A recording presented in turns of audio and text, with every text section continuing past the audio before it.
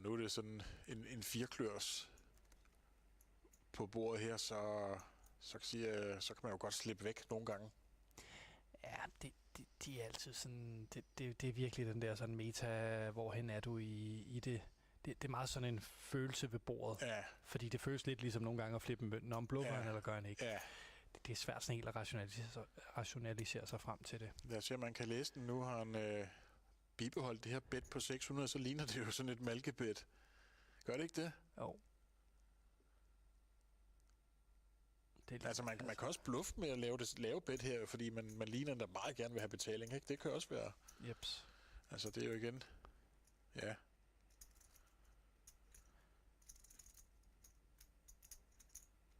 Ja, der er ligesom to måder, de fleste går på river. Enten går de meget højt, altså sådan noget nær pot, fordi så ser det polariseret ud. Men faktisk også den her lave er blevet mere og mere populær at bruge sådan til både value og bluffs. Ja. Han ender med at betale her. Og dermed så kan Basse tage en god pulje hjem her.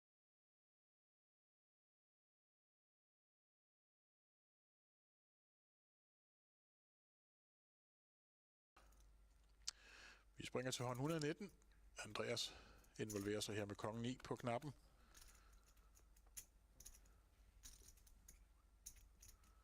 Sally kan næppe folde 10-9 i big blind. Eller kan han? Kigger lige en gang mere.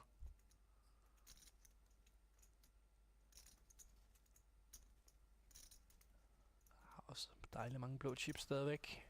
Ja. Som altså er 100.000 værd. Sidder med 9,3 millioner. Og vi kan se, at Andreas har 3,4. Betaler.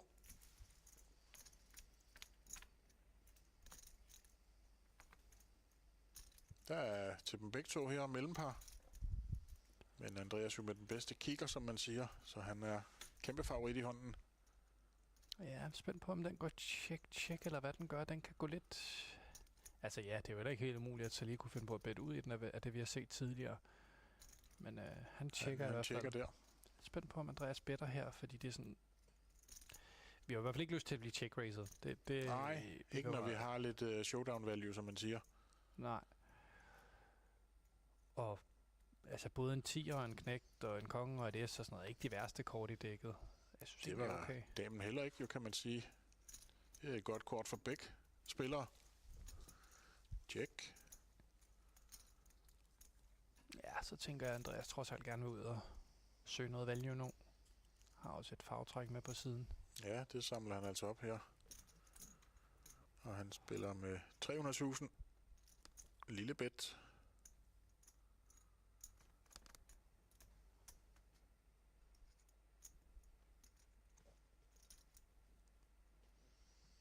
Og så får han også en hilsen her på nakken. Et klik, som man siger. Et klik tilbage. Ja, det ser jo stærkt ud. Det ligner en dame, ikke? Eller det skal det jo. Det er designet til at ligne en dame, kan man sige, ikke? Det er sjovt at gøre det med nieren. Nogle gange ser man folk gøre det i position, fordi de så håber på, så kan de tjekke bag på river, og så bliver det dejligt billigt. Men her er han jo ude af position, så hvad planen helt præcis er på river, det er han troede ikke på den, Andreas han betaler. Han tjekker Sally. Og så kan Andreas jo ikke tro på, at han har en dame længere. Eller hvad? Nej, altså jeg vil også være nysgerrig på, om der var lidt mere value for mig at hente den her hånd, om end jeg godt kan forstå, at man er lidt sådan puzzled. Altså, hvad er det, der foregår? Men hvis man nu stikker ud nu, og så får på nakken, så vil man også, ikke? Jo. Men lad os se, hvad han gør, Andreas.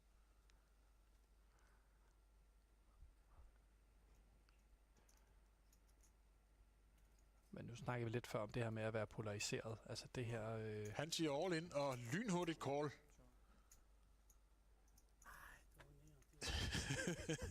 Så opdager han det der.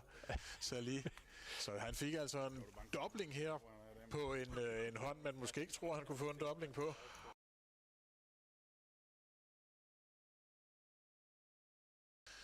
Han er med igen, Andreas med S-knægt, og Hachi med kongen 9 suited skal også kigge med fra Big Blind. Og der er lidt af det hele her.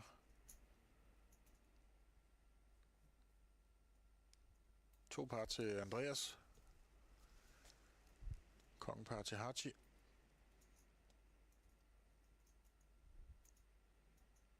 Der altså sidder i big blind og er første mand til at skal agere nu.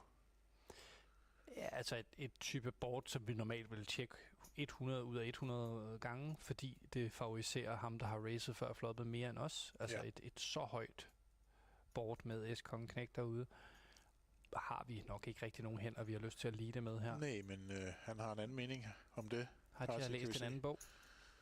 Han starter med et bet på 875, og Andreas, jeg kan ikke forestille mig, han folder her med 2 par. Men det kan da egentlig også være, at jeg sidder og sover lidt i timen, fordi det ligner da på pots på sizing, at der var et 3-bet preflop måske.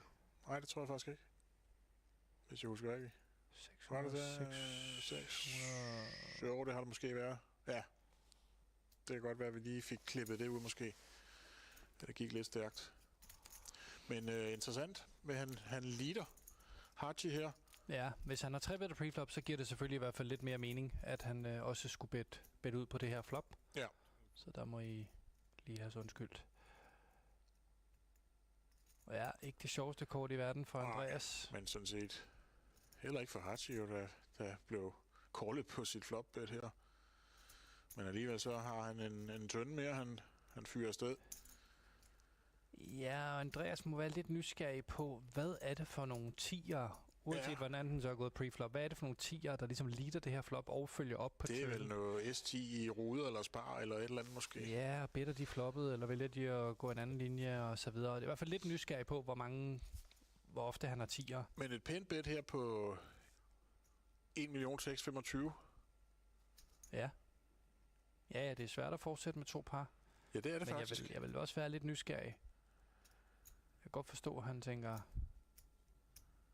hvad er det for nogle 2 pars? Eller altså, hvad er det for nogle straights, du har? Ja. Kunne du have kongen dame? Kunne du have kongen knægt også? Ja, nogle value-hænder, jeg rent faktisk slår. Ja, nu fylder han op. Andreas til fuld hus. Og så vil han bare tænke ligesom Basse og tænke på de varme knægte, og tænke, der skal nok komme en knægt mere. Ja. Og hvad gør han så nu, Hachi? Kommer der et meget, meget lille bet her. Et lille blokkerbet. Meget forsigtigt bet.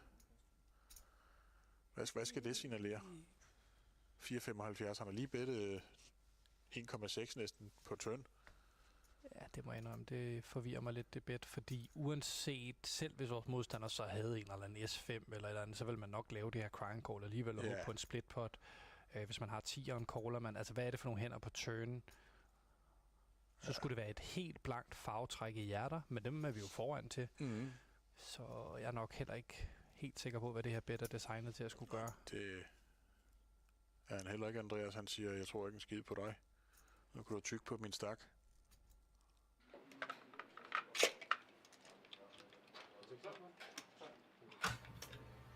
Welcome to the Banco Casino here in Bratislava. A very warm welcome to the Scandinavian Open Poker Championship main event final table.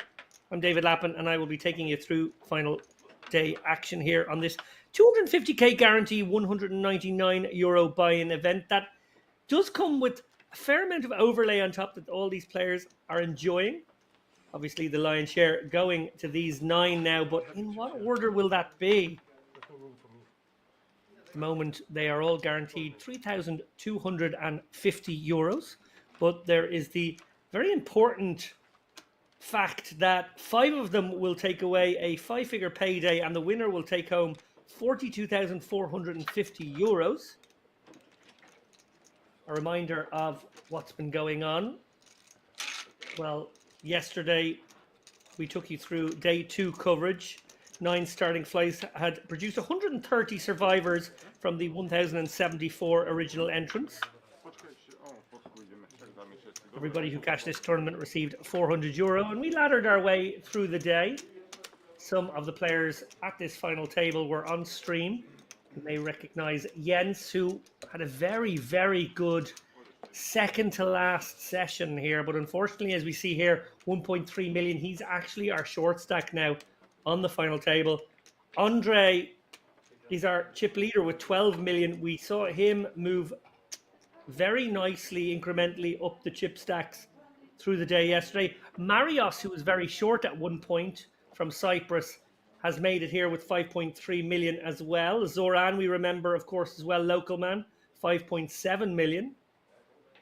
And there are the payouts. Look at that, 32.50 for ninth, 4,200, 5,600, 7,700, 10,500, 14.3, 19.5, 28.9, and then eventually the 42,450 euro first prize. That for me is quite a top heavy payout structure. ICM is at its absolute maximum right now.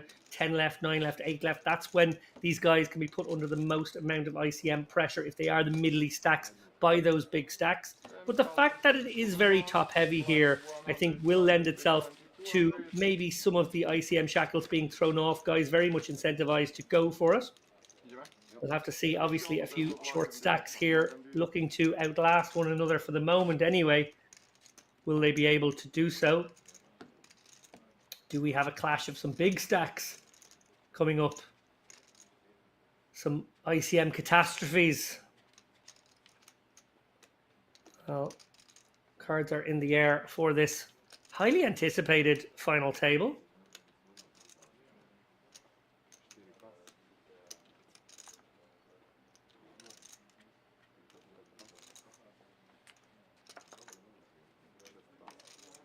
As we see the action fold around now to Jens with the ace-3 off, 1.3 million. Big blind 200k right now, so 6.5 bigs.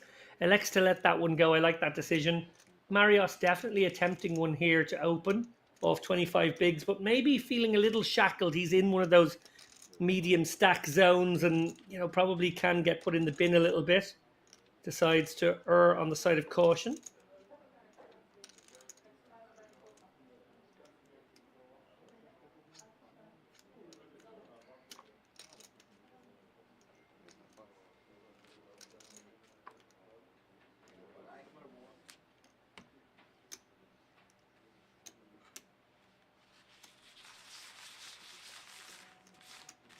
And an uneventful start to this final table. These guys obviously been playing five-handed just before coming together for this final table. So a pressurized enough situation for the short stacks with those blinds whipping round so quickly. They're probably all delighted now that they have 9 hands per orbit.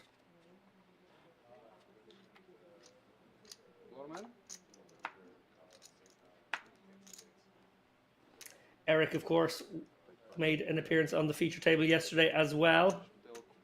5.6 million in his stack.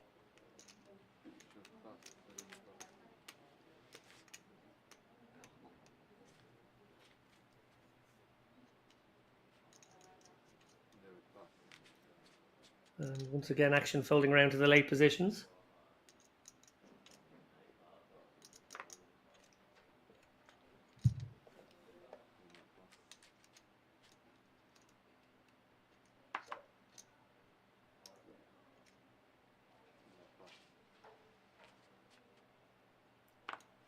And a battle of the blinds now. Yanis with 10 million in his stack, 50 bigs, one of the bigger chip stacks.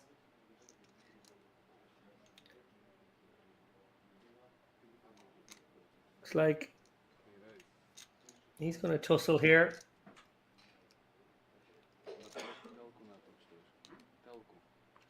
With Niklas, who, if you remember from yesterday, was very short for quite a long period. Got a little spin in the last orbit or maybe 2 orbits to get himself above water. And now looking quite nice at 6 million, 30 big blinds.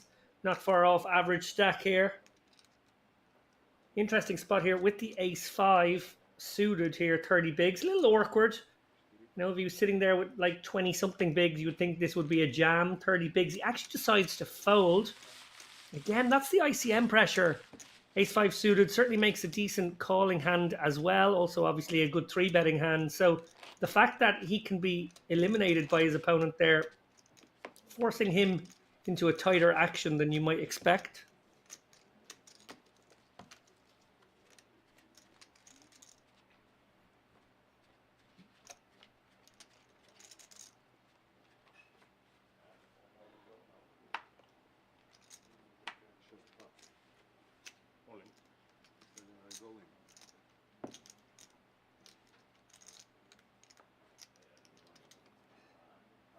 Jens now with a much more appealing ace-king offsuit here under the gun +1. Does stick in his 6.5 bigs. Bit of a gift from the poker gods here to pick up something as juicy as ace-king. He would have been willing to go with an awful lot less.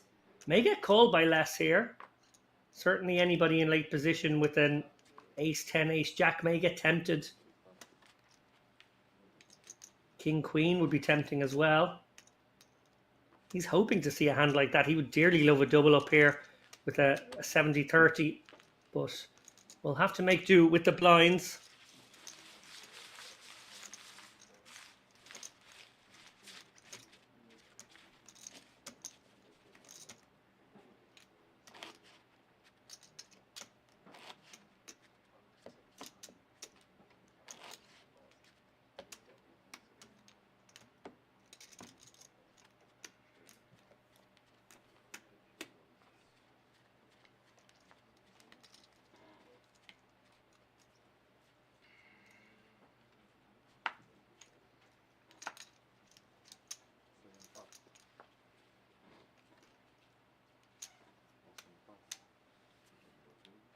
For those of you expecting the dulcet tones of JJ Kazan here today, unfortunately JJ having a bit of a travel nightmare. I believe he was supposed to be en route from the States heading to his home in the UK, but unfortunately planes did not take off and new plans were made. I think a hotel had to be found, and yeah, perhaps he's en route now, but unfortunately misses out on this one. He sends his best wishes to those of you in the chat. And I, David Lappin, more than happy to deputise for what I anticipate to be a very enjoyable feature table here. A couple of locals, a couple of the Danes whose poker festival this sort of is this weekend here in Bratislava.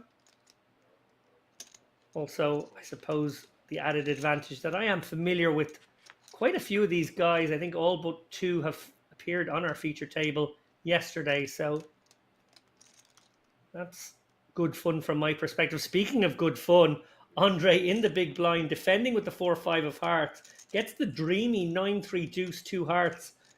He's got open ender and he's got the flush draw, and he's got an opponent in Yanis, another deep stack, willing to do some betting here with the king 8 of clubs. Obviously got backdoor clubs working for him. It's a good c bet here on a board texture that won't hit your opponent too often. But as we see, it's absolutely smashed Andre. So much so that he could come out raising here. Sometimes prefer to call here if ICM is an issue. And these guys obviously don't want to get into some humongous clash right now. But Andre obviously so much hand here. Feels like he can leverage all the pressure back on his opponent. Maybe find a way to get him to fold a very big hand by river. And of course, when he makes his hand, it will likely be the best. And Rays gets the job done right away. Yanis cannot take the heat there. And nice pot for Andre now. Taking chips off his next nearest rival. Stretching his lead out.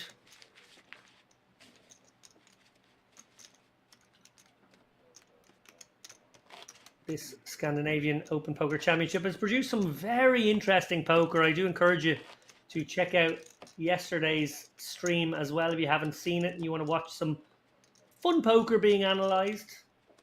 We definitely saw some unorthodox stuff, but we saw some very good aggressive poker as well, as these guys all made their way into the last 16. Those 16 played for the last 2 hours and managed to get down to 9 in just a 2-hour session. Marioff's now with a very tempting open under the gun here, Queen 10 suited, playing 24 bigs, but he's sort of taking it handy right now. Sorry, 26 bigs to be exact. Perhaps feeling as though would be nice if we saw a couple of bust outs before he had to take an aggressive action, firing premiums, of course. Pretty reasonable in this situation. ICM, as I said, at its absolute utmost right now.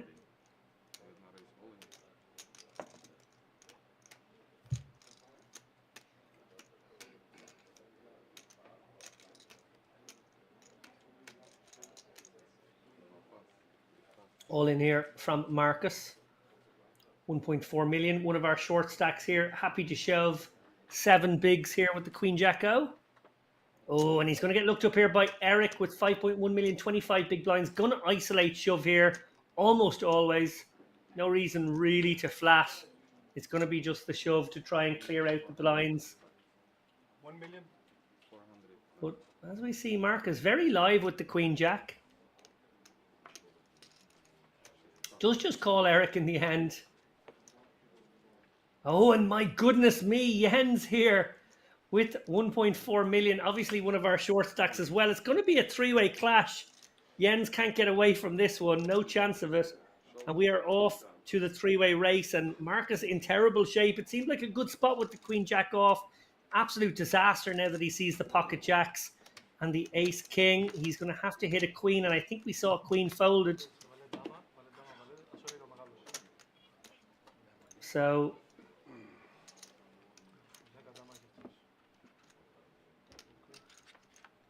Eric looking for the double knockout. Oh my goodness, and from in absolutely awful shape to in absolutely incredible shape. Marcus has just flopped gin. Incredible stuff. Queen would chop it. Would you fathom it? My goodness me, Marcus with around about 10% once the jacks and ace king were shown. But my goodness me, 8, 9, 10 right there. Triple up to 4.6 million. Jens left with absolute fumes here. I think he may have had 1 big blind, maybe half a big blind left. And now that's been doubled by the ace king. Oh, we need to check that.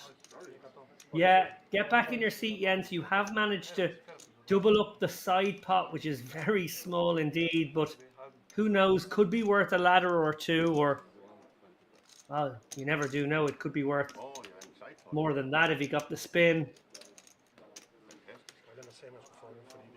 6 situation there, Jens with the pocket jacks, absolutely dreamy situation, great opportunity for the triple up. Jack Queen in devastating shape. Ace King looking good as well to do the double knockout, which is certainly the result the other players at the table would have wished for. But in the end, the Jack Queen offsuit manages to find the dreamy 8, 9, 10. And that spells doom for Jens. And Eric now rather short as well as a consequence.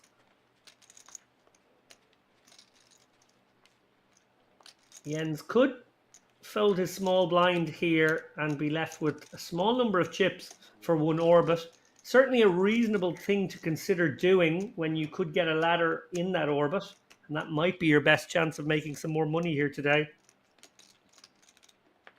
Regardless, he will get a very profitable spot either here, flicking in the call, or possibly just getting those remaining chips in behind a raise, or maybe a raise and a 3-bet in the next orbit. Yanis going to open things up with the Queen Jack from +3. Jens does let it go. Bit of discipline there from Jens. Happy to allow these guys to battle it out for 1 more orbit here, with him causing tremendous ICM complexity. Obviously to bust before him now, and he's this short. 1 big blind, possibly less than 1 big blind, would be pretty devastating next pay jump. You know, it's not massive, but it is significant. You certainly want to lock up that extra 1,200 bucks or whatever it is. 1,000 bucks, I've just checked. So Marcus under the gun, very much handcuffed here. King Jack probably doesn't qualify anyway.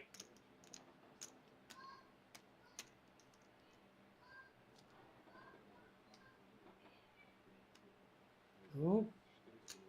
Putting chips to work now is Marcus with the King Jack. See, loose open here from the man with newfound wealth. Eric folds, Andre folds, Jens folds. We're round to the blinds. Marios is out of there, and Zoran with the 8-6 suited. It's a pretty one, but probably hits the muck here. Effectively playing a 23 big blind spot. These fine defends often just disappear out of the range when there is high ICM pressure. I guess Zoran may be feeling like he can apply that pressure to Marcus on a variety of boards, given that he's the covering stack. Makes the call with the 8-6, and they both catch a piece here. Ace Jack 6, second pair for Marcus, third pair for Zoran. It checks through. Both players very happy to take their showdown here. And looks like it is just going to go to showdown. No further commitment of chips. Zoran hoping his 6 could be good in some worlds. Probably ranking it to be unlikely, given the action. Marcus may have taken a stab if he didn't have a piece. Had just enough. And he chips up to over 5 million now. While, again, I want to point out to you, Jens really running some interference for these guys. Making life very difficult.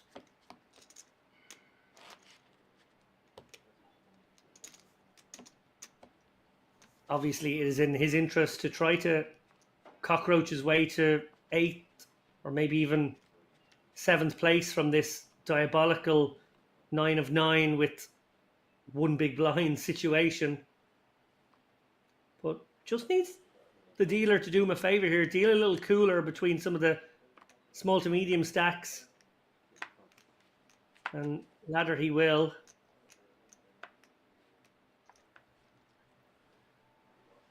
They're going to fold it Queen 5 here, and Andre 7-4 suited. Chip leader going to use the fact that Jens is creating a tricky spot for everybody else. I like this. Lean into these guys now. He should be looking to get after it in this particular spot. And clearly recognizing exactly that fact. Marcus now with a very defendable ace-10 of diamonds, but he is going to be under a lot of post-flop ICM pressure here. Makes the call. Obviously, a ace-10 of diamonds is the kind of hand that can make nut or nuttish sort of hands a decent amount of the time. At least they are decent hands to make calls with in these situations. He has flopped very well here, top and bottom pair on the ace-queen 10. Far from the nuts, though, and given the ICM predicament, he is probably incentivized to play this kind of slow. Facing a 300k c-bet here from Andre, who is at it with the 7 high, but could certainly have a lot of equity in this spot. I like this call from Marcus. Having called pre with the right sort of hand, he's now going to basically try and bluff catch. Terrible turn card now. Something Andre can really represent. Clubs got there. Jack got there. Marcus has to hang on for one more street, I feel, but could get bluffed off this one by river. Question is, would Andre pull the trigger on the river?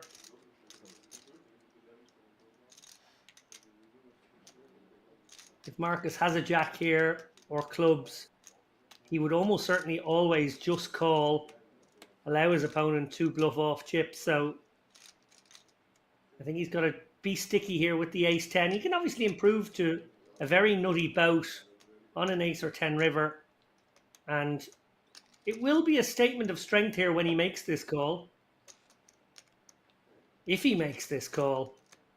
It is tough. You see, this is exactly the dilemma you find yourself in when you make these calls, knowing that your opponent is ICM aware and can put you under the cosh. Oh, check, and a very quick check. Andre has waved the white flag. It would have been fascinating to see if he could have pulled the trigger on an all-in bluff there, put Marcus to the ultimate test. In the end, though, Marcus just shaping like a man who was perhaps stronger than he even was, even though he did have a strong hand. And credit to Marcus for hanging on there. Andre, don't blame him for firing twice. Do wonder if he could have fired a third time. think that would have been super interesting situation. Even the dynamics at play right now with, again, a reminder, Jens sitting there with just one big blind, wreaking havoc as he folds and allows these other guys to go at it with severe ICM consequences.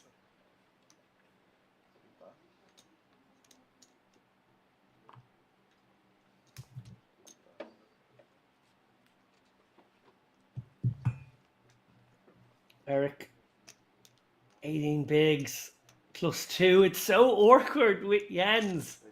Of course it's a hand you want to play. Happy to play it in virtually all situations, but really hating the fact that Jens is here with, yes, 150k, so 3/4 of a big blind. He opens big as well. He opens a 2.5x sort of statement of intent. Really doesn't want to get flatted here. Doesn't want to have to play a hand against a player that covers. Marcus with the same hand. Definitely in a spot where he can put Eric in the bin here. Shoving. Lets it go though. Little surprised by that. I guess, again, maybe these guys all figuring that everybody who's getting involved with any sort of open, if they are a small to medium stack, must be really strong right now, given the extremity of the ICM situation.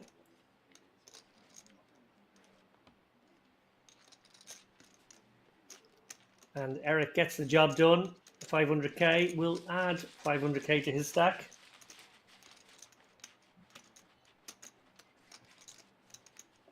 So we take a glance at the chip counts there. As we said, Andre, I don't want to call it a misstep. I think he actually played the hand very well, but he did leak some chips there to Marcus, who's chipped up nicely. 54 bigs for Andre. Yanis with 51 bigs. They're more or less neck and neck. Marcus, Nicholas, Andre, and Zoran, and Marius, I suppose, all sitting there around the 25 to 35 big blind mark. Even though we have a couple of short stacks, we do have a deep enough final table here, so I don't expect it to go bish, bash, bosh and us to be all done before midnight. I think we have a 4 to 5 hours at least final table, maybe longer, to enjoy. 40-minute clock, but average stack has gone up actually over the course of the last maybe 3 or 4 levels. As these players and their natural aggressive tendencies and the fact that we had a period of shorthandedness as well, probably all helping the attrition rate. As we see here, Marius does find a hand he wants to open here from the hijack, the ace-2 suited, pretty one. Zoran right behind with the Djangos, with the pocket kings. These guys have very similar stacks. Zoran likely coming with the 3-bet here. Kings very, very strong indeed.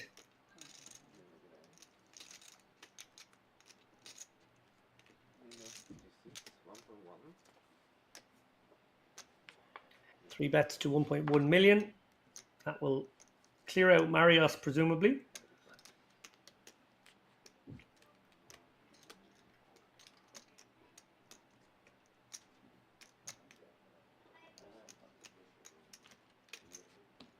Marius again representing with that Liverpool kit.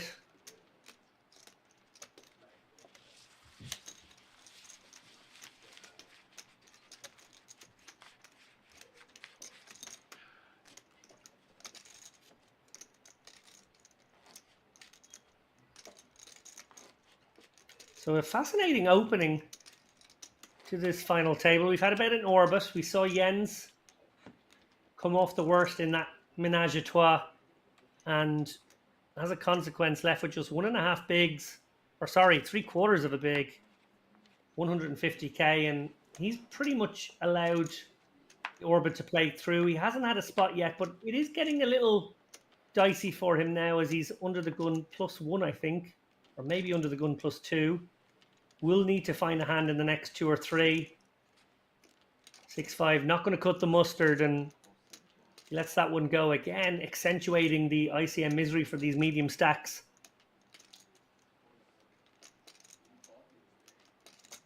Zoran maybe thinking of taking advantage. I think he covers 3 of the remaining 4 players behind.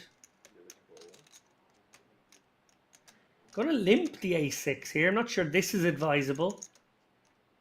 Would much rather see him use that ace blocker for a raise, try and take it down. Marcus does cover right behind, but not by very much. So these guys all able to apply similar pressure to one another. Andre can't be loving life here with the king 10, but because it's just a limp, he is going to call with position. Yanis now getting an amazing price from the small blind, but he passes on the jack 7, ace 9 in the big blind. These guys all very similar stacks right now. I don't think Nicolas is going to step out. Not sure how he's going to read the Zoran limp though. Is it ever actually strong?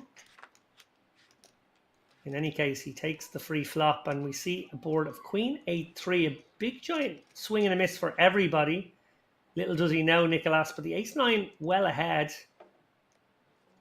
Ace-6 really not a lot to talk about here, except the ace of spades in hand for the back doors. I do like a c-bet, I think, from Zoran, the man who voluntarily put some chips into this pot, even if it was a limp pre-flop. Does decide to check it, and it checks through. Another blank for everybody here. The 4 of diamonds on the turn. So no flush possible for Zoran, who had the back door.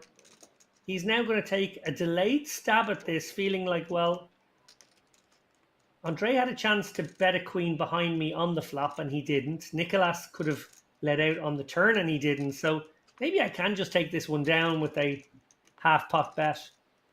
Quite right, and that is what happened. So a little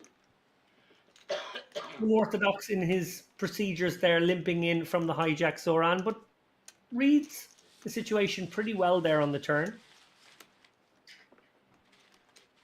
As we see there, the festival, that is Frankie von Zweigberg's festival, coming to the Banco Casino in November. 500k guarantee, one of the bigger festivals to come here this year. It's a €550 buy-in. I know you can satellite into it on Unibet right now. I know that you can satellite in from a number of other places too, probably on the iPoker network and maybe elsewhere as well. That's going to be a great tournament series here when it arrives in November. Frankie always puts on a big show with side attractions. If you win one of the packages, I know it comes with some fun stuff to do off the felt as well. But there's lots of mixed games, horse, Vitten, some 7-game and 8-game will be in there. Lots of PLO events, 4, 5, 6 card PLO stuff. Might be a big O event there. But of course as well, for the No Limit Hold'em lovers, that 550 main event, which I think will be absolutely massive. Festival series has a stop in Malta, I believe, in just a couple of months' time. So a very popular touring festival, that one. Going to make its mark in Bratislava in November.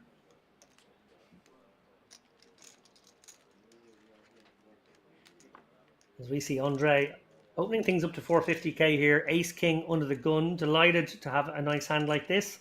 Obviously, he can open wider than most, but this is real kit. And he gets it through. And now Jens, who has been content to fold for an orbit, really does need to wake up with something here.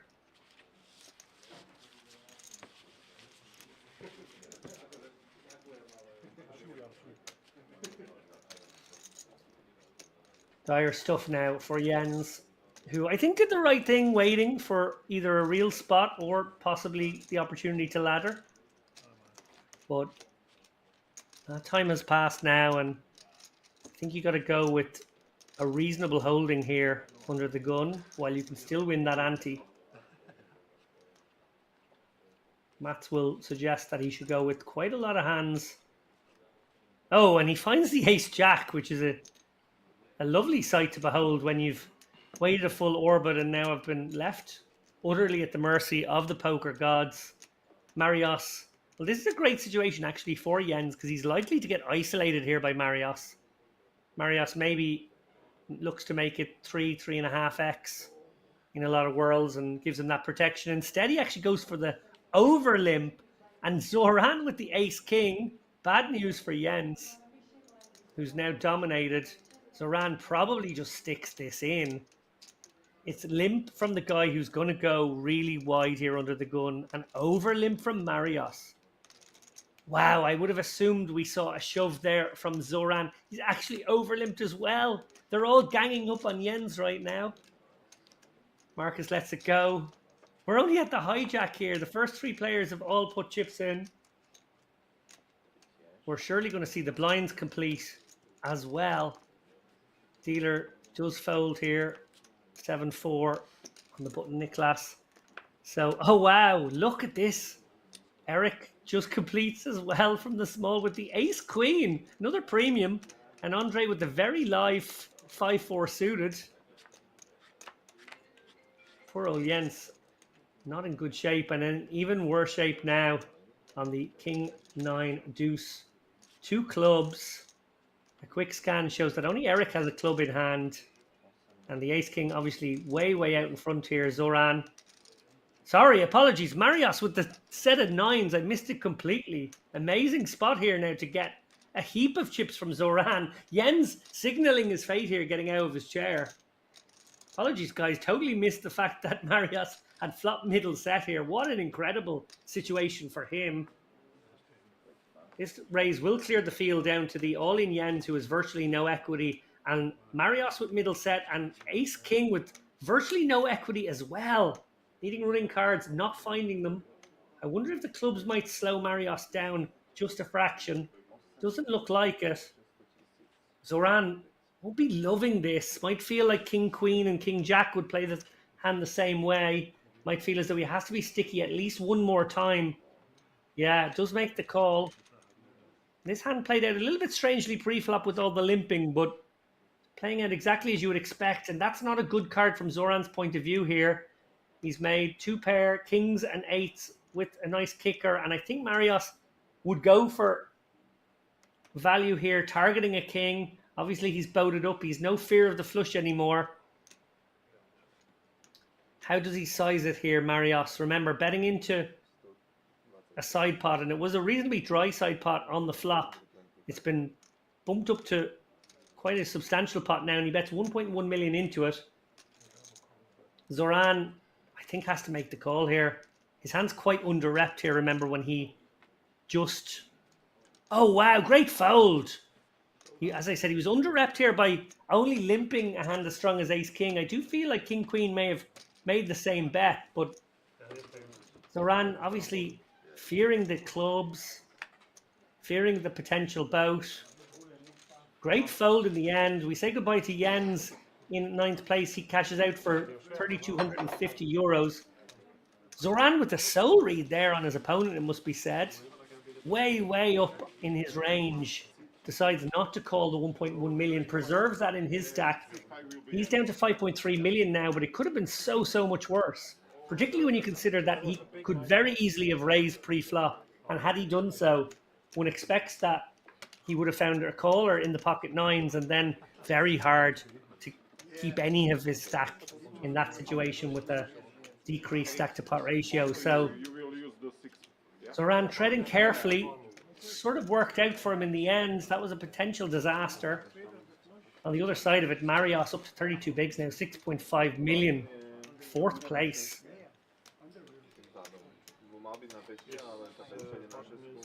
Our small blind. I know. Okay. You are supposed to be button now.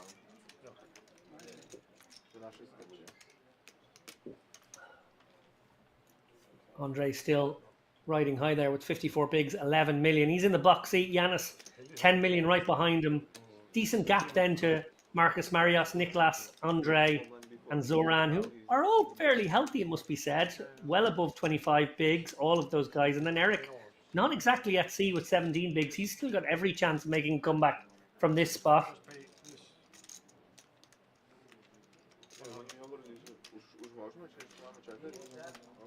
There were big blind. I was small blind. I was small blind. Yes, I had ace, king, queen. Small blind. Okay. That's okay. There is a dinner break. scheduled for these guys in the not too distant future. So I know we are only whetting our appetites with this early final table excitement, but these boys have also got appetites that need to be sated off the felt. They've already put in a few hours today, and it is dinner time. I have news, though, that it will just be a 30-minute dinner break, a short dinner break. I'm sure these guys won't go very far. Maybe head to the restaurant here at Banco or somewhere nearby for a little bit of nose bag, a quick meal, and then back into the action. So don't go anywhere. As we see Yanis and Niklas in a battle of the aces here. Niklas dominating with the ace-queen of diamonds.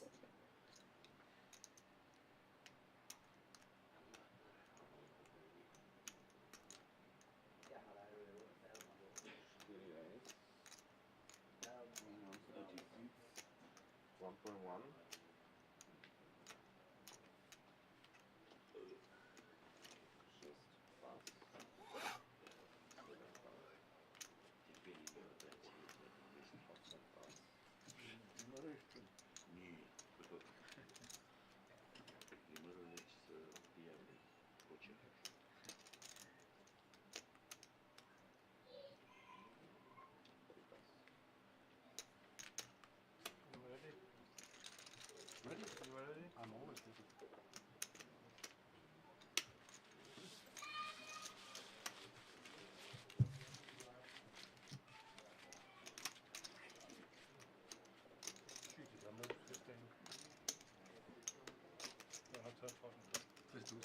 10th moments here as these guys try to weather the last few hands before the dinner break. 8 left.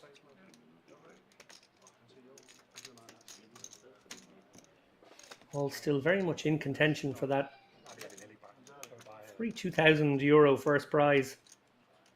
10 times what they're guaranteed right now.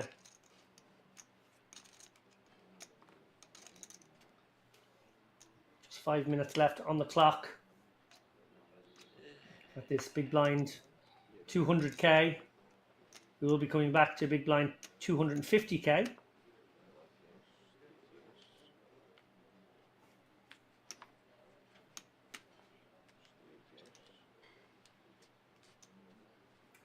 As Eric, he is our shorty with the raggedy ace. I like the fold here. A6. Could consider an open there. I'd prefer it if he had a suit, but it's an awkward one for him. I think there are much better spots available, or hopefully there will be anyway. Good fold in the end. And battle of the blinds here, Marios. Happy to limp in. No, he's not. He's actually raised it up with the 7-4. Into the similarly stacked Zoran, who's got a real hand now. Zoran tread very carefully in that ace-king hand moment ago against the pocket nines of Marias, but I think he has to drop the hammer here. The ICM pressure has sort of fallen away. Yes, there are a couple of shorter stacks, but I would love to see him just put all the chips in here in this spot. His opponent 2.5x's. He can just stick him in and pick up a quite nice pot. Instead, he flats. Allows his opponent to realize here, and well, it may actually earn him some more chips in this particular circumstance. It's a queen jack 4 all spade run out. Marias has connected with bottom pair here and likely to take a small stab. Zoran going nowhere with top. Won't be loving the spades right now, but has to call this 375. Zoran is a bit of a tiptoer. Is playing very carefully here, both pre-flop and now on the flop.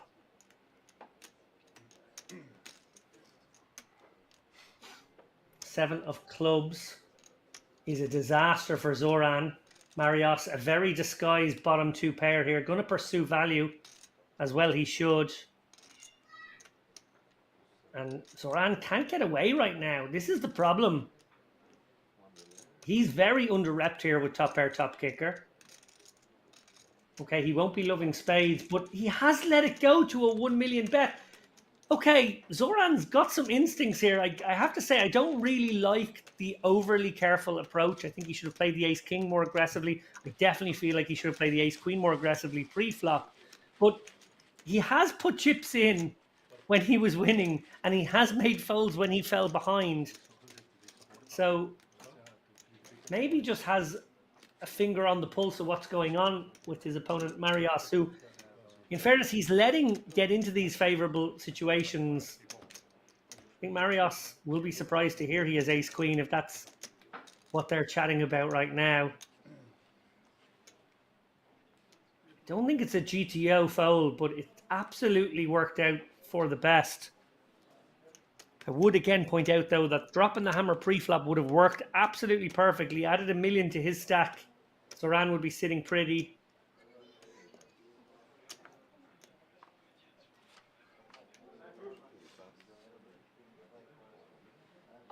As we see here, action fold round. Might be the last hand, some players stepping up after making the fold. Indeed, it is going to be.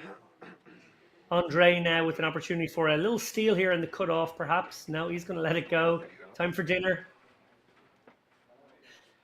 Always interesting, the last hand before a dinner break, whether guys decide to make a move or do they just want to fold that hand and maximize all 30 minutes here. Action has been folded around to a battle of the blinds between Zoran and Marcus here. Going to play a limp pot. Zoran with just 4 million, 20 bigs right now. It's going to be less than that when we come back. He's missed completely. Marcus with position and bottom pair, just knuckles back. 9 is going very quickly here. Check, check. Sort of both players very happy to just get to showdown here. Zoran doesn't look like he's interested in trying to steal it. Rolls over the 10 high. Marcus happy to pick up a limped pot there. 600k added to his stack with just the 2 in hand. And yeah, Zoran has kept himself in the mix with some big folds there. We are going on a 30-minute break. Please do join us when we come back for the final table coverage at the Scandinavian Open Poker Championship. Og der lidt af det hele her.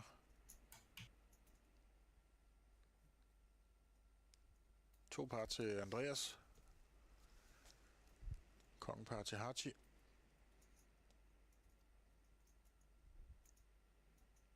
Der altså sidder i big blind og er første mand til at skal agere nu.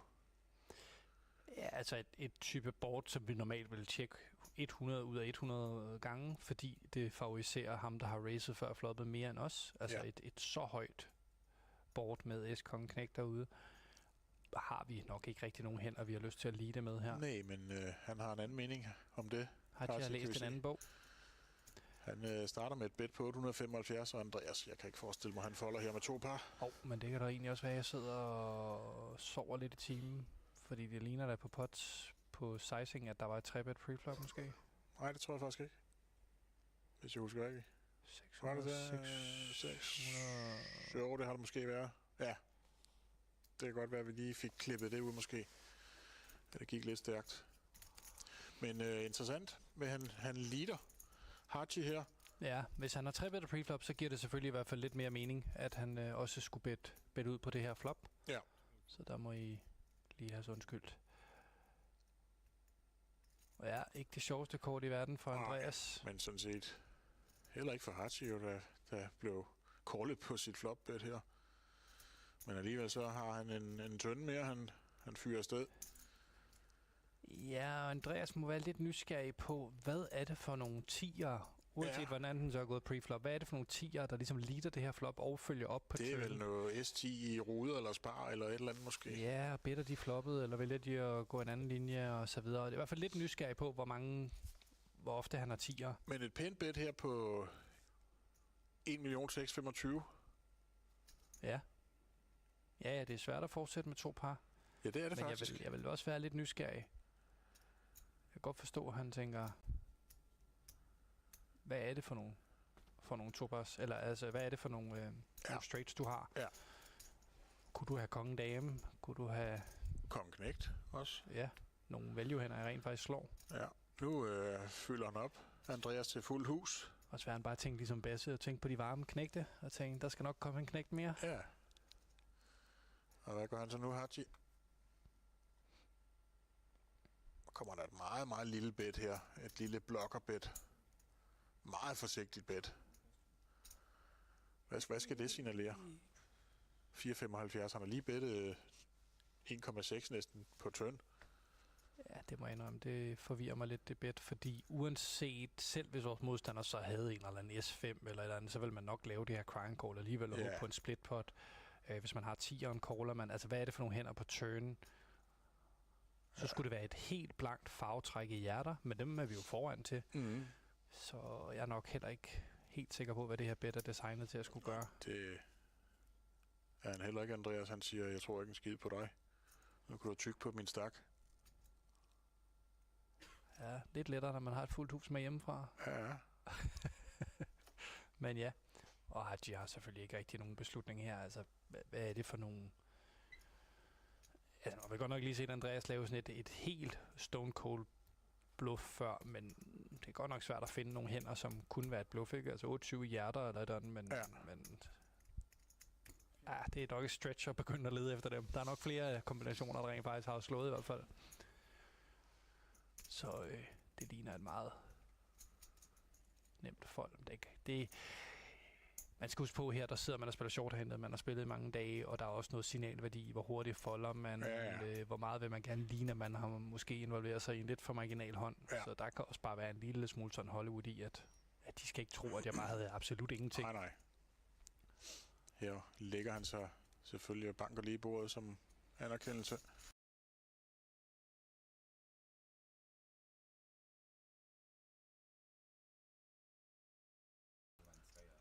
Habit har fundet et par 8'er. Thomas Bilde var derovre med, det var så fedt. Ja.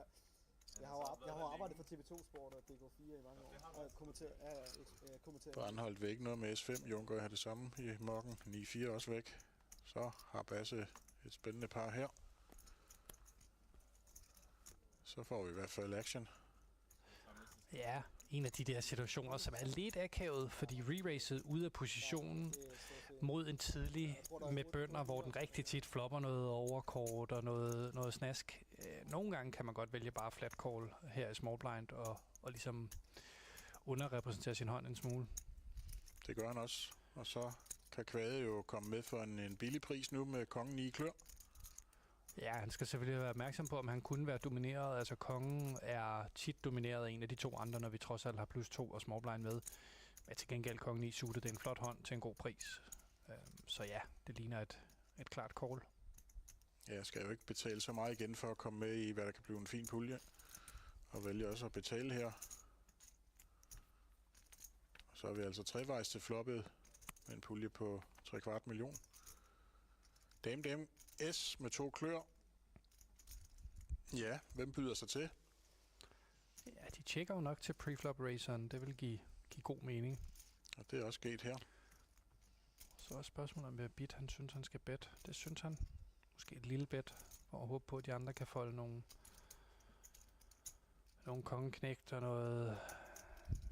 Ja, men hvad er det, Basse har kaldt med for småblind, som ikke på en eller anden måde kunne have ramt noget af det her?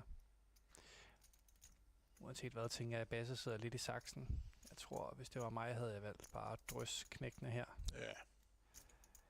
Men han er nysgerrig. Og hvad er så med Kvade, der har not farvetræk, men ikke not træk? Der er jo fuld hus muligheder. Men igen, det er et lille bet. 280. Skulle man spille med musklerne og sætte et race ind her? Jeg tror bare, der er nogle sjovere hænder at gøre det med. Ja, vi skal selvfølgelig kunne re-race en gang imellem og repræsentere den her dame og håbe på at folde de to andre ud. Vi har bare aktuelt en ret god hånd, der egentlig spiller okay trevejs. Ja. Så jeg tror, hvis han havde haft en dårligere hånd, måske en lille 5-3 suited klør eller sådan noget, havde der været større chance for, at han havde valgt at re-race. Ja, han betalte aktuelt, og så kommer der et spændende kort, må vi sige. Basse, han fylder op til fuld hus. Kvade, han har nu den størst mulige floss. Ja, men den burde vel kunne tjek her. Jeg tænker ikke, at Bit har lyst til at bette videre ind i 2 mand. Nej, det virker mærkeligt. Og hvad gør Kvade nu? Han tjekkede også, og det gjorde Bit også. Så er vi på Riveren. Ud af 6 ændrer ingenting.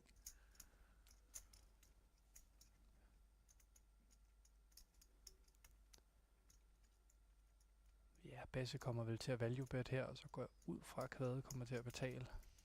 Ja, Den er svær at folde, den her. Og jeg tror ikke rigtigt, der er noget formål i at re-raise, når der trods alt ligger til et fuldt hus derude. nej. 500.000,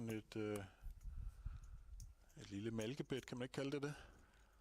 Det lugter ikke lige frem af et bluff. Og med både muligheder for noget S-dame og noget damebunden og så videre. Ja. Spørgsmålet er, hvis vi re-raiser her, bliver vi overhovedet betalt af for eksempel kongen-dame. Vi har blokker selv for en af den kombination, og jeg ved ikke, om vores modstander overhovedet vil kalde alligevel. Så hvis vi ikke kan finde nogle dårlige hænder, der kan kalde os, så er der ikke så meget merit i at re-raise. Så jeg tror egentlig bare, at det er en betaling. Sådan en er det lidt sådan, man håber den er svær at folde, er den ikke det for kvædet her? Jo, det er den, men det er også sådan, det ligner value. Ja. Og hvad er det for noget value, vi slår? Vi slår nærmest kun kongen-dame, og ikke så meget andet. Vi slår, så jeg kan godt forstå, at han kalder. Men det er også sådan en, hvor jeg tror ikke, han gør det med vildt god smag i munden. Det er ikke sådan en, du ved, armen hævet op over hovedet. Vi er i en ny hånd, hvor det så er Basse, der har kongen-dame.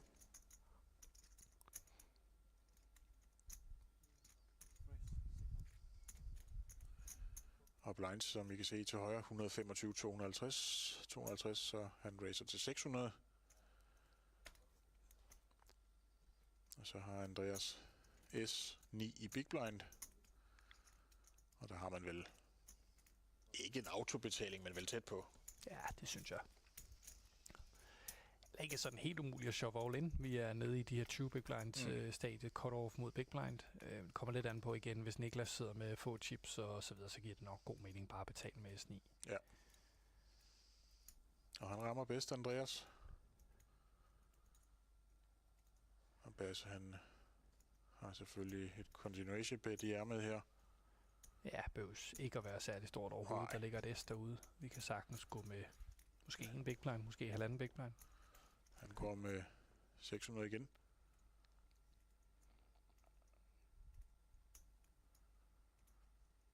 Og Andreas vil gerne være med sit toppar selvfølgelig. Ja, Basse har også klør dame, der måske kan gøre noget senere i hånden. Det kan du måske have en tanke i her, for nu kommer der en klør mere på turn. Check. Og han tjekker bagved Basse. Og så rammer han plet. Ja, jeg kunne faktisk ikke huske hånden, så... Nej. men ja, der kom der 2 klør. Og nu er det sådan en 4-klørs på bordet her, så kan man jo godt slippe væk nogle gange. Ja, de er altid sådan... Det er virkelig den der sådan meta, hvorhen er du i det... Det er meget sådan en følelse ved bordet. Ja. Fordi det føles lidt ligesom nogle gange at flippe en mønt. Om bluffer han, eller gør han ikke. Ja. Det er svært sådan helt at rationalisere sig frem til det. Lad os se, om man kan læse den. Nu har han bibeholdt det her bet på 600, så ligner det jo sådan et malkebet. Gør det ikke det? Jo. Det altså, man kan også bluffe med at lave bet her, fordi man ligner, der meget gerne vil have betaling, ikke? Det kan også være... Jeps. Altså, det er jo igen... Ja.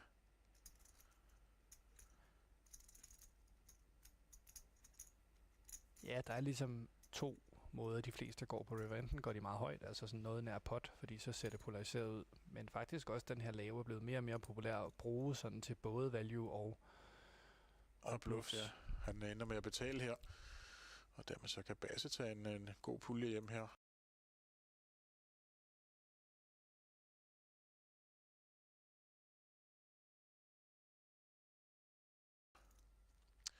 Vi springer til hånd 119.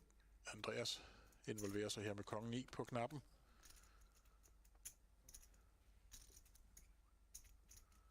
Sally kan næppe folde 10-9 i big blind. Eller kan han? Kigger lige en gang mere.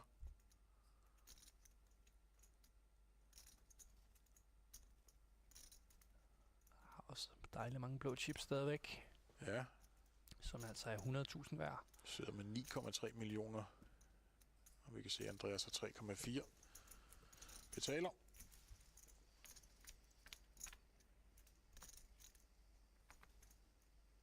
Der er til dem begge to her mellempar. Men Andreas jo med den bedste kigger, som man siger. Så han er kæmpe favorit i hånden. Ja, jeg er spændt på, om den går check, eller hvad den gør. Den kan gå lidt... Altså ja, det er jo heller ikke helt umuligt, at Salih kunne finde på at bette ud i den af det, vi har set tidligere. Men han tjekker i hvert fald. Der. Jeg er spændt på, om Andreas better her, fordi det er sådan... Vi har i hvert fald ikke lyst til at blive check-raced. Nej, ikke når vi har lidt showdown value, som man siger. Nej. Og altså både en 10'er og en knægt og en konge og et S og sådan noget. Ikke de værste kort i dækket. Jeg synes, det var okay. Damen heller ikke, jo, kan man sige. Det er et godt kort for begge spillere. Check. Ja, så tænker jeg, at Andreas trods alt gerne vil ud og søge noget value nu. Har også et farvetræk med på siden. Ja, det samler han altså op her. Og han spiller med 300.000. Lille bet.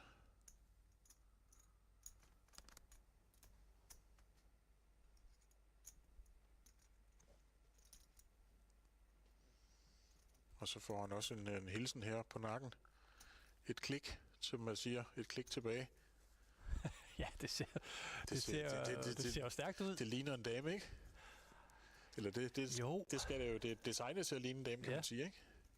Det er sjovt at gøre det med 9'eren. Nogle gange ser man folk gøre det i position, fordi de så håber på, så kan de tjekke bag på river, og så bliver det dejligt billigt. Men her er han jo ude af position, så hvad planen helt præcis er på river, det er han troede ikke på den, Andreas han betaler.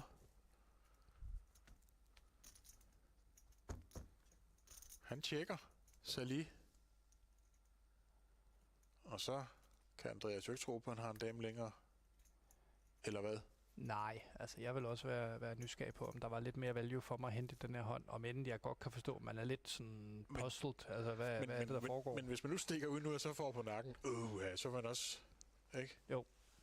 Men lad os se, hvad han gør, Andreas.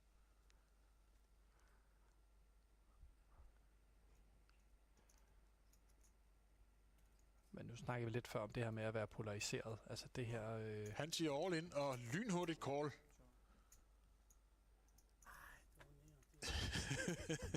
Så opdager han det der, Salih. Så han fik altså en dobling her på en hånd, man måske ikke tror, han kunne få en dobling på.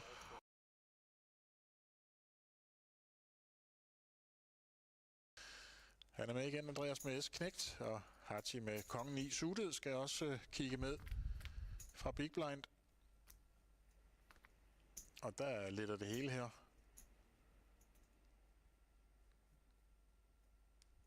To par til Andreas. Kongepar til Hachi.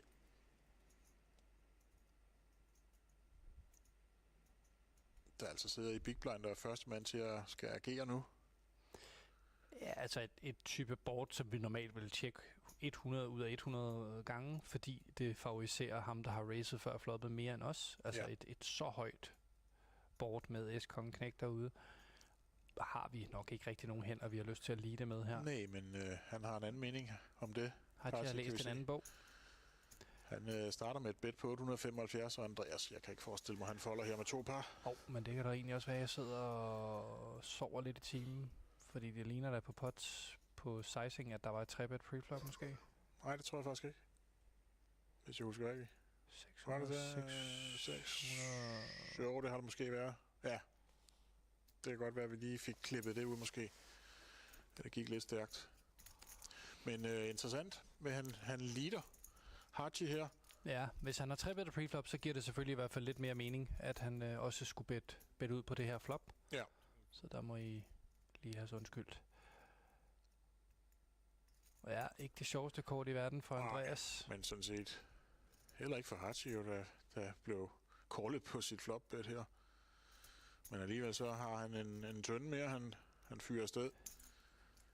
Ja, og Andreas må være lidt nysgerrig på, hvad er det for nogle 10'ere, uanset hvordan den så er gået preflop. Hvad er det for nogle 10'ere, der ligesom leader det her flop og følger op på det er vel noget S10 i ruder eller spar eller et eller andet måske. Ja, better de floppet, eller vælger de at gå en anden linje og så videre. Det er i hvert fald lidt nysgerrig på, hvor ofte han har 10'ere. Men et pænt bet her på 1.625.000. Ja. Ja, det er svært at fortsætte med to par. Ja, det er det men faktisk. Jeg vil også være lidt nysgerrig. Jeg kan godt forstå, at han tænker, hvad er det for nogle topars? Eller altså, hvad er det for nogle straights, du har? Ja. Kunne du have kongen dame? Kunne du have Kong knægt også. nogle value-hænder, jeg rent faktisk slår? Ja. Nu fylder han op. Andreas til fuld hus. Og så han bare tænkt ligesom Basse og tænkt på de varme knægte, og tænkt, der skal nok komme en knægt mere. Ja. Og hvad gør han så nu, Haji?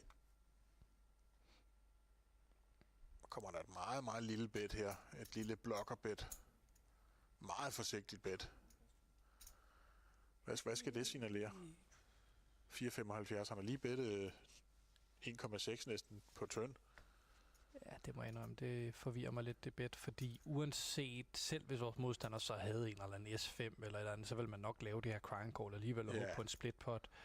Hvis man har 10'eren, caller man. Altså, hvad er det for nogle hænder på turn? Så skulle det være et helt blankt farvetræk i hjerter, men dem er vi jo foran til. Mm. Så jeg er nok heller ikke helt sikker på, hvad det her bet er designet til at skulle gøre. Det er han heller ikke, Andreas. Han siger, jeg tror ikke en skid på dig. Nu kan du tykke på min stak. Ja, lidt lettere, når man har et fuldt hus med hjemmefra. Ja. Men ja, og Haji har selvfølgelig ikke rigtig nogen beslutning her. Altså, hvad er det for nogle... Altså, man vil godt nok lige set Andreas lave sådan et helt stone cold bluff før, men det er godt nok svært at finde nogle hænder, som kunne være et bluff, ikke? Altså 28 hjerter eller sådan, men det er nok et stretch at begynde at lede efter dem. Der er nok flere kombinationer, der rent faktisk har slået i hvert fald. Så det ligner et meget nemt fold.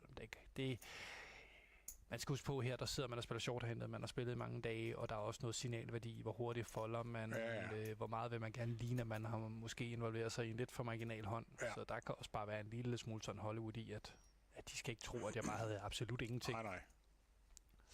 Her lægger han sig selvfølgelig og banker lige i bordet som anerkendelse.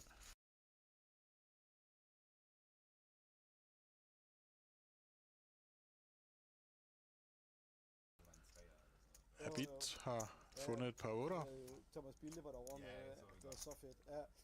Jeg har jo arbejdet for TV2 Sport og DK4 i mange år, og kommenteret. Brandholdt væk noget med S5. Junker har det samme i mokken. 9-4 også væk. Så har Basse et spændende par her. Så får vi i hvert fald action. Ja, en af de der situationer, som er lidt akavet, fordi re-racet ude af positionen mod en tidlig med bønder, hvor den rigtig tit flopper noget overkort og noget snask. Nogle gange kan man godt vælge bare flat call her i small blind og ligesom underrepræsentere sin hånd en smule. Det gør han også. Og så kan Kvade jo komme med for en billig pris nu med kongen i klør.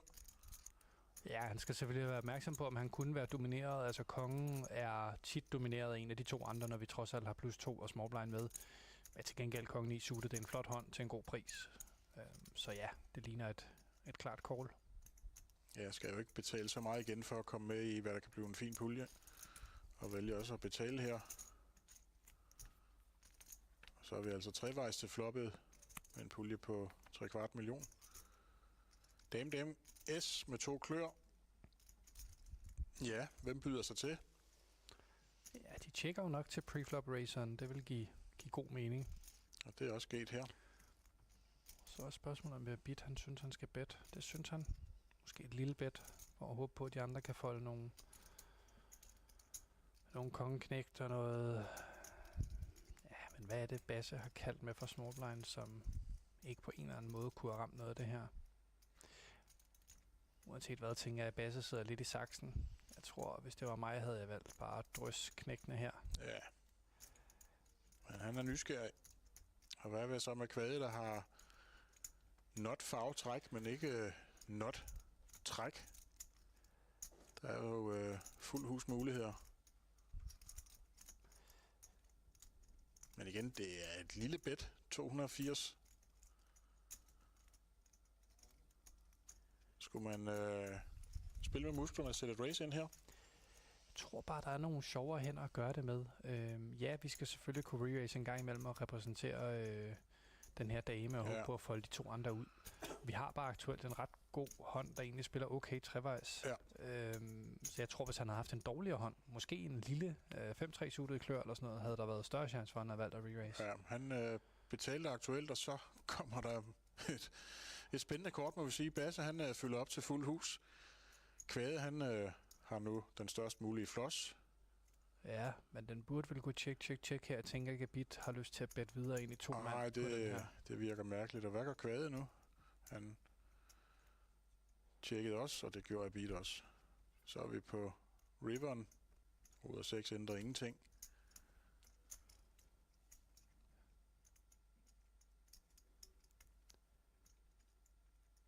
Ja, Basse kommer vel til at value bet her, og så går jeg ud fra, at Kvade kommer til at betale. Ja. Den er svær at folde, den her. Og jeg tror ikke rigtigt, der er noget formål i at re-raise, når der trods alt ligger til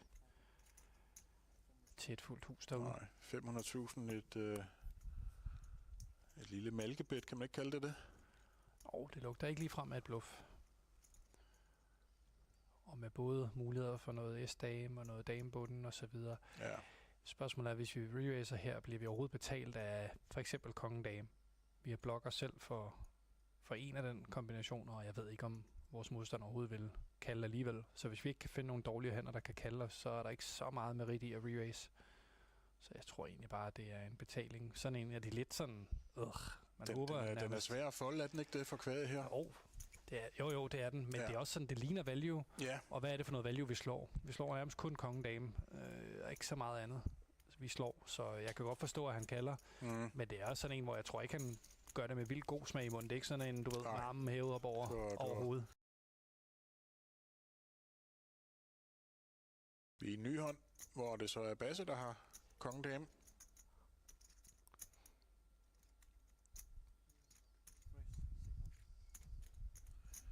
Og blinds, som I kan se til højre, 125, 250, 250, så han raiser til 600.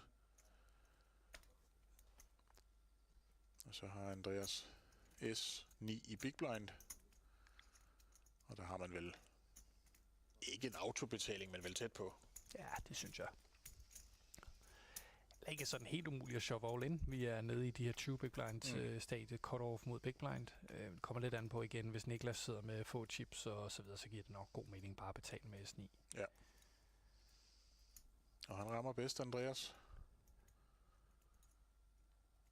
Og Basse, han har selvfølgelig et continuation bet i ærmet her. Ja, behøves ikke at være særlig stort overhovedet. Der ligger et S derude. Vi kan sagtens gå med måske en big blind, måske halvanden big blind.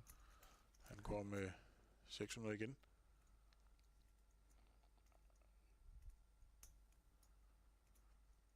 Og Andreas vil gerne være med sit toppar selvfølgelig.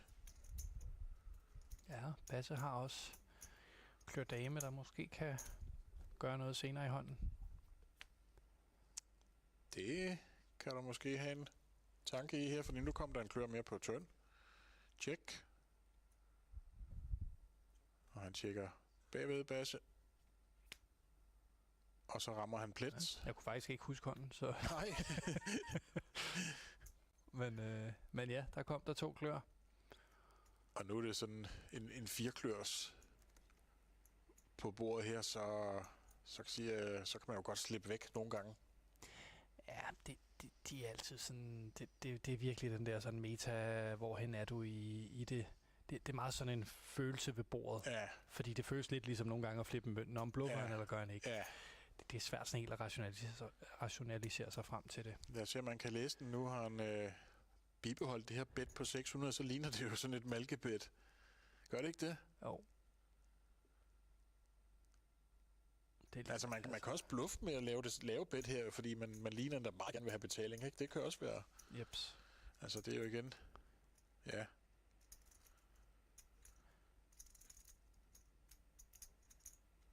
Ja, der er ligesom 2 måder, de fleste går på river. Enten går de meget højt, altså sådan noget nær pot, fordi så ser det polariseret ud. Men faktisk også den her lave er blevet mere og mere populær at bruge sådan til både value og bluffs. Ja. Han ender med at betale her. Og dermed så kan Basse tage en god pulje hjem her.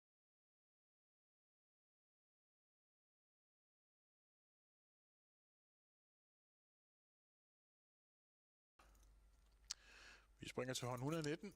Andreas involverer sig her med kongen 9 på knappen.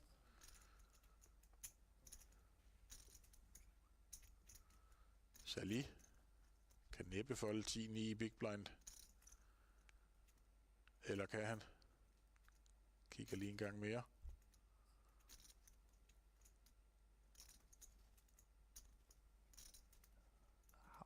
Dejligt mange blå chips stadigvæk, Ja, som altså er 100.000 hver. sidder med 9,3 millioner. Og vi kan se, at Andreas har 3,4. Betaler.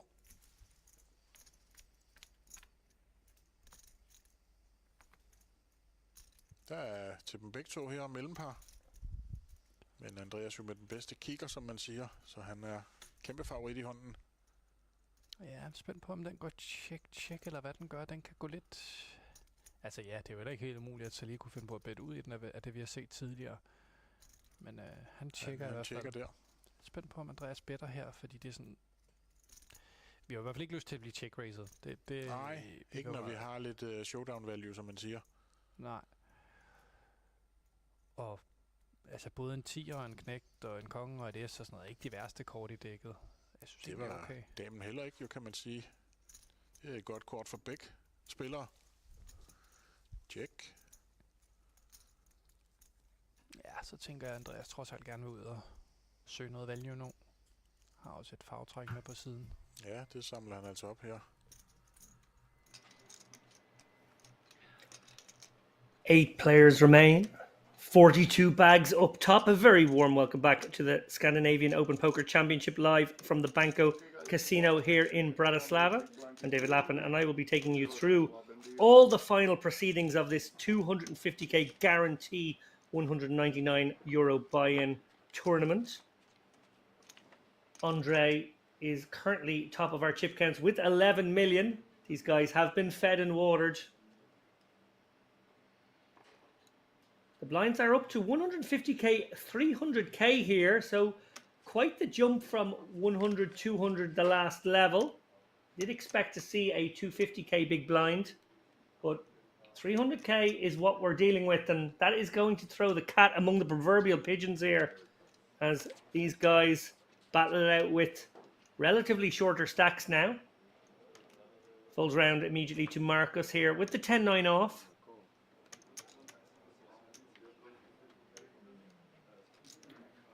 Battle of the blinds here, Andre with the Jack-8 off.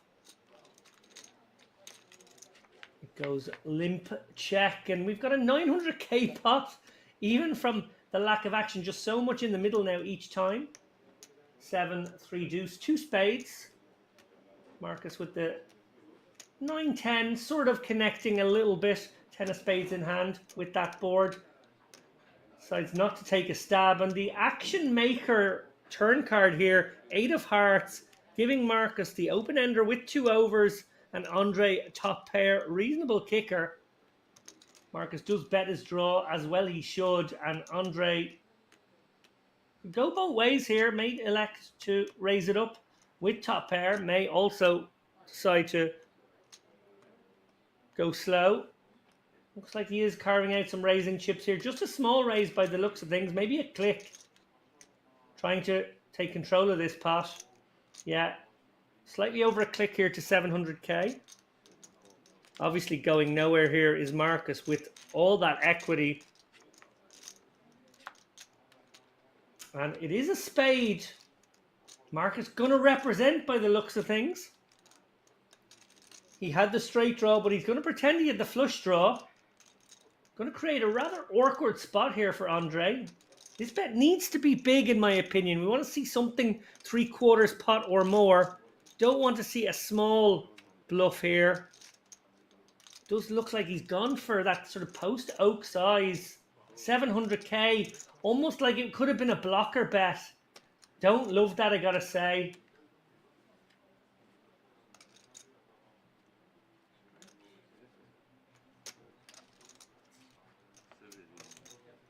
And Marcus, not quite sure that was a great bet, to be honest. Quite like the idea of using his hand as a bluff candidate on that card, but don't love the sizing there. Given his opponent just raised the flop, or sorry, raised the turn, likely had a decent chunk of it, has to really put that range under pressure with a bigger bet. As we see there on screen as the dealers change over. The Belgian Masters here, 250k guarantee for a 200 buy-in, exactly like this SOPC event, which of course did miss its guarantee. 50k plus in the prize pool for these players, free of charge, being put up here by the Banco Casino, who honor their guarantees. All these players stumping up 199 euros, but getting at least 50 bucks extra for that, for their piece of the overlay.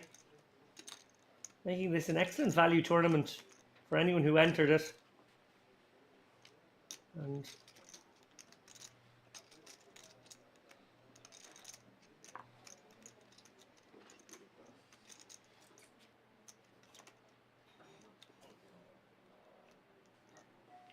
so we see some folds from the early positions.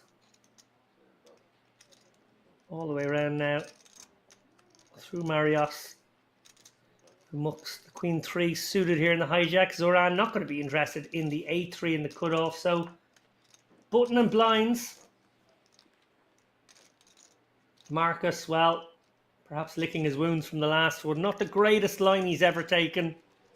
Going to let the 10-3 hit the muck. Andre 5-4 off. Dare he limp in here? Might he raise? Take one of these connectable small holdings and turn it into a spicy raise. Now he does just limp in. And Yanis, interesting now whether he decides to raise this one up or just check back. Yanis with the queen jack offsuit here. It's a pretty hand, but you don't want to raise and get jammed on. He's going to raise it up regardless. Put a little bit of pressure on Andre here. Take the betting lead. With a nice hand, it must be said, that can be dominating some of the limp calls. I think we're going to see Andre and his 5-4 hit the muck to this sizing.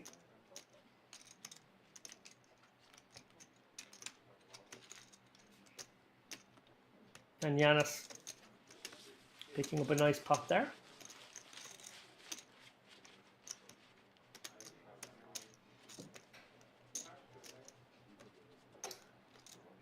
Another one of the upcoming tournaments. This one in the very near future, the Banco Casino Masters and PLO Masters, 250k guarantee, 8th of July through 15th, a 170 buy-in.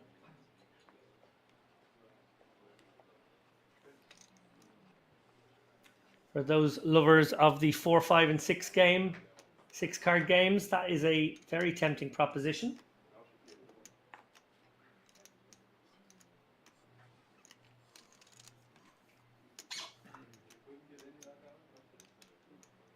Eric now with the ace-10.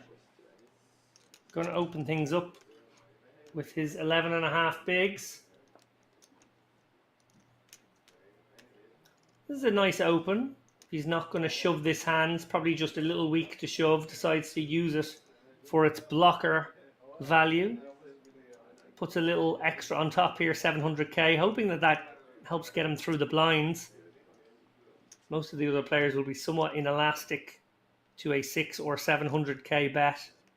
But definitely changes the equation for the blinds. Marcus out of the way here in the cutoff. But Andre going to be a very interested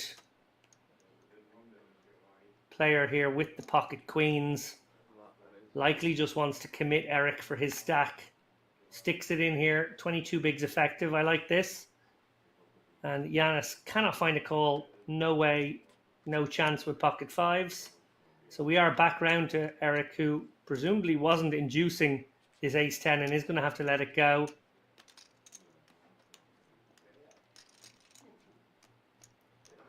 Right at the bottom of his raising range here, Eric going to have some induces, the ace-kings, the big pairs. So the ace-10 very much a blocker. Attempt at an under-the-gun steal. He's going to have to let it go. He got his read. His opponent was strong and very unlikely to be at it there. You're just beating absolutely nothing. Once you open off 11 bigs, you're signaling a lot of strength. Anyone who plays back likely to have a lot of strength as well.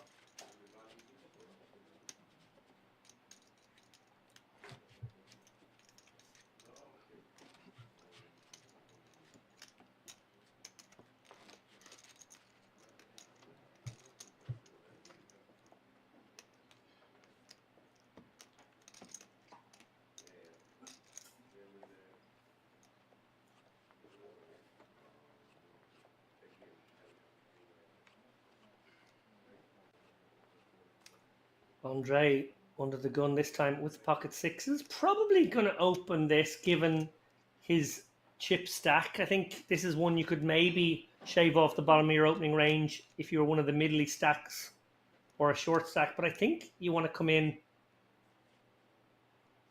for a raise here with sixes. Yeah, and that is what he does. Basically, you get to open more hands and they don't. It's a beautiful situation. But look at this, Marius lurking behind 24 bigs and the Djangos. Now, interesting to see how he proceeds. Andre has 2.5x'd it. Does feel a little wasteful to just shove it and get a lot of folds when you do. Is there another way to proceed? Can you find a 3-bet size, a plausible 3-bet size that could be light? Maybe not likely from these seats here. Does +1 ever attack the under the gun range? I'm not sure it does. So Marius having a little contemplation here. Does he just stick it in and, you know, it's not a bad result when you pick up the 1.5 that's in there. But these kings are a gift from the poker gods. Can he find a way to extract more value with them? It looks very strong when you raise from this seat to some smaller amount. I don't think Andre will be interested with this particular holding against that action. Going to raise it up here to what? Something like 2 million? We shall see. 2.5, so yeah, that's a lot. Big statement of intent. I'm not sure how many light hands would ever do this. Marcus with the ace queen and the hijack. This would be kamikaze stuff to get involved given this action.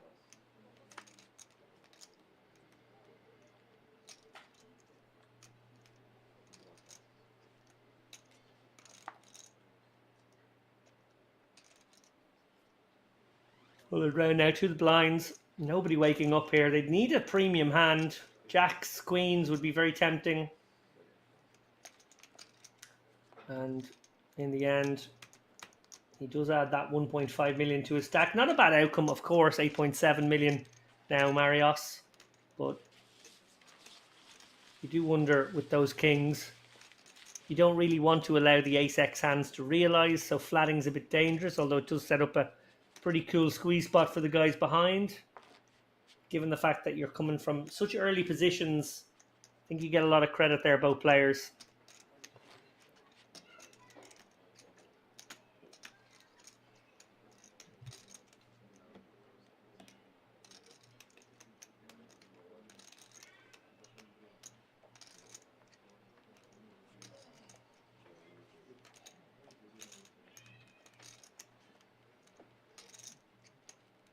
So we could be in for a tense little period here, 8-handed. Not quite sure what the average stack is right now.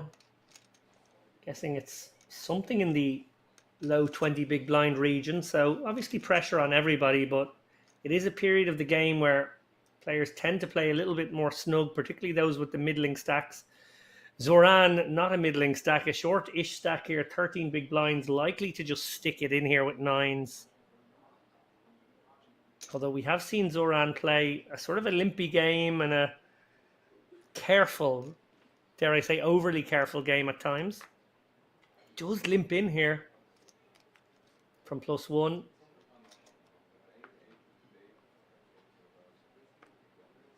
Not pushing his edges here at all. And Yanis now, very interesting spot for him, facing this limp from Zoran, which does look like it could be strong, given has Zoran limped the ace-king earlier and has limped some pretty strong holdings, but ace-queen's a lot of hand, and I think he's probably got to put a bit of pressure on here. Maybe 3x this one. Yeah, that's exactly what he's done, 2.7x. That will almost certainly get through the blinds unless somebody wakes up very strong, and just as I say it, ace-king for Andre. So Zoran's going to find a way to get away here, having limped the 9s. If he shoves them, he might get called by Yanis and then might get overcalled by Andre. In fact, I think that's what would happen. He'd be in great shape for a triple up. Probably 38-40% for a triple up. Amazing spot. Now is played having limped, opening the door for Yanis to actually take the betting lead with the ace-queen. And now Andre certainly going nowhere. Just going to drop the hammer with the ace-king. A lot of action now in front of Zoran, who probably figures to have either the worst hand or a flip at best, I think has to let this go. And then Yanis has to let it go because it's just so much of his stack. So wow, what a pickup for Andre here without showdown. Yanis can't really do anything. His chip stack, what, third in chips right now versus one of the two stacks that's bigger than him. It would be suicidal to take this spot. Sure, your opponent could be at it some small amount of the time here, but it is almost certainly a better hand or a flip. And into the muck goes the ace-queen. Andre, a lovely pickup there, 1.3 million without showdown with the ace-king. Not a bad outcome at all, particularly when you consider what could have happened had Zoran just shoved the 13 bigs with nines, gets called by the ace-queen, gets overcalled. Or maybe it just gets flatted for 3 million and then do we see a flat fold from the ace-queen? God, it would have been a nasty spot, I have to say.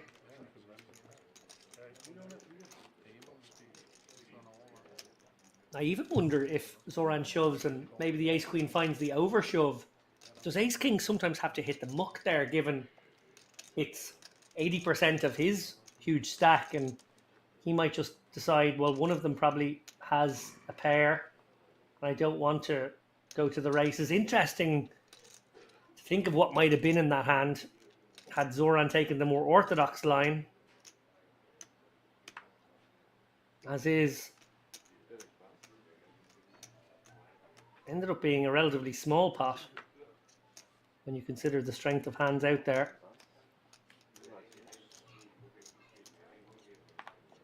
And Yanis could go for a cheeky open here with the ace-6 off. I like the fold though. Would be a little bit light, a little bit loose, and he is opening into some of the bigger stacks. Niklas says no with the 10-8, but Eric says yes with the king-10. He's just got 2 million now, so 7 big blinds roughly on the button. King-10 enough kit there. And Andre, very tempting one here with king-jack suited. Now, Eric hasn't actually shoved his stack. He's put in 1.4 of his 2. So he's made it 5 of his 7 bigs. Andre will know that some king-10s, some king-9s, some queen-jacks will be in there.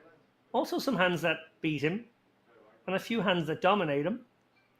So it's a very close one here in the small blind for Andre. Looks like he is going to take on his man. Just makes the call for the 1.4. Doesn't want to risk any more with Marios behind. These guys now going to play a 3.6 million pot with 600k behind, something like that. Not much fold equity. Marios did actually fold the best hand here with the ace-9. Oh, sorry. Andre actually did click raise. Okay, we have it on screen now. It was a click raise, so the king-10 is going to have to stick it in. You can't put 1.4 and fold for 625, but he hasn't made the call yet.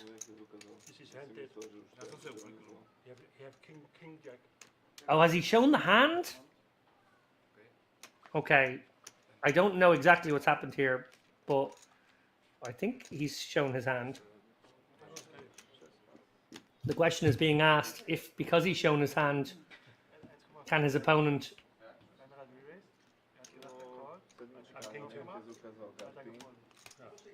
Oh, wow. Eric has found the fold. So having been shown a hand that dominates, I think Eric asked the question, now that his hand's been turned over, is it dead? Of course it's not dead. He has to play the remainder of the hand with the hand face up.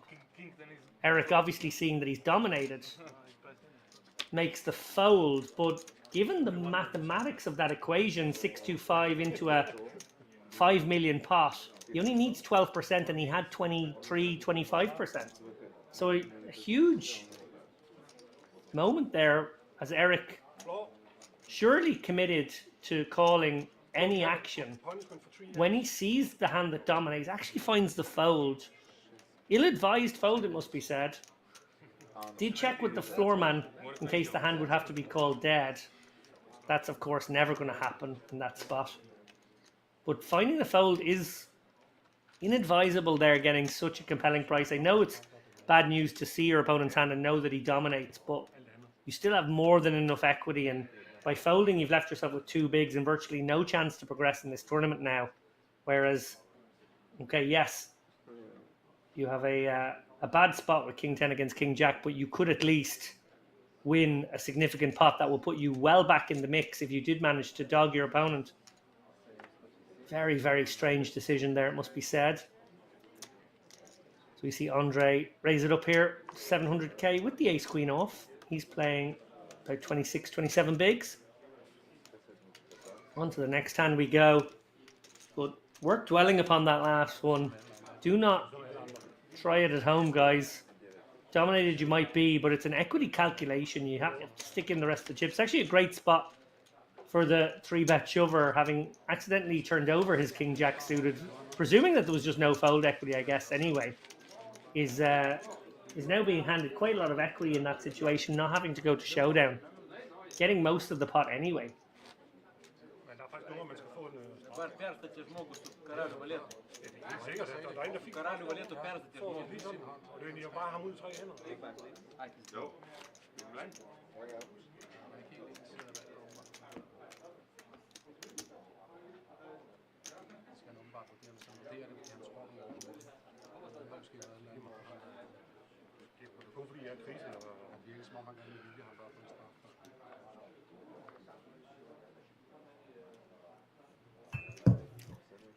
Well, I'm still sort of getting over that last hand. As we see Giannis going to open things up here, presumably with the ace 10 suited. Makes it 650k.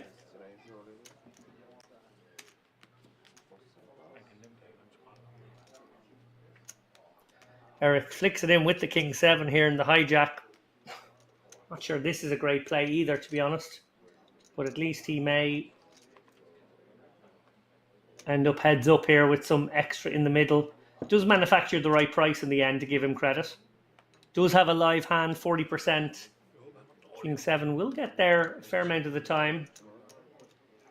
Getting back to 2 million, which is roughly where he was before that calamitous hand moments ago.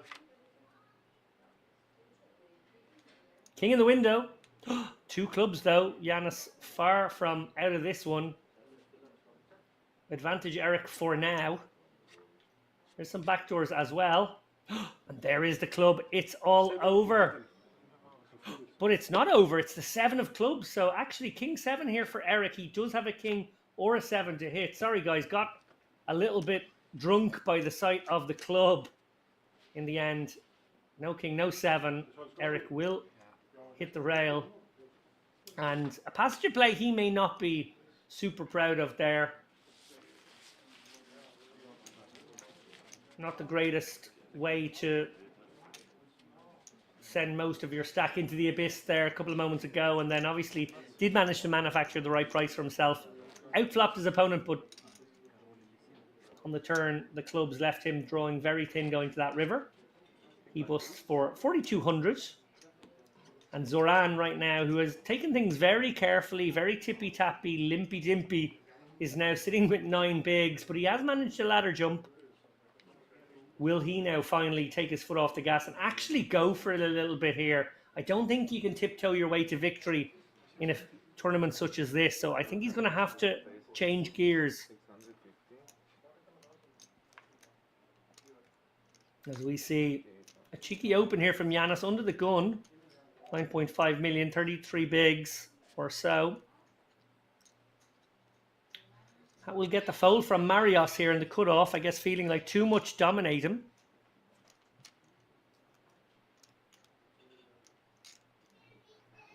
And Zoran on the button, going to let go of the King 8. And Marcus with the suited Ace 6 here. Little does he know he's dominating Giannis. Won't feel that way. I think he's probably going to send this one into the muck, as well he should. Part of what works so well about this open from under the gun, it gets better hands to fold behind.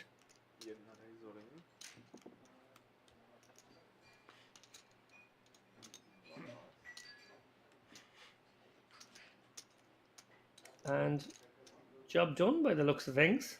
No, Marcus has sent it in. Wow, I did not see this coming. He sort of just gestured to push a few chips forward. I didn't realize this was actually the commitment. From the small blind, ace-6 suited. I'm asking myself the question, did he see the under the gun open? Well, it's irrelevant now. He's decided to take that spot, make a move here. And we're looking at a man in the ascendancy. 7 left here. One wonders if some of these guys will shift gears, will make some moves. Of course, we saw Marcus bluff that spot earlier on, and the idea was right about bluffing, just the sizing wasn't great. So clearly a man who does have moves and does think at that level, does look to try to steal chips. Zoran thus far, a man who's looked to navigate, maybe to his own detriment at times. And we see a player sitting out here, unusual, on a final table. Possibly a call from nature after that dinner break. Hopefully he will be back with us pretty quickly. Don't want to miss too many hands on a final table. So we see Niklas contemplate the merits of an open here from under the gun with 19 bigs. 800.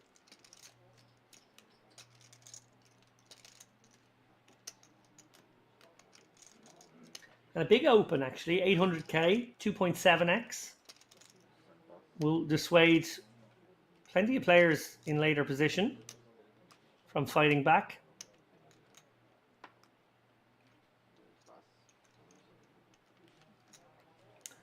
But Marcus probably not one of them here. 20 bigs exactly on the button. We saw his willingness to shove the ace-6 suited last hand. That tells me that he is not going to be worried about the under the gun open from Niklas and is actually going to take this spot. But he's going to just make the call. I did expect a shove there, I have to say, from Marcus. But he's flatting now, and Niklas gets to realise here with a hand that can outflop the 10s quite easily. Giannis now in the big blind. Having a little mull on this king 2 off. I think he's got to let it go here. Be very dangerous to play a hand such as that. So to the flop we go. 2.4 in the middle. Stack to pot ratio of 2. Uncomfortable now for Niklas. And that discomfort is magnified on the 5-3-3 board. Marcus, a wily opponent here. Niklas wondering if he's up against an ace-jack or a king-queen that might find a fold here on this 5-3-3 board. Does he take a little stab here, go for a small c-bet? He does. 1 million. And Marcus, well, he's basically flatting these 10s here, hoping not to see an ace or king flop. That's kind of the idea, I'm guessing, in Marcus's mind. He doesn't see it. He has shipped it in here. And that will end the hand because Niklas, obviously, way not enough hand here with the king-jack out. So Marcus deciding to navigate a little more than you might expect. Obviously, I expected him to ship in the 10s pre, but he decided to see a relatively safe board. He got a very safe board in the end. Delighted to see those low cards and delighted to see a little bit of extra money go into the pot before he made his shove. Loading up the pot nicely by 1 million chips. Not insignificant in this tournament right now. And I'm going to say, I know it's only a small sample size, but this last orbit feels like Marcus, with the momentum, with the wind at his back, and with some moves and some bravery, might be the guy to watch here, pulling away from the middle pack and taking on the chip leaders. Marios, 26 bigs here, 5 high, does not qualify. Zoran 4 high. He's just got 10 bigs now, but that's going to hit the muck. Now, Marcus. Will he take a hand off now with the king 6-0? He probably should. Up to 8.6 million now. Andre, very ugly 7 Dewey.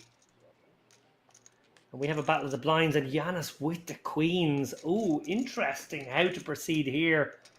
I quite like a limp, to be honest. Set the trap for your opponent. Obviously pretty reasonable to come with a 3x raise as well, but trapping kind of fun. Actually goes for a very small raise, just to 650k, laying a great price for Nicholas here. Well, Nicholas with just 11 bigs, that makes a lot of sense why you would go for the small raise. I wasn't thinking of that stack when I advocated for the 3x sizing being the more normal sizing. I think when it's a very shallow player like Nicholas here. But I have to say, versus a player with just 11 bigs, I do way prefer the limp. I think you limp in the queen. The guy might stick in a queen jack or a queen 10. A jack 10 suited. Some stuff you really have in trouble. And then, you know, even if he's got the ace X or king X that he sticks in, you're in great shape. Also, just the chance that you check it and they check, or you limp and they check back, and then maybe they are in there with the 10 high, but board comes 10 high. Now suddenly it's very hard for them to get away.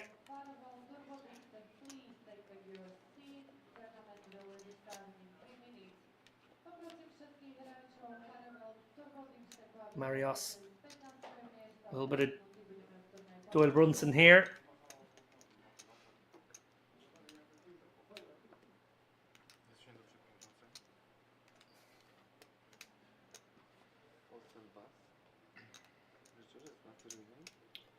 Zoran with a pretty looking one, but not tempting enough. King 9 offsuit. King 9 suited would have been close. Rags for Marcus.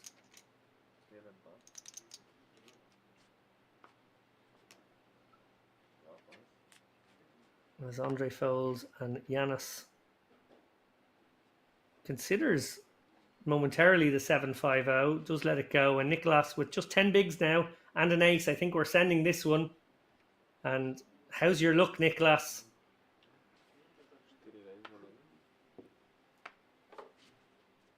Your luck is pretty good against the big stack. Andre, who could afford to call that one up for a sort of chippy V, wouldn't have to worry about any ICM there,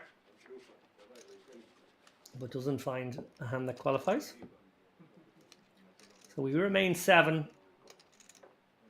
but not far off a level jump here. 200, 400k will really put pressure on some of these lower stacks. So we see there, everybody guaranteed at least 5,600. Nice payday for a 199 buy-in. Obviously 1,000 runner plus field. 9 bigs for Zoran, 12 for Nicholas. When these blinds do go up, and they will go up shortly, these guys going to be down to just 6 bigs. So they need to make something happen here in this level, preferably. Nothing happening here for Zoran, 10-4. Marcus, however, in the ascendancy in recent times. He's going to look at the ace-queen and like it. I think he's going to be opening this one up. Have to see the sizing now. Haven't seen too much min-raising, but that is what I would prefer to see this stage. Looks like he's gone for a 2.5x 750. Andre right behind. Awkward ace 7 off. Doesn't really qualify.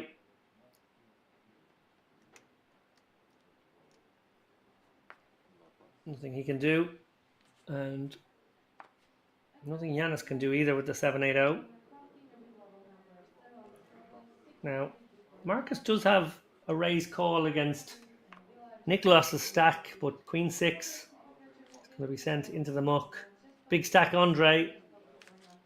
Not interested in the suited king, and Marios tosses away the 7 high. So nice pickup again for Marcus, who is approaching the million mark now.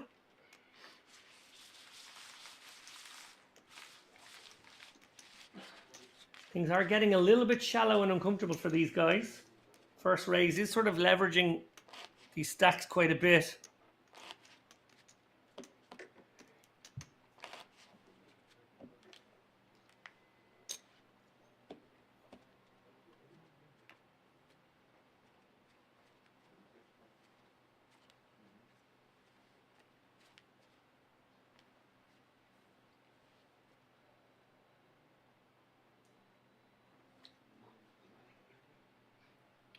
Marcus with the king 5. Unaware for a moment that he was under the gun.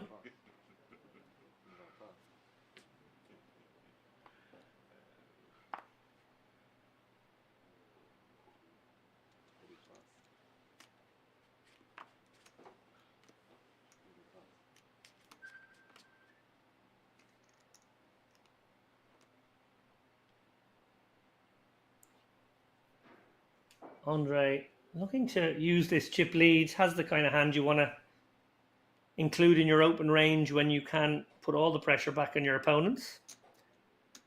Probably a pretty reasonable open for chips anyway, the Queen 10-0 on the button. Marios can't continue with the King 6 here, and Zoran down to just 8 bigs now. Probably has to send this 8-5 into the muck. Getting to one of those stacks where you are looking to maybe call against some opens and flop equity and go with it. He is the short stack right now, but 8-5's particularly ugly. You want to have maybe a couple of middling cards, maybe one high card suited, something like that. If you want to make a move such as that, far too easy to flop bottom pair with that kind of hand and still have to go with it. And obviously, you could be in a lot of trouble.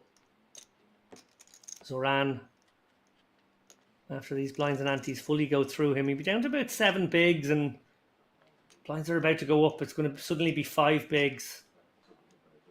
Definitely in the danger zone.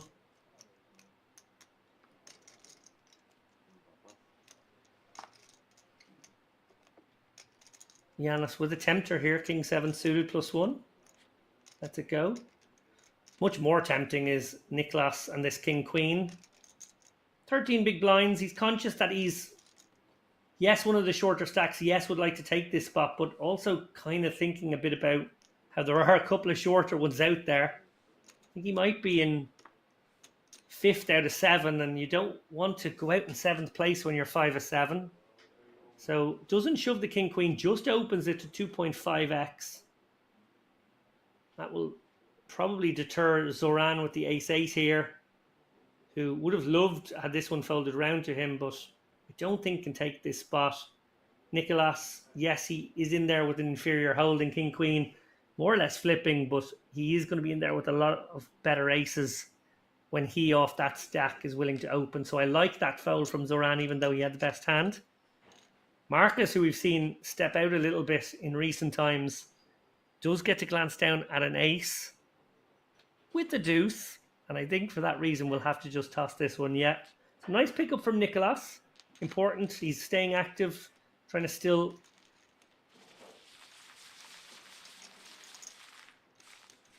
put his chips to work in this game. Shallow stacked. Got to be brave here. Sure, it'd be nice to get 1 or 2 more ladders, but you can 8 times your money if you win this tournament from here. That's an awful lot.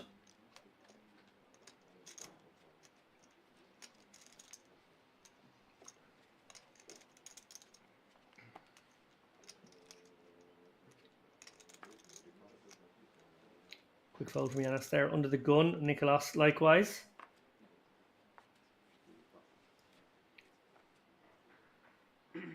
Andre, I feel momentarily contemplated cheeky open with that 9-8. Thinks better of it. Round to Zoran, who may be looking for a spot. He may be in the market for a spot. 7 big blinds, Queen 8 off. You'd certainly love it to be a Queen 10 here. Or a Queen Jack. Queen 8 maybe just not enough. He lets it go. And Marcus gets to play a blind v blind hand now with Ace 7 off suit. Looks like he's going to start with a raise.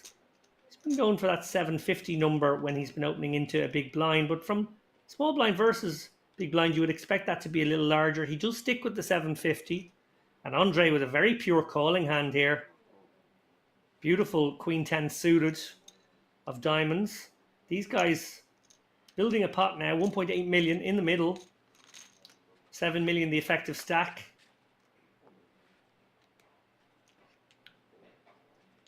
Swing and miss for both players. Marcus maybe confident that his hand's still good most of the time here on 6-6-2. His opponent likely would have raised a decent X. A decent ace, I should say. Pre. Likely would have raised a pair as well. So, every reason to think his hand is good. I'm a little surprised he didn't just throw out a small c-bet, Marcus, here in this spot. Giving his opponent a free one. I'd really like to see him bet now. Remember, when your opponent calls in this situation, he is going to have a lot of this suited stuff, maybe some connected stuff that is middling strong, maybe some Broadway. Just decides to go for showdown now, going to check it all the way down, and really just waves the white flag with that body language on that check. Andre, did he almost get double bluffed by the body language that, like, maybe he's overdone it, he's overselling the Hollywood of the I check and decides to see if his queen high showdown was good. It was not. Marcus gets to pick up a nice pot. Bit surprised, as I said, just from a strategic point of view, not to see a c-bet there on that texture for maybe a quarter pot. It's quite nice, quite a useful bet. Cleans up equity, you know, denies your opponent from getting to see another card with maybe 6 outs.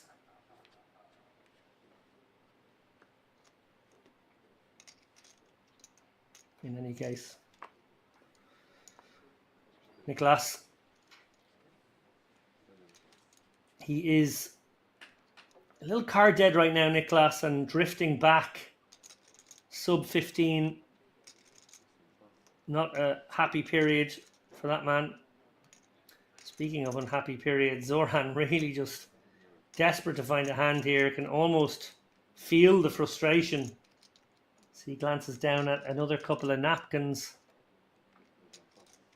Marcus happy to leave it to the blinds here. And Andre does find a big ace in the small.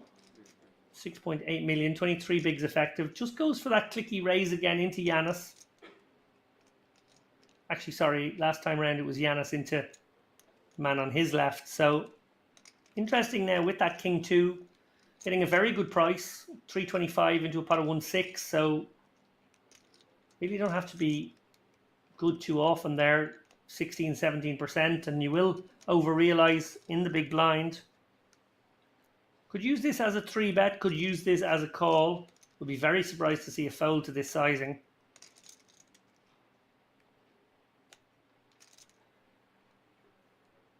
Maybe thinks he can use his big card in the king to raise this one to, I don't know, maybe 1.5 and get the job done. Actually lets it go in the end. I'm very surprised by that. Really shouldn't be folding any kind of king or queen or big card to that size.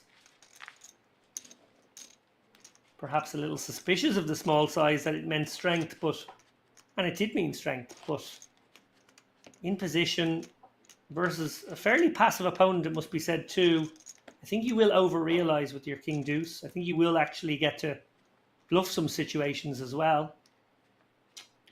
And looks like Mark is going to miss the next hand here. He's run off to the bathroom. And his hand is going to hit the muck. So 6-handed here. Andre, 9's under the gun, definitely getting involved. Expect to see him raise this one up. He's generally gone for a larger sizing, Andre. It's kind of a 2.5x has been his default. 2.3x this time. And, well, Zoran is looking for a spot. This could be it. 7 bigs, no fold equity really, but could have the best hand by a long way against a big stack opening under the gun. Takes the spot. I like it. I like it a lot, to be honest. And He will get called here, but he does have a chance at doubling up to 5 or so million. Badly needs to spike this ace or 10. Andre with the pocket nines is the favourite, although our graphics are suggesting that some dead cards must be a 9 that's gone. It's making him a favourite now by the book. And there is a 9, so it virtually closes the door for Zoran, who is very, very thin. Has to hit running straight cards. Well, hold your horses, Zoran. They're saying there's a chance. Yes. Oh my goodness me! Would you believe it? 5% after that flop came, drawing to an unlikely straight. He needed the 7-8 or maybe the 8-queen or maybe the king-queen. Well, he found the king-queen.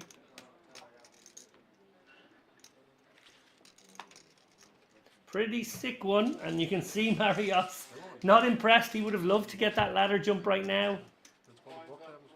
See Zoran out. Nicholas sitting on 13 bigs, our new short stack. He desperately would have loved Zoran to hit the rail there. Incredible run out. And nonchalantly now Marcus wandering back into shot, having missed that hand. What happened, guys? Something fun happened? Well, wait till we tell you.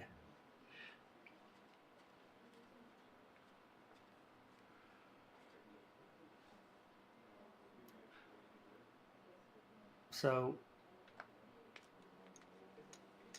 Arias under the gun here. It's going to fold.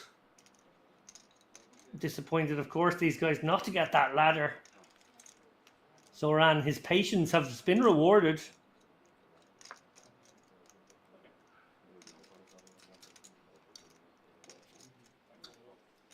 Blinds are up to 200k, 400k now, guys. Reminder, price of poker has gone up, and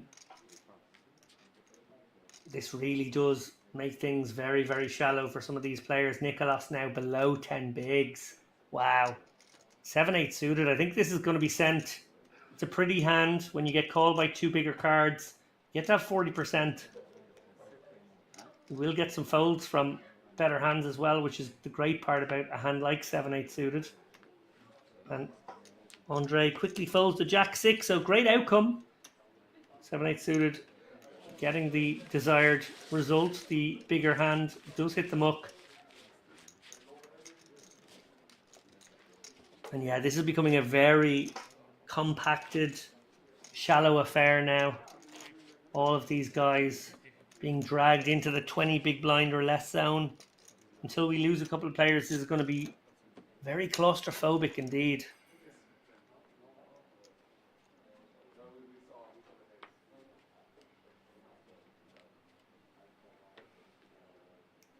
Zoran, from what we've seen, not going to be interested in a hand such as 9-7 suited here under the gun. Would be a little ambitious. Although, no, in it goes. Marcus, well, from what we've seen, he does like to get after it with specifically the ace-6 suited. So, wouldn't be surprised to see him open this one, to be honest. It would be a light open, but a man very capable of going after these blinds. Will he risk 800 or 900k here? No, he does not. So again, maybe a function of the blinds going up, knowing that everybody's getting shallower, getting a little bit more compacted and hard to breathe. Jack-9 now for Giannis and his 22 bigs. Don't think we're going to see an open here. This would be loose, but it's going for it. I like the decision to min-raise it. He's going to fold out some better hands. And maybe just recognizing that everybody's getting a little bit tighter right now and it's all got a bit squeaky bum time. That these guys are ripe for theft. A little bit of larceny there with the Jack-9.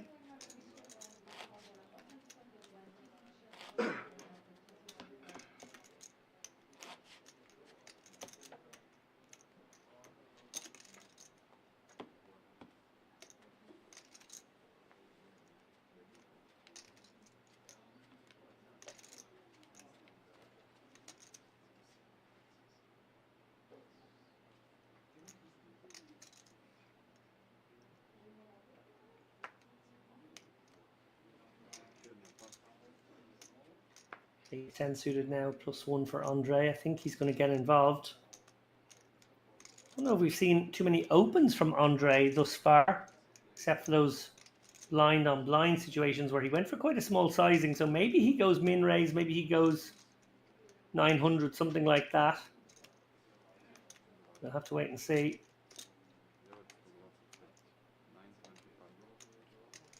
925 for Andre, using this suited ace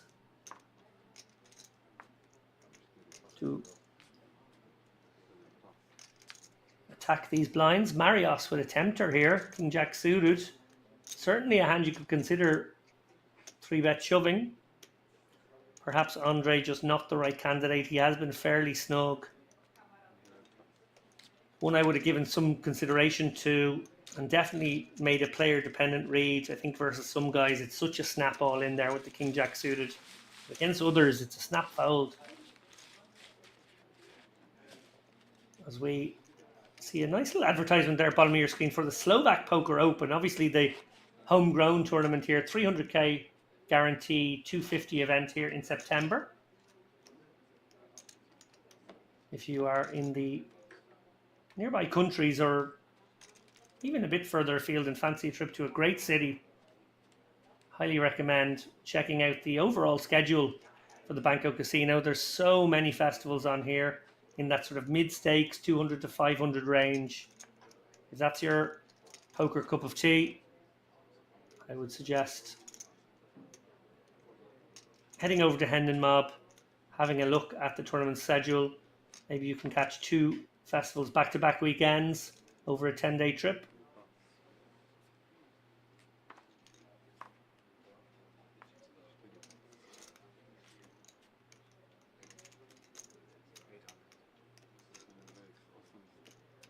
And 10 million man Andre gonna go after these blinds here from the cutoff with the Jack 7. Very much a function of his chip lead right now and the general tightness we are seeing from these players who are all trying to outlast one another, all desperate not to come 7th and 6th and really want to get a taste, the 5 figures for the top 5 spots. And Marcus does release in the big blind with the ace-5. Tells you everything you need to know here. Why that open is a good one there from Andre, who has tried to nudge and push his way into a more commanding chip lead. Has been sitting on or about the chip lead throughout, but really has failed to pull away from everybody and create that extra bit of pressure.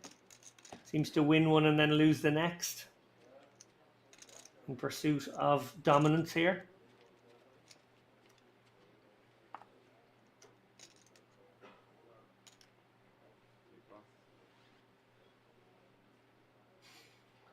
Well, speaking of dominance, a hand that dominates all others. Number 1 here, pocket aces for Niklas. Surely doesn't waste this hand with a shove. He's going to open this to 800k and just start praying that somebody wakes up behind. So dreamy to look down at these aces. Looks like he's made it 850, I think. Just put a little something on top. 950, okay. Don't love that, to be honest. I would be throwing out the maximum amount of rope possible with these aces. But we'll have to see what transpires. Folded around to the blinds. Queen 7 from Marcus. Certainly not going to tempt.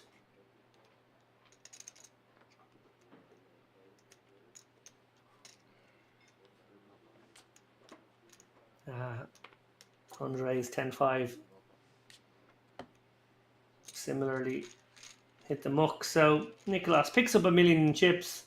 Never a terrible outcome unless you happen to have aces, in which case you were hoping for so much more.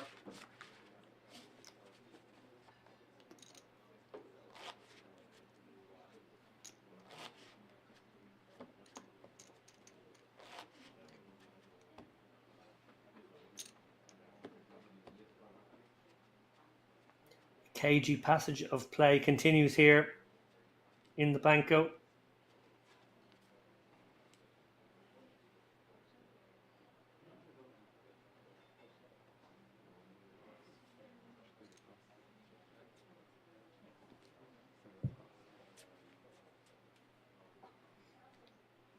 So we see Marios look down at the ace-jack suited, a very pretty one. 15 bigs. Does he open it? Does he shove it? Looks like an open. And a second glance down.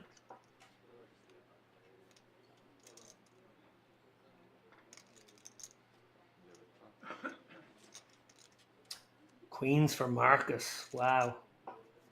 Well, a bit unlucky here for Marios, but lucky for him he didn't shove it. Giving himself an escape route. Marcus is the player most capable of making moves, though. I wonder if that will prey into his mind. Don't think he'll be viewing this ace-jack suited as an induce. It's a little tricky. Part of the problem with not shoving it, though, is that it's probably the best hand you have to raise fold, and you don't love it because you might be folding away quite a bit of equity against pocket nines, pocket tens here, king, queen, who all do this. Oh, and before I say any more words, Marcus again does the unexpected and just flats the queens. Allows us to see an ace-10-9 board, which really should never have been part of the equation here. If he shoves, he just gets it through a lot, I think.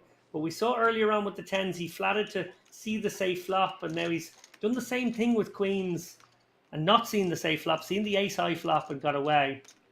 Well, as played, he has folded the worst hand on the flop, but I don't feel like he should have let his opponent get to that flop.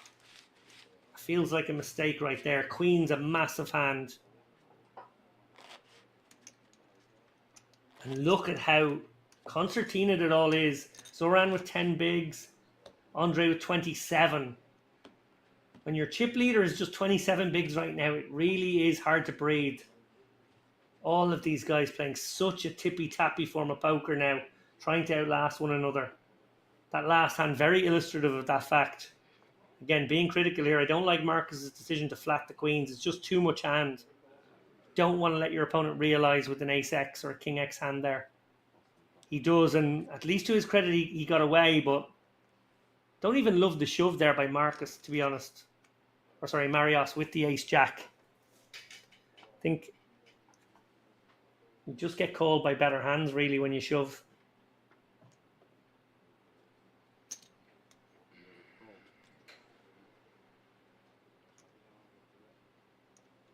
Zoran limps in with the 8-9 suited. Curious procedure here off 10 bigs. Just doesn't feel good, to be honest. Marcus going to raise things up with the ace-queen suited. That feels an awful lot better. Makes it a million clean. And Andre right behind with the ace-10. Left to ponder whether Marcus just attacking this limping range from Zoran, which has almost always been light. We haven't seen Zoran limp strong yet. So you would think to yourself, is it possible Marcus doing this with a weak ace or a king high? And should I just send in the ace-10 here? Everybody's fairly shallow and there's a lot in this pot already. Needs to get a read here on Marcus. Marcus does have the goods this time, but wouldn't feel great about calling off a shove, putting his own tournament life at risk here with 7 left. Ace-queen suited, a lot of hand, but it does shrivel up to this action. We will have to see. Andre giving it a lot of thought here. This is not Hollywood. Wondering how often is this a light isolation bet from Marcus. Decides better of it in the end. And Zoran now going to get a great price here, 600k to see the flop with 9-8 suited, but just, it's very, very mucky indeed. If he makes the call, stack to pot ratio is basically 1. Here it is, 600 more soldiers into battle. A reminder, stack to pot ratio of 1. If he can connect, he has to go with his hand. 8-9 suited. Just a hint of backdoor here with the diamonds and the straight possibilities, but Marcus going to just drop the hammer here. Quick all in, I think he's announced, has he? Yeah. Job done. Zoran Down to just 8 big blinds now. Again, just looking to be a bit too careful, limping in these shallow stack depths. Not a huge fan, particularly when he doesn't seem to be doing it in a particularly balanced way. Regardless, Marcus, a man who does like to drop the hammer, has been maybe the most aggressive player at this final table and is reaping the rewards now, chipping up nicely.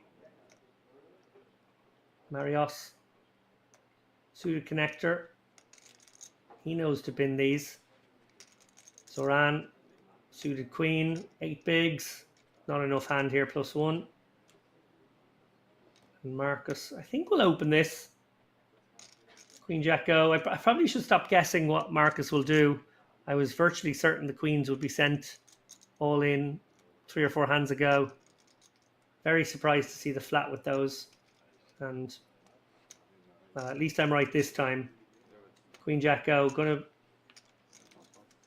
be worth 900k as he attempts to pick up the blinds with these blockers. So far, so good. Nicolas down to just 12 bigs now, looking down at some more napkins. And Andre, yeah, Jack 2 in the muck. Nice pickup for Marcus, who maybe our chip leader now with 11 million. Not exactly sure of the exact stacks as the chips move around this table each hand, but I think Marcus may have hit the front with 11 million. And I do make him my favourite from here on out, just the way he has applied pressure. I think he's giving himself a chance to win this tournament more often than some of these other guys. Having said that, I think Marios is dangerous. I think Andre is dangerous. And actually a couple of the short stacks who have been handcuffed for the last hour or so. Very capable, and 1 or 2 double ups. We could see a new chip leader very easily the way these stacks are distributed.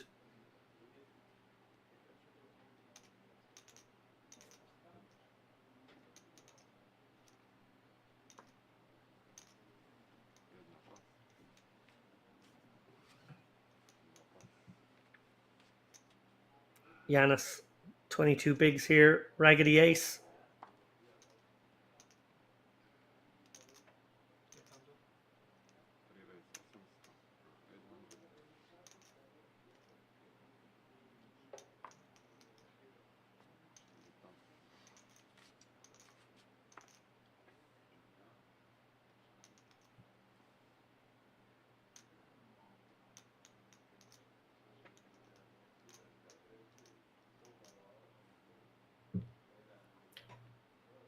Giannis does raise it up here in the cutoff with the ace-4, but Andre lurking behind with the Django's.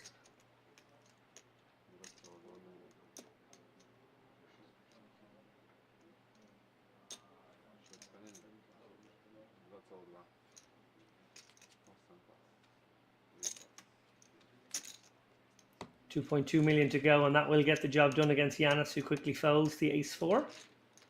So Andre, with that re-steal, retakes the lead.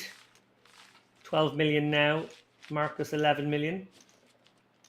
But again, nobody really able to pull completely away yet.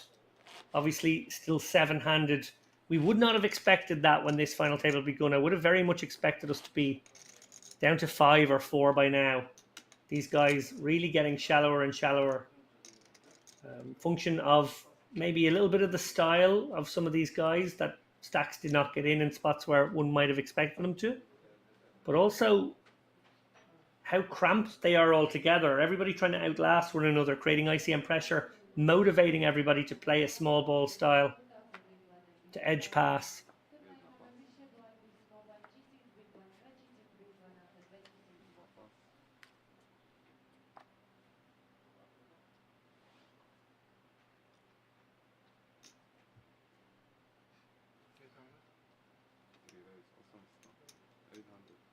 Giannis now, his turn to open things up with the ace jack offsuit. Playing 20 bigs. Gets through Marios with the king 8 suited, and not going to get through Zoran here, who's going to send this for 6 bigs. I can't imagine Zoran choosing to flat and CSA flop here and navigate. I think he's just going to send it in. 6 bigs and 10s, and Yanis priced in here. Probably could have got away from everybody else, but not the 7 bigs total of Zoran. Off to the races we go. Can Zoran survive once more? He got fortunate with the ace-10 versus the 9s a moment ago. Can he get fortunate with the 10s against the ace-jack? Well, so far so good. Yanis does have ace of diamonds in hand. Some backdoor potential here with Broadway looming too, although some good blockers Zoran has in hand to put medicine on those. That being said, it is now a situation where a 10 is no good. It has to be an ace or jack. 10 obviously boats up Zoran.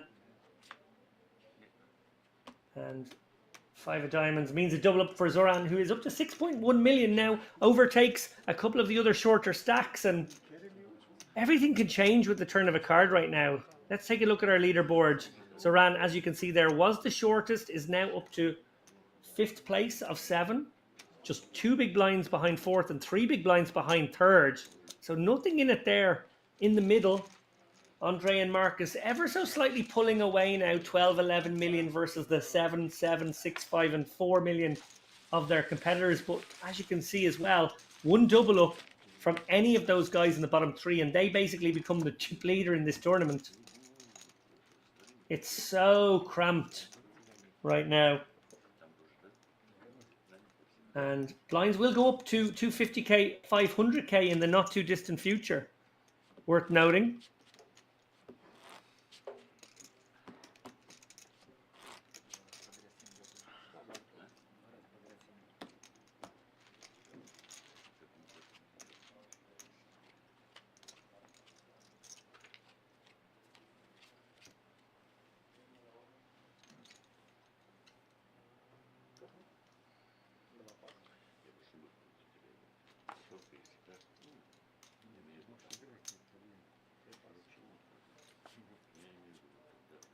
Pocket Kings. This time Nicholas's turn for the Django's. He's got 12 bigs and likely to just open up here. We saw Nicholas go for this like 950 sizing earlier. I would really love to see him min raise this. I think he had the aces that time. I just think you want to min raise these hands and try and throw as much rope as possible to your opponents. It hasn't been the general approach though. We have usually seen these guys go for larger sizings. He makes it a million clean here, 2.5x with the kings. Zoran with the ace queen, very tempting now. Very, very tempting indeed.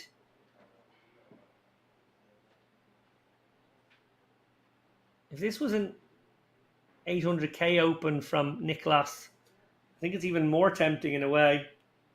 Although, what makes a hand more openable with the smaller size, he would have a larger range of hands open with the smaller size. The flip side of that is the risk reward for the ace queen. If it can get through, there's now more in the pot. So those two factors maybe balancing each other out somewhat. Genuine spot here for Zoran to contemplate. He knows his opponent will open some weaker stuff, some weaker aces.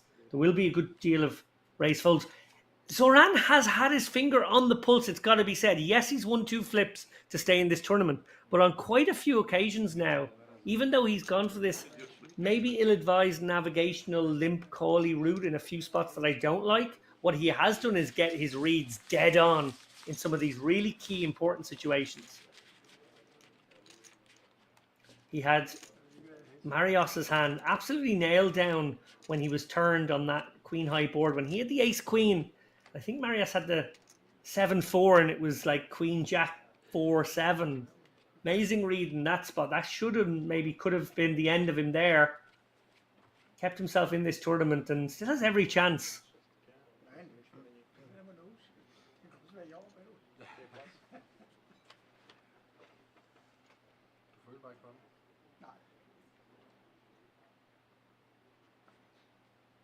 Nicholas with the 3s, +1. A little awkward actually. 14 big blinds. Don't really want to ship this one. Doesn't really have any blocker potential. So opening it's a bit mucky. He's going to open it though. Maybe just feeling like the hasn't been a lot of 3-bet shoving, and he might just get this one through when hands like ace queen are being folded. It is obviously a good time to start opening up your hands. Zorahan this time with the ace 5 sends it to the bin. This is the time where he would absolutely be folding to further action. So we see Marcus. Attractive looking queen 9 suited, but not for this price. He's kind of opening his hand a bit too much there. There is a big blind here. Don't like that actually. Not sure he flashed Andre. I'm sure Andre would have told his opponent if he had. Not a big fan of opening your hand that much. Andre now with the 7-8 suited connector in the big blind, getting a good price, 600k into a pot of 2.6. So just needs to be 20 something percent. He's actually small favorite against the pocket threes here. Little does he know. Threes with the betting lead. And wow, what a flop. Top 2 here for Andre, 8-7-5. Every reason to believe Nicolas may take a stab at this. It's not a texture you're loving, but you might feel as though you have to fire once here. Try and get the king jacks and queen jacks and king tens and all that stuff to fold. They've got decent equity. Does fire out 550. I like the sizing if you're going to bet. I think this is a nice size. Andre now wondering if his best move is to just flat here and hope that his opponent bluffs again, or is he going to raise it up and hope that his opponent has an overpair and he's actually outflopped him. Goes for the latter, and easy decision now for Nicolas facing a coordinated board here. 8-7-5. You've got the underpair. Occasionally, very occasionally, you will be ahead of some kind of big draw, maybe a 9-10, but you're not really far ahead. In fact, you might even be behind 9-10. Statistically, it's kind of a flip. Nothing you can do here is Nicolas. And this is sort of why the threes don't function brilliantly as an open, to be honest. He's made this bet for himself. Wondering now if he can represent an overpair, and wondering if his opponent is doing an informational bet with a, I know, king 8 or queen 8, and could he actually get those hands to fold? This would be a big misstep if he did, and he doesn't for his sake, fortunately. As the players rush back to their seats. Not quite sure what's piquing their interest off screen. We are not too far from a break. I want to say maybe 15 or 20 minutes. Although, no, sorry, I'm a little bit premature on that. Still a full level away from the next break. Blinds will be going up soon, though.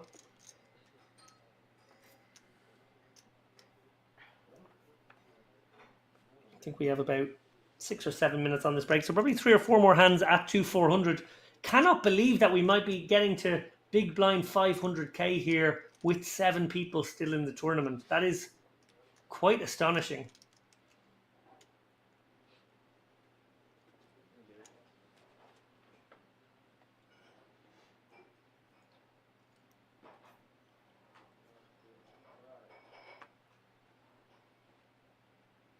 Marcus with a very openable king jack suited. Looks like he's limped though.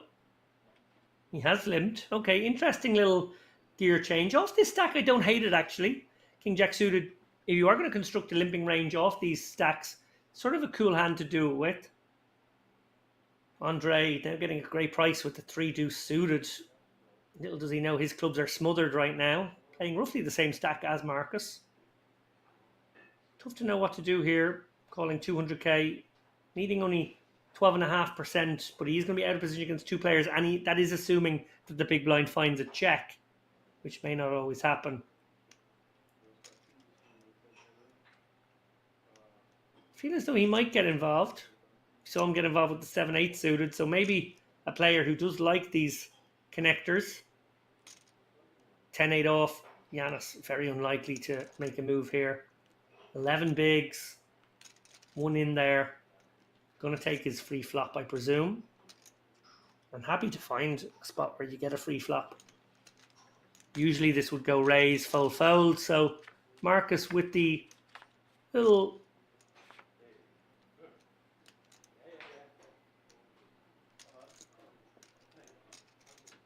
sidestep here with the limp with King Jack. It's going to work out for him anyway. He's flopped second pair. Ace, Jack, 6, all hearts though. Only heart is in Yanis's hand with the 8 of hearts. You don't really want to give a random one heart hand a free one here. It's unlikely either of your opponents has an ace because they probably would have raised. So I think you want to bet this one small. You can bet really small. Does let a card come off and it is a heart. So Yanis will be wondering, has he just been allowed into this one? Andre will be wondering, could I steal it if nobody has a heart? I don't think Yanis can bet himself here. Or maybe he can. Maybe he can fire out a tiny bet here. Sort of represent. Probably feeling very good about his 8 of hearts now in hand and could go for some value on the river. Oh, look at this. Andre's going to try to steal it. Andre, sensing no hearts are out there, thinks, well, maybe I can have this pot. 800k. I think Yanis has played this quite well now. He can make the call here for 800k. Marcus gets out of the way, and that's a very nice pot for Yanis, who was basically let in there. Andre a little annoyed. Don't hate the idea of bluffing that spot, to be honest. I think Andre took his shot, could have won a nice pot there for very little.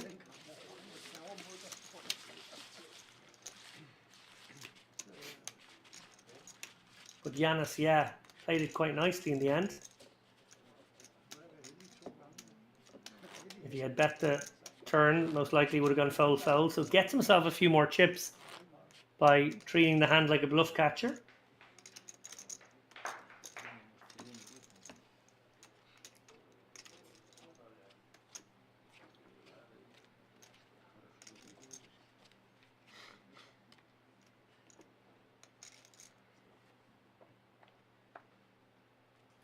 Under the gun here, 5 do so.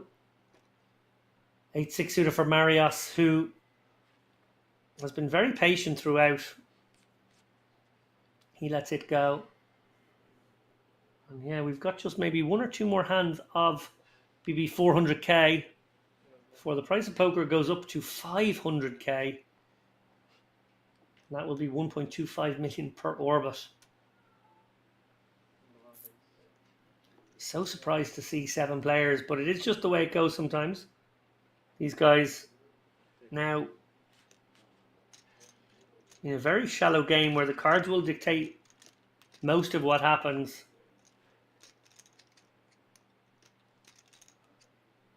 Andre pocket 4s on the button.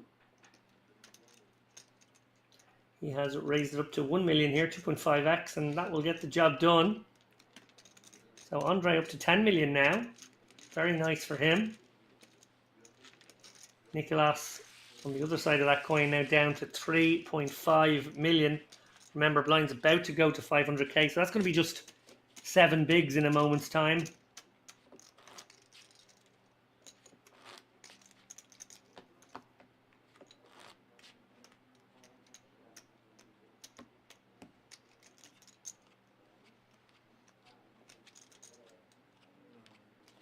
And again, sitting out here, Marcus. What are you doing, sir? Can't be sitting out. Hands at the final table. Okay, maybe once you have a bathroom break, just coming back after dinner. I get it.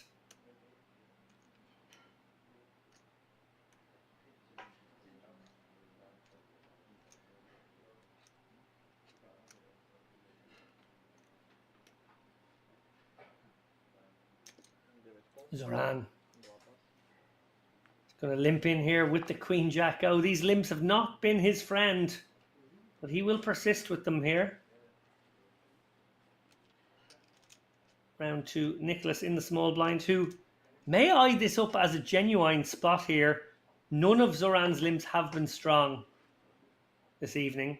If he's recognizing that, he might know that this King 10 is a very shovable one for just 8 bigs, that it will have fold equity.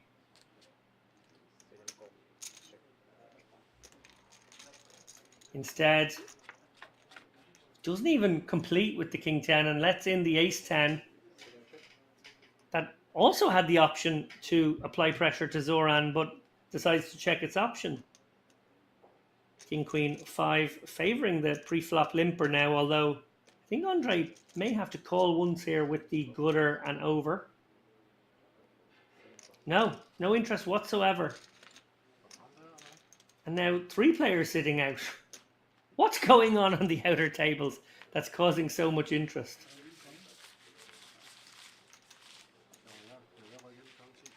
Does anybody know? Are people multi-tabling? Is there a side event going on somewhere that somebody's still trying to nurse a stack?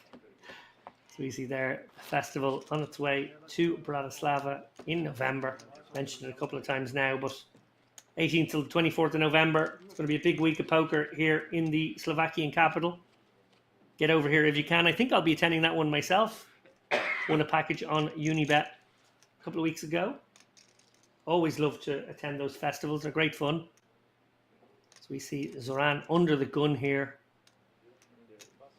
17 bigs. Let it go. 9-6 for Marcus, who's back. But someone else is missing now, I think. They're taking turns to skip hands. Nicholas with the King Jack suited on the button. More than qualifies here. 8 bigs. I think we're going to see it all in.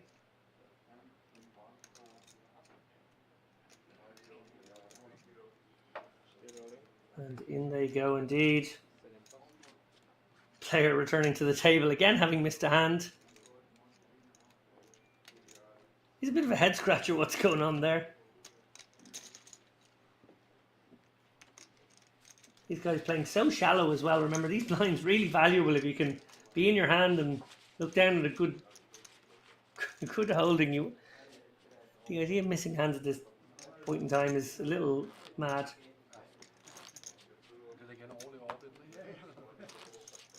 Even just to do a boring old calculation and divide blinds and antes for 1 orbit by 7.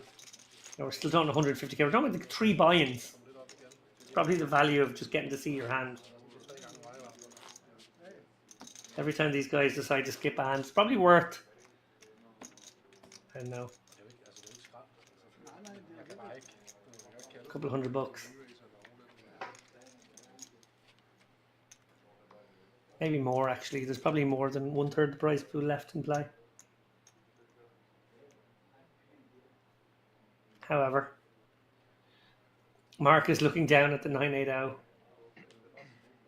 Andre, ooh, he's got a nice one.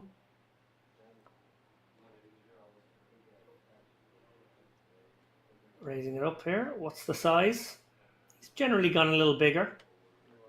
900-ish has been his usual. 900 it is. As we fold around to the button. And Andre with pretty looking Queen 9 suited, but likely to get involved here. Oh no, look at this. He's going to try and use position here. Again, I've talked about how Andre has gone for this sort of 900k sizing. I thought it would be enough to get it through, but the other Andre with the Queen 9 suited has been almost itching to pull away from this pack, to really take this final table by the scruff of the neck finally. And maybe with this flat is sort of making a statement of intent here. I think even though he hasn't made a hand yet, he does have a gutter and 2 overs, and I think he is going to try and take this one down on the 8-7-5 texture, aware that some of those ace, king, ace, queen, ace, jack, king, queen hands have whiffed and can't really stick around on 8-7-5. Even the overpairs don't absolutely love it, and you do have a way to win both with your gut shot and your backdoor. But look at this, 600k. No pair, no draw, but still those two big overcards. Andre going to get sticky. 4-liner out there now. 6 can win. I think Andre, when I say Andre, I mean that Andre. I think he's going to represent this. Not too many 6x in Andre's range here when he opens. So maybe playing an overpair like this, but you might be able to get the overpair to fold across 2 streets. You do have that other way of winning, of course, if the 6 does come off. But you just have a great board texture to attack now. If you can get the words out, Andre is going to bet here, and I love this bet. Absolutely love it. Puts exactly the range that Andre will open in that spot, in the bin pretty much, every single time. Superb recognition of that fact. Wins a nice pot there. Does pull away from the other players. Now, as we can see, check out our leaderboard. 33 big blinds now. A full 10 big blinds ahead of Marcus. And almost double third place, which is really important. Finally is getting that bit of momentum. Is getting that little push on. And of course, with these very, very large big blinds, anyone who wins a couple of pots in a row here will really make a mark.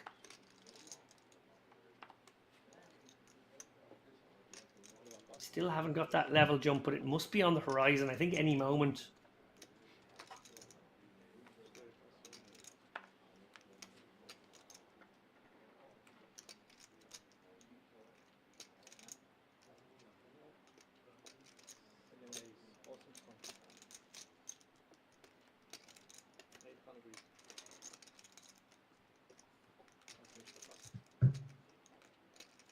Well, right back on the horse, Andre.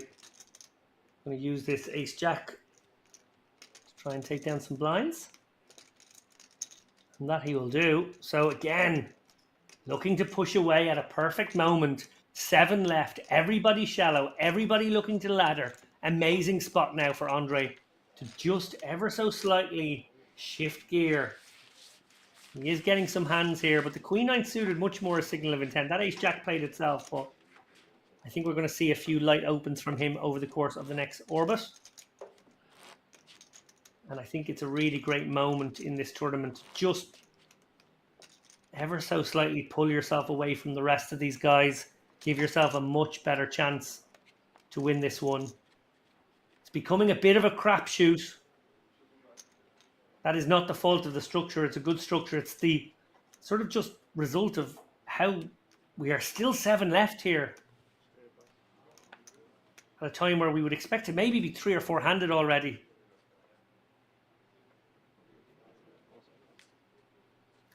Now Zoran, if we've seen what he likes to do in the past, this feels like a limp.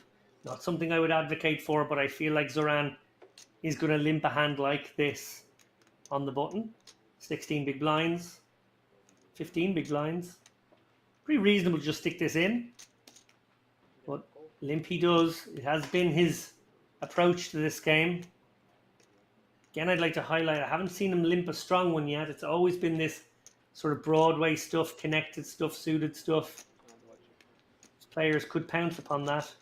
Andre, 10-5, just knuckles back here in the big blind. He is dominated. And nobody has hit the flop here. King, 7-6. Will Zoran take a quick little cheap stab for 1 big blind? He does not. Top pair, king pairs on the turn. Not a bad time to stab again, just as a little equity denier. Only have to bet like the bare minimum here, 400, 500k will usually do. Looks like he's gone a little bigger than that, half pot maybe. Obviously that will also get the job done in this particular situation. And again, just a feature of Zoran's play, like happy to take the spot once it's been checked twice to him, but doesn't want to take it when it's been checked once. He's just that extra bit careful. We see there the Belgian Masters being advertised bottom of your screen, 250k guarantee, €200 buy-in. That one's going to be here in August. Sorry, July. End of July. So many poker tournaments here in Bratislava. I am losing track a little bit of what's when. We've had advertisements for tournaments all the way up to November here, and If you're writing it all down, I don't know if there's too many weekends where there's not poker on here. You see the 5-4 of Nicholas hit the muck. Andre, well, I said he's going to step out a little bit, but the 3-2's dirty diaper, not going to qualify. Arias, patient as ever. Zoran picked up a round of blinds and antes there, $1 million in that last pot. Getting back to 17 big blinds now. Marcus surely not going to step out with this 7-3. So battle of the blinds. Andre with the king 10, very nice. 16.5 bigs. Looks like he just limped. And Yanis with 15 bigs and a suited 3-gapper, 9-5 suited. Gonna take this flop in position. Wow, what a flop for Andre. Jack 10-10. He's almost connected too big with it. Maybe needs to check this one. It's also okay to fire out 1 big blind, but I think checking's nice. Give your opponent a chance to bluff. Nice. Yanis wondering if he could take a stab here. He has the Jack 10-9, so a little bit of backdoor and might just work. 1 bet, 600k. So he hasn't even gone mid, he's gone half pot. Andre, well, inside he's licking his lips. Starting to breathe a little heavier. Hoping his opponent does have a jack here. Wondering, should he spring the trap immediately or just flat? Very noticeable increase in his breathing there. Chest really pounding. And yeah, targeting inferior 10 and jack axe and charging the draws now. He's going to raise it and quick fold from Yanis. Nice check there by Andre. And I don't hate the decision to raise right away. Obviously was a draw heavy board. Could be charging those draws. Also puts a jack in a pretty tough spot. So long as he also plays some of his own draws that way, I quite like that line. You see there, Andre, with the blinds going up now, 28 big blinds, 14 million. Short stack Nicholas, just 8 bigs now, 4.3 million. Look at that. 4 of our remaining 7 players, sub 15, and actually the only 2 who aren't have 16. This is insane. This is so crazy that we haven't had bust outs yet. So rare to see in a prestigious tournament like the Scandinavian Open Poker Championship, with the good structure throughout, for it to end in this very, very shallow fashion is so strange. Cards are going to dictate so much right now. Zoran, it's just 14 bigs. Does he take this spot? Does he open it? Does he limp like he has done a little bit? I guess if past is present, that informs us that he probably limps this hand. I would, of course, prefer to see him open to $1 million.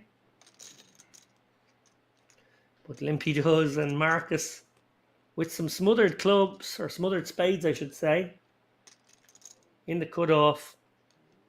Might he limp along? Might he isolate?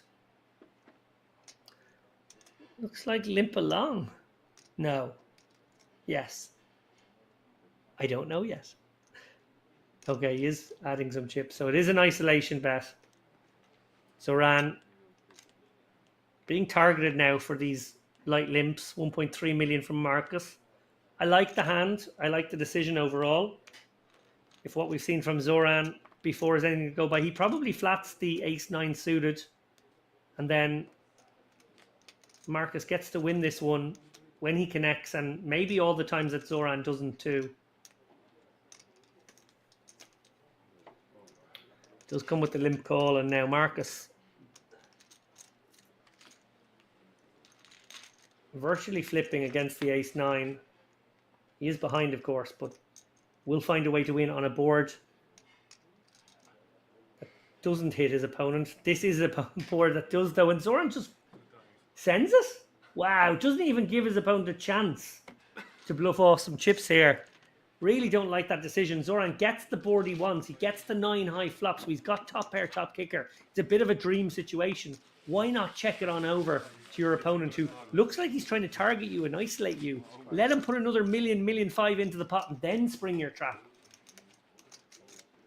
Strange decision there to just shut it down there.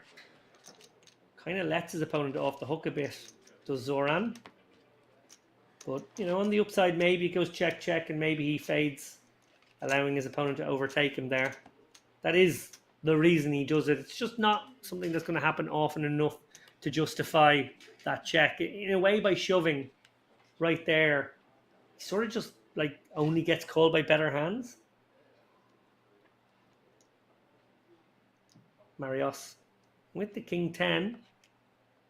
He has been so patient.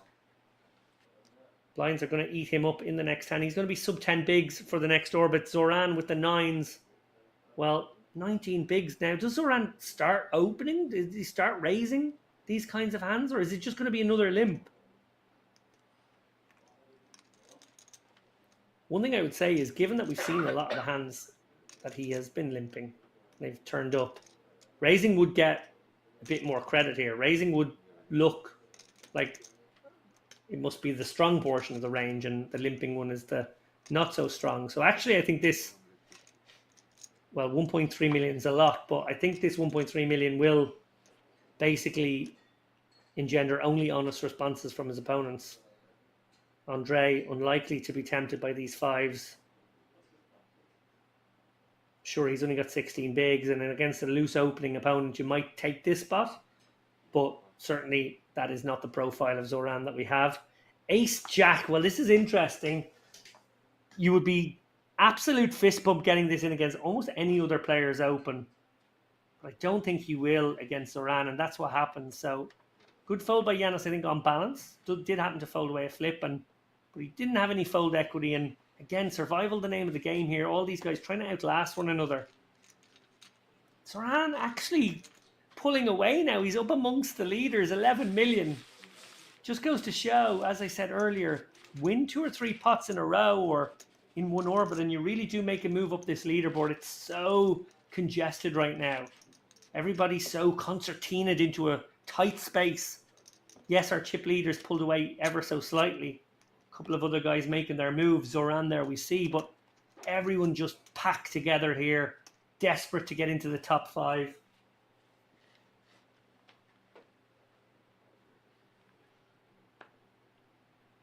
Extraordinary passage of play here as we play 90 minutes or so without a bust out. Something will eventually have to give.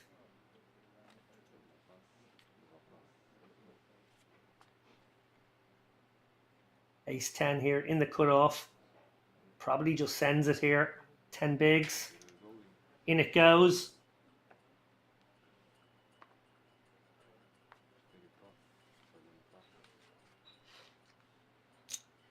And that will get 2 folds. So again, no showdowns. No players at risk.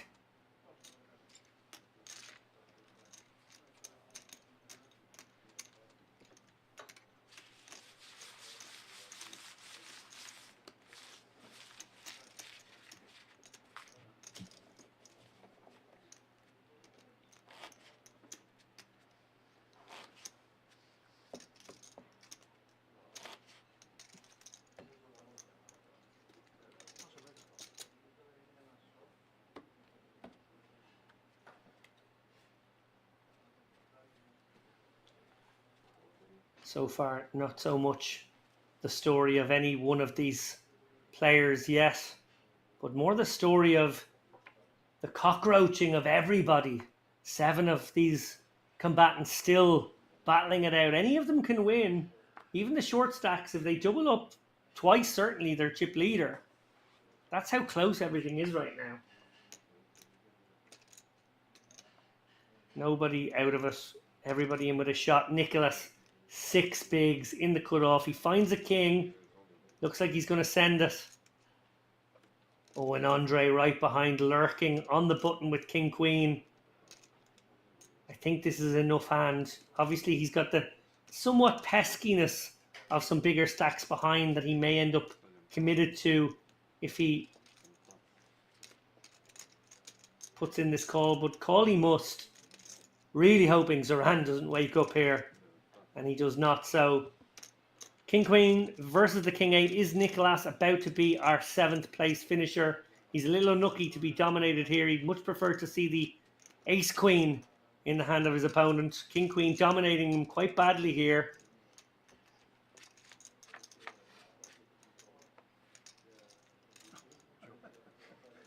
And well, there's some opportunities. If another 4 would do it.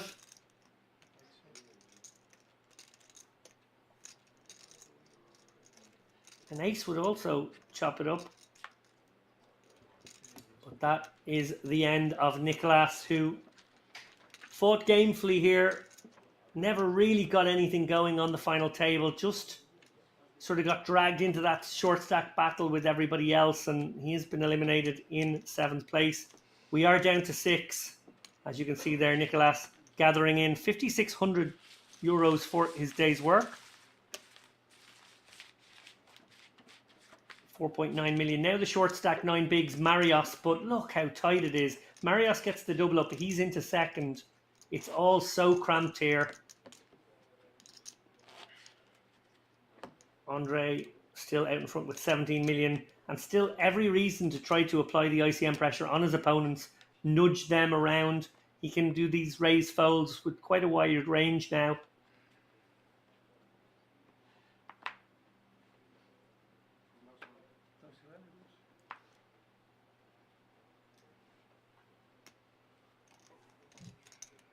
Andre, well, lots of hand here. Pocket 10s under the gun.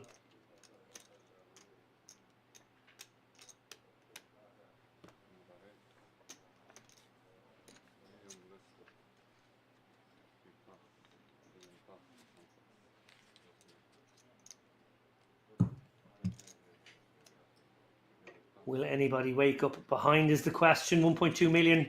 The wager. Mark is in the big blind with a tempter here. Getting a good price, but probably feeling like proceeding is dangerous. Shows that he is folding an ace. Bit of respect there to the man to his left. Good read. Gets his read confirmed.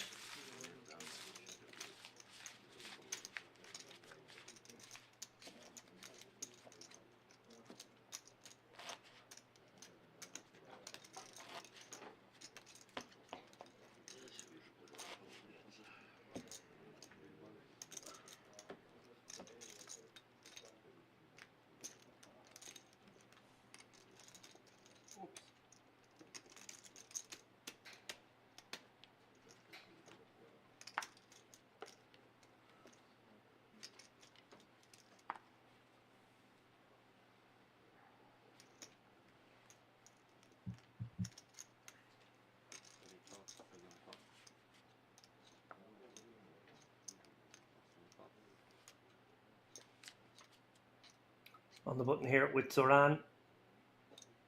He's our resident limper. This more than qualifies for a limp, but he doesn't. Just folds the ace-9. That's a wild fold on the button here. Any ace stands to be the best hand on the button most of the time. Ace-9 is actually a pretty good ace. Ace-9's premium.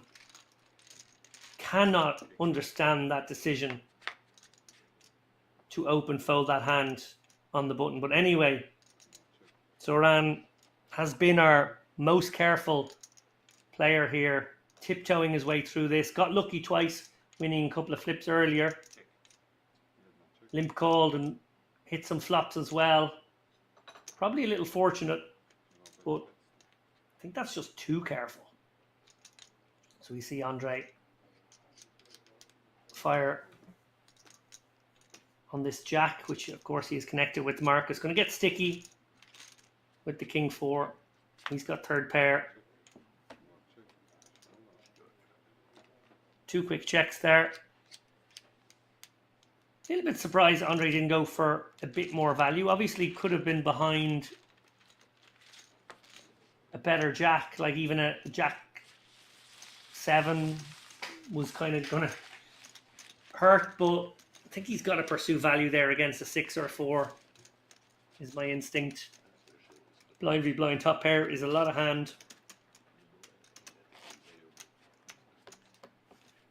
And when you've been called on the turn there and your opponent's not putting bets in himself, remember, he's just happy to check call. Do feel like you can have a dead read that he's got a 6 or a 4 and just try and squeeze out even one more big blind, maybe 2 big blinds, 1.5 big blinds, something like that, because every big blind counts in this tournament right now. It's absolutely log jammed. I know we just had one bust out, but that hasn't really changed things because those chips went to our chip leader, Andre. Speaking of Andre, 17 million, 34 big blinds, which doesn't sound like a monstrous stack, but in the context of this, it is absolutely monstrous. He's going to open up the ace-jack to $1 million. He's been player more likely to open to smaller numbers as well, which I like. Although, every time I say something like that, they contradict me. 1.1, that's still good. And Zoran, no interest here with the 6-4. Have a little hand funeral for releasing. And round we go to Marcus, who I think had already signalled his lack of interest in that hand. Daydreaming off into space as this raise and take it gets through. And this is what I mean here. Andre, I know we've actually seen him look down at the ace-jacks a couple of times, but he can actually pick off these spots pretty egregiously if he wants to now.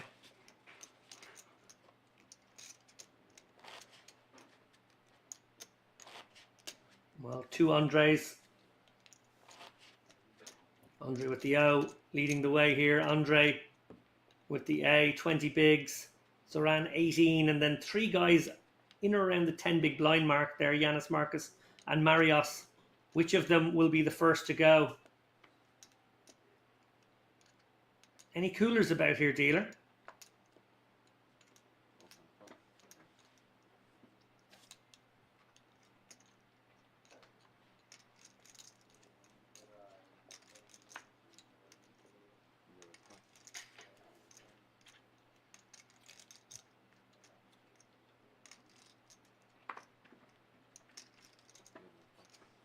Not much more than 100 big blinds in play right now.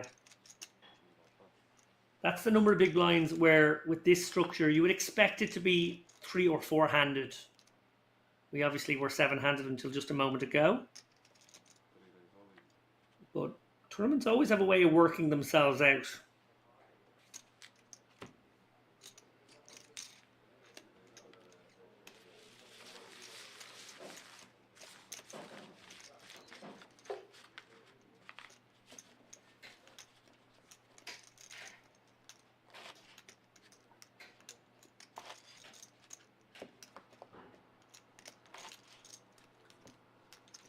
A reminder to any latecomers here. My name is David Lappin. I have been taking you through final table procedures here in the Banco Casino in Bratislava.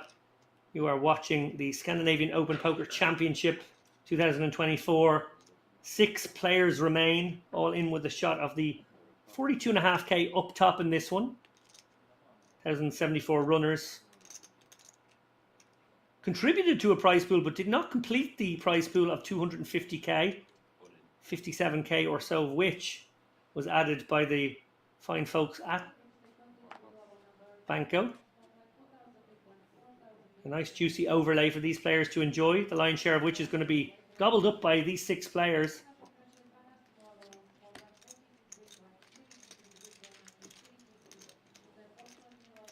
Cheeky raise and take it from Marcus there with the Queen 10. Gets the job done. He keeps his head above water, just pushes himself ever so slightly away from those 10 big blind stacks.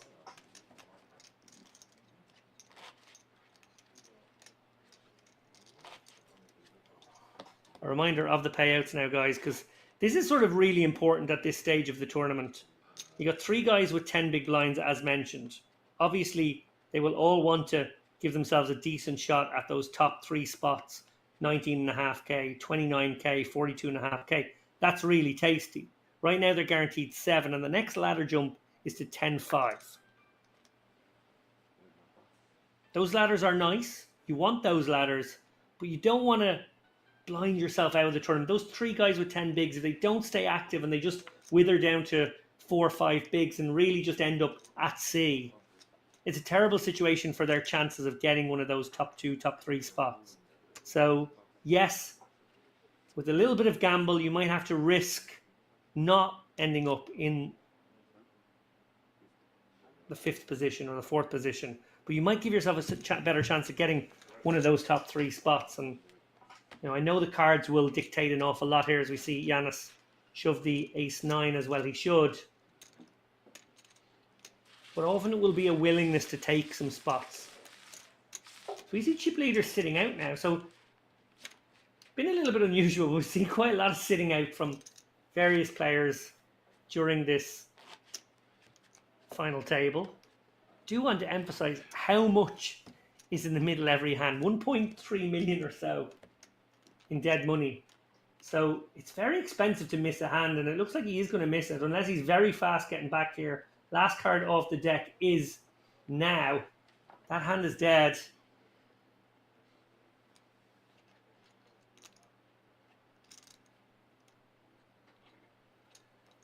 As we see the other Andre look down at pocket jacks.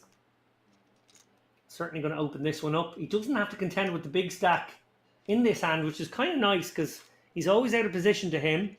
So a nice little freeing up moment as he can induce maybe these jacks against these guys with 10 bigs. I think he'd be happy to raise, call it off.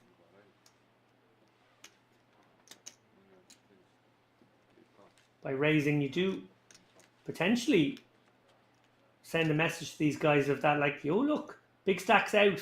I'm taking my chance to get a little light open in. Come at me, guy. But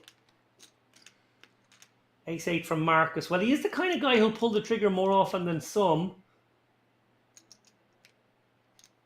It is a chunky raise, though. 1.4 million. It's almost 3x. Would prefer to see a smaller open from Andre there. Throw a little bit of rope the way of his table mates. Maybe they look down at the pocket sixes and are deterred by the larger size, whereas versus the min, they'd have gone for it. Really want to keep those hands you want to fight back in here. I think there is a just general tendency with a couple of these players to try and shut down the hand a little early.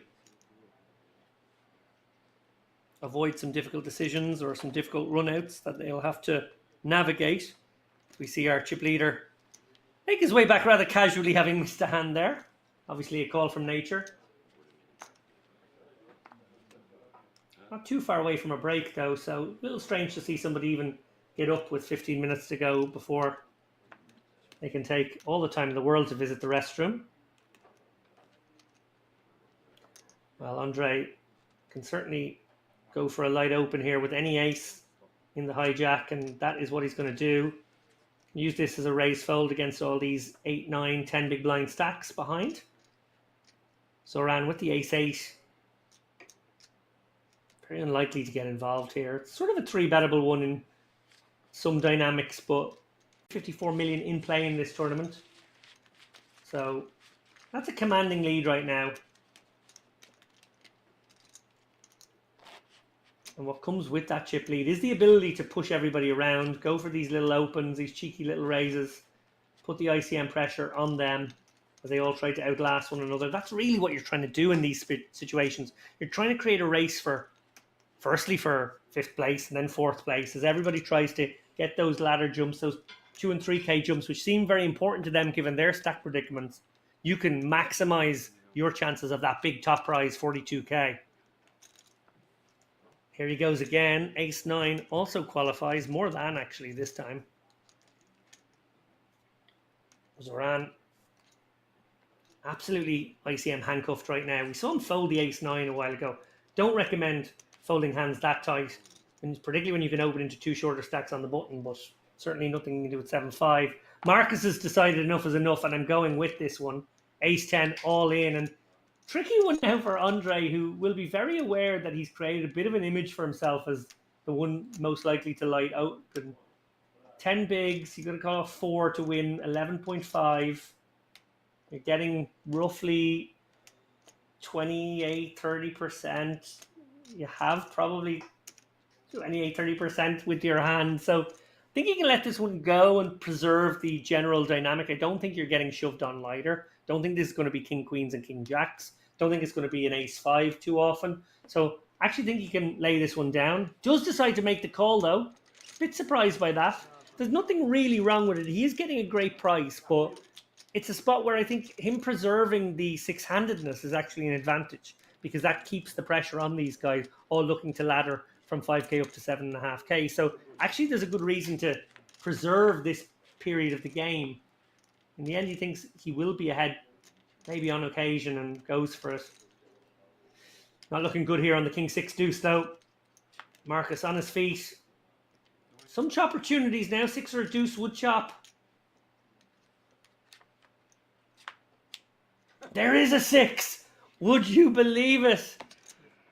Well, better than a 9, but I think we will have a Marcus feeling a little hard done by there. Chop, not the outcome he was hoping for. Andre preserves his 20 million-ish stack, and well, Marcus in a great spot there to elevate his way into second or third place on the leaderboard instead. He's still down in the doldrums, maybe 5 of 6 right now. Tough run out there. He was looking in such great shape on that flop in particular.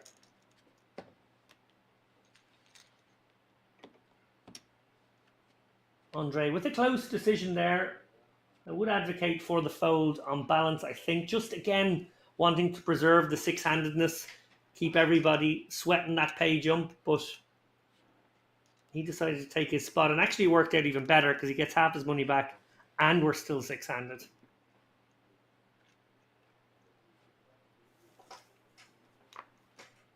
Maybe, just maybe, it is Andre's day here. Saran not interested in this queen 4. Marcus not interested in the queen and the 10-6. Player stepping up from the table. I don't know if this is the last hand before the break. I thought we'd a little bit more time. Perhaps I am mistaken. Thought we might have time for one more hand. But then there has been a lot of players bouncing around, stepping off the table midway through this session. Now here we go. So it must be last hand.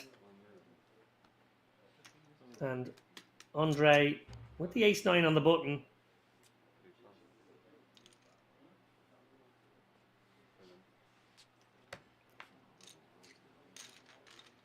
Looks like he has raised it up and got it through. No, dealer's content to deal another hand. So these two players are wandering off for some reason. That reason is not to head for a 15-minute break. But yeah, I'm not quite sure what's going on there. Are they multi-tabling? Is somebody out there playing another tournament as well? Trying to get a few sneaky hands in before they rush back to the final table? Not to be advised. And yeah, I want to point out he is missing. And last card has just come off the deck. So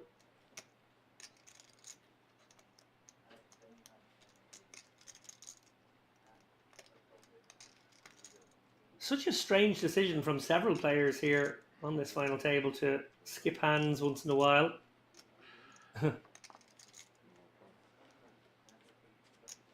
Marcus has returned, but his hand is killed. Not in time.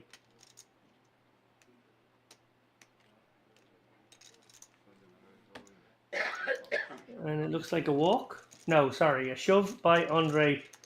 Listing a very quick fold by Marios, who's now down to 2.7 million. He has been card dead. He has been dealt out of this tournament, it must be said. He is our short stack right now, and it really does feel like desperation times. Sometimes the deck can just deliver no spots, and it is so frustrating. Marios played so well yesterday. Was very impressed by how he navigated picked some spots, showed some good selective aggression, but you can't be selectively aggressive when you just never get a cards or never get a spot to take. And one wonders then if he is feeling the heat, maybe going to have to take a less than ideal spot now. Just 5 big blinds. Action around to Andre, who has an openable king 8 suited here. Might let it go. Again, always has that problem of the big stack behind him.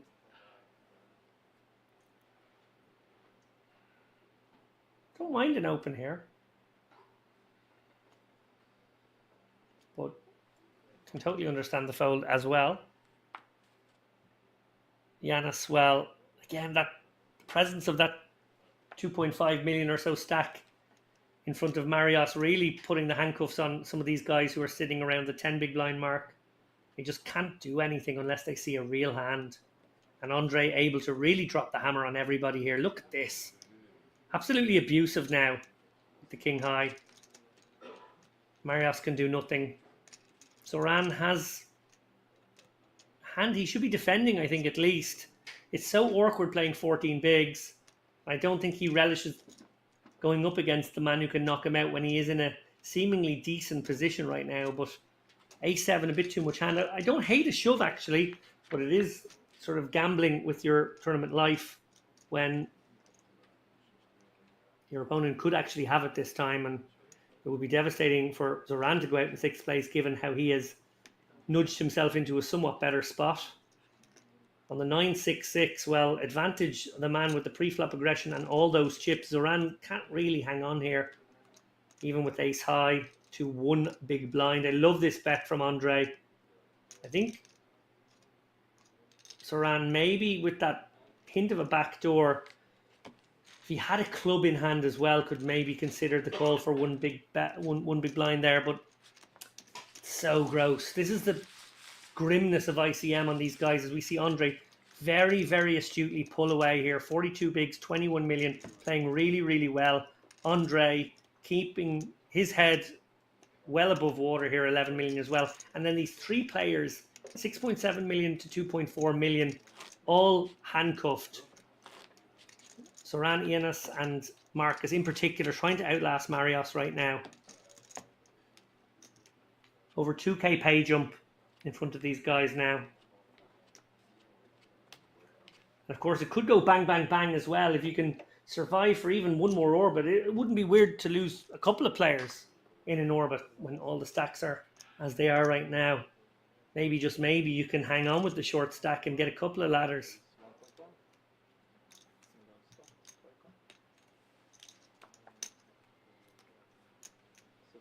Tough situation.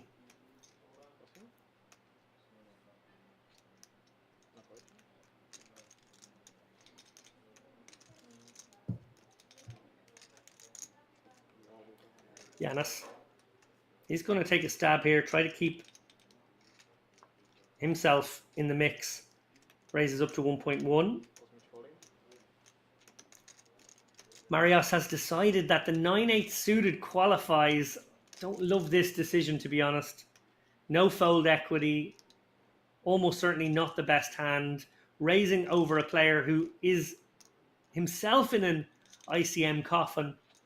I really don't love this. Obviously, it's a sort of a, well, at least I have some equity and it's a kind of a pretty hand spot. He's actually in a terrible spot against ace-8 in particular.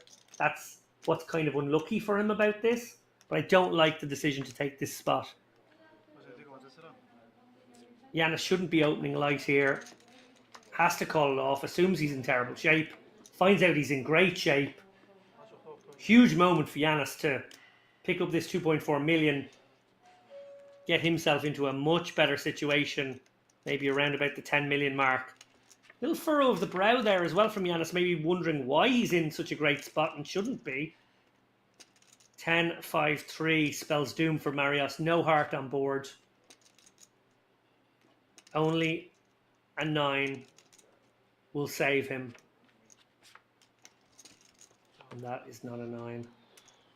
Fist bumps all round. Marios hung on gamely. He really did try to maneuver that short stack as best he could. But in the end, took a gambly sort of spot with 4.5 bigs.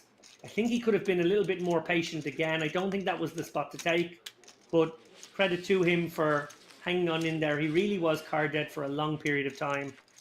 And in the end, a little unlucky to be dominated in the way that he was when he finally did take his spot. Giannis, well, huge moment for him. He loses that one. He's down with the shortest stacks. Instead, he wins it. And now he's in third. Very much in the running here with 10 million. Marcus and Zoran are short stacks.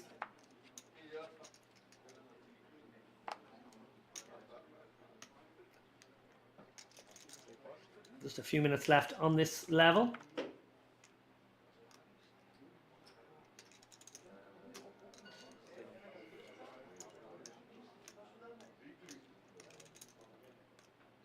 And will that bust out induce a flurry of bust outs? It sometimes goes that way where players are psychologically so fixated on locking up that next ladder.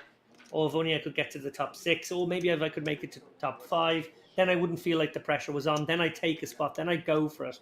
Well, right away, as if the poker gods heard me, they have dealt up a blind v blind confrontation here with Marcus shoving his king 10 as he should for 9 bigs into Andre, who wakes up with the pocket 9s. There's a big one for Andre too here, 9.9 in the middle. Andre will jump to 15 million and be very nicely sitting in second if he wins this one. Marcus will be well back in the hunt if he can win. No king, no 10 yet. Marcus standing up.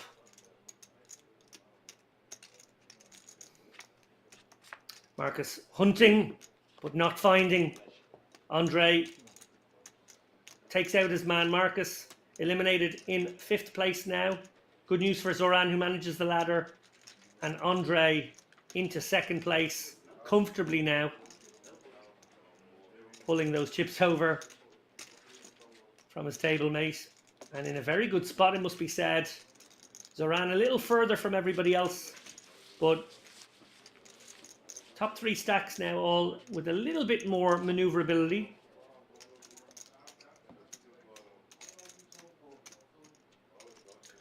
Zoran now very much the man who has to make a move.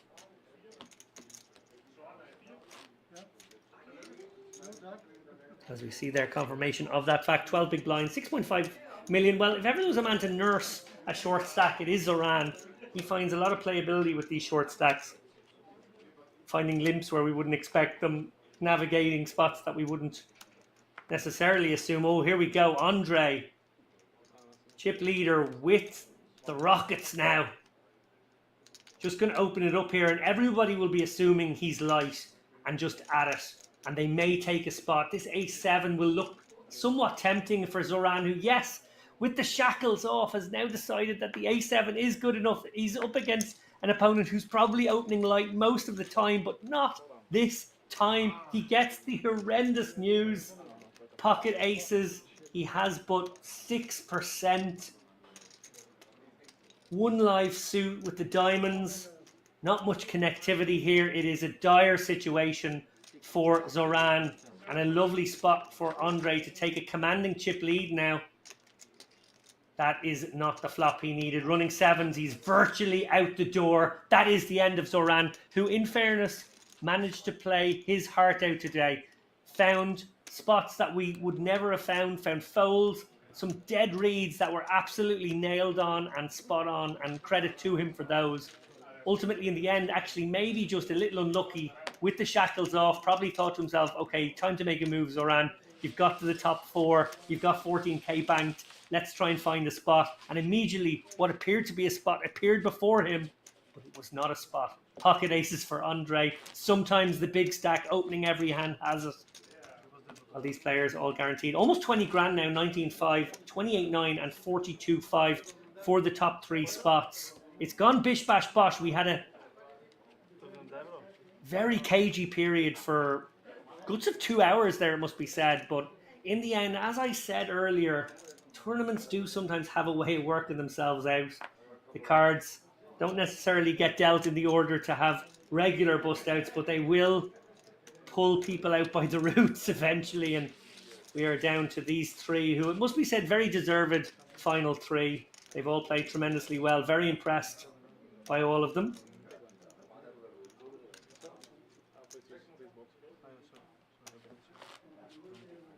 Reminder there, the PLO Masters coming soon. 8th of July through 15th of July. I think that might be the next big one here in Banco. Not long away whatsoever. What, that's 2 weeks from now. If you do like your PLO, that is a festival not to miss. As we maybe can take a little bit of a breath. Yanis, the short stack, 17 bigs. Plenty of maneuverability there. Andre, obviously, now up to 60 big blinds. 60% of the chips in play, more or less. He's in a great spot. And the other Andre, 30 big. So we can certainly play a bit of tippy-tappy, short-handed poker for a while now between these three guys. I wouldn't count any of them out quite yet, but Andre in a good spot here to leverage that next pay jump, which is not insignificant against his opponent. All of these guys, as I said, they're guaranteed roughly 20 grand. Very nice payday, 100x, the buy-in.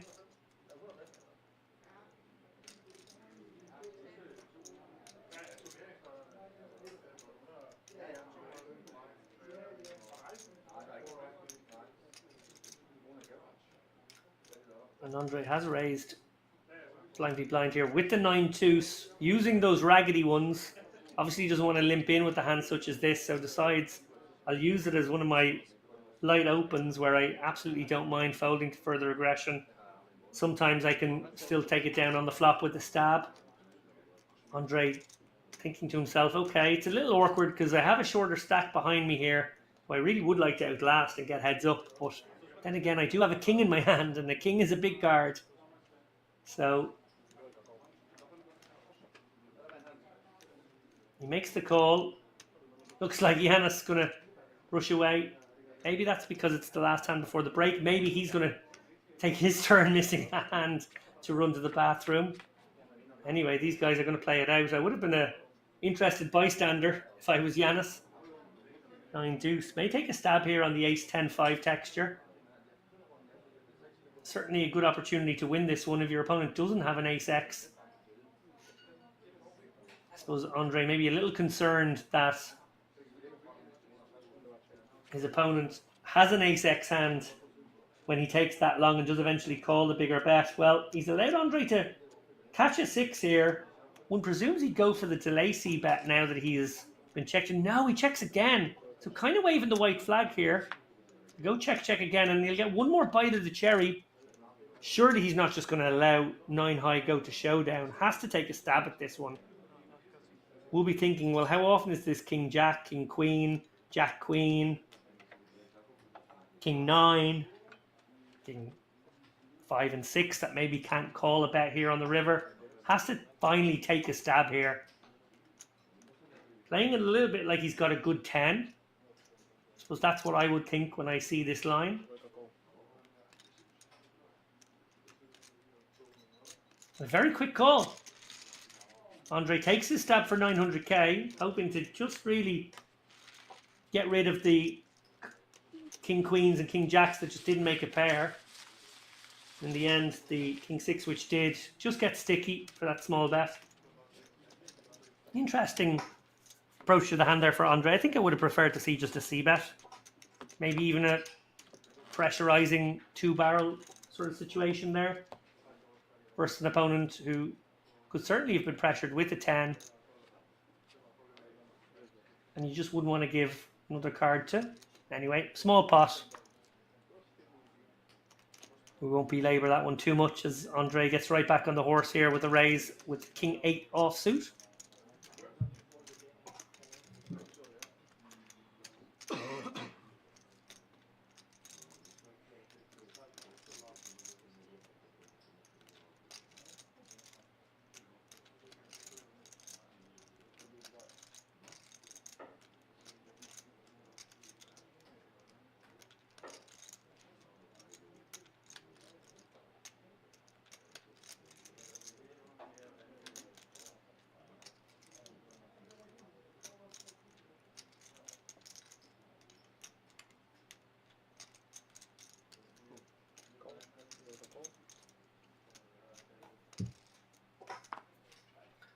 Well, look at this. Giannis waking up with the aces.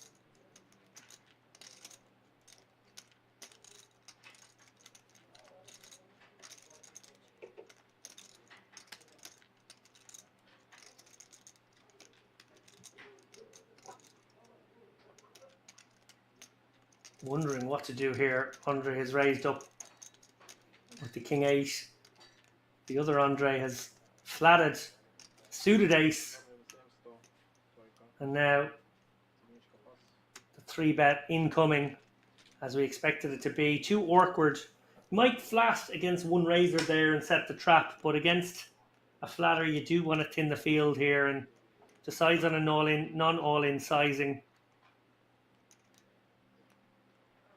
This looks very strong, obviously, for a third-year stack. That's the problem.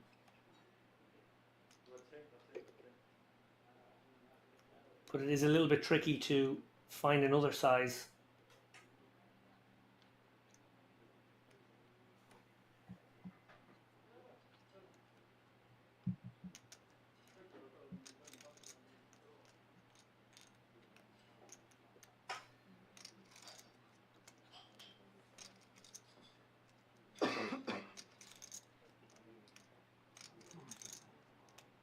Interestingly, not a quick release here from Andre, who obviously sees that he's getting a great price, 1.7 into 7. So, you know, if he's got like 22, 25%, it's not a bad spot. But he is out of position, so it's hard to realize in that situation. And this does look very, very strong.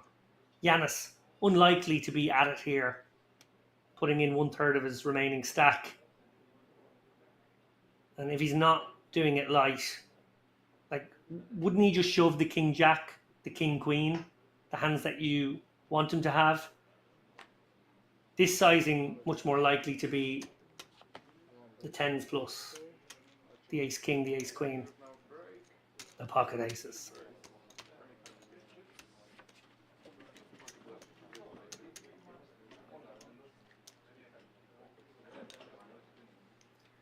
Well, I think there we have it. Going off on a well-earned break for these three guys.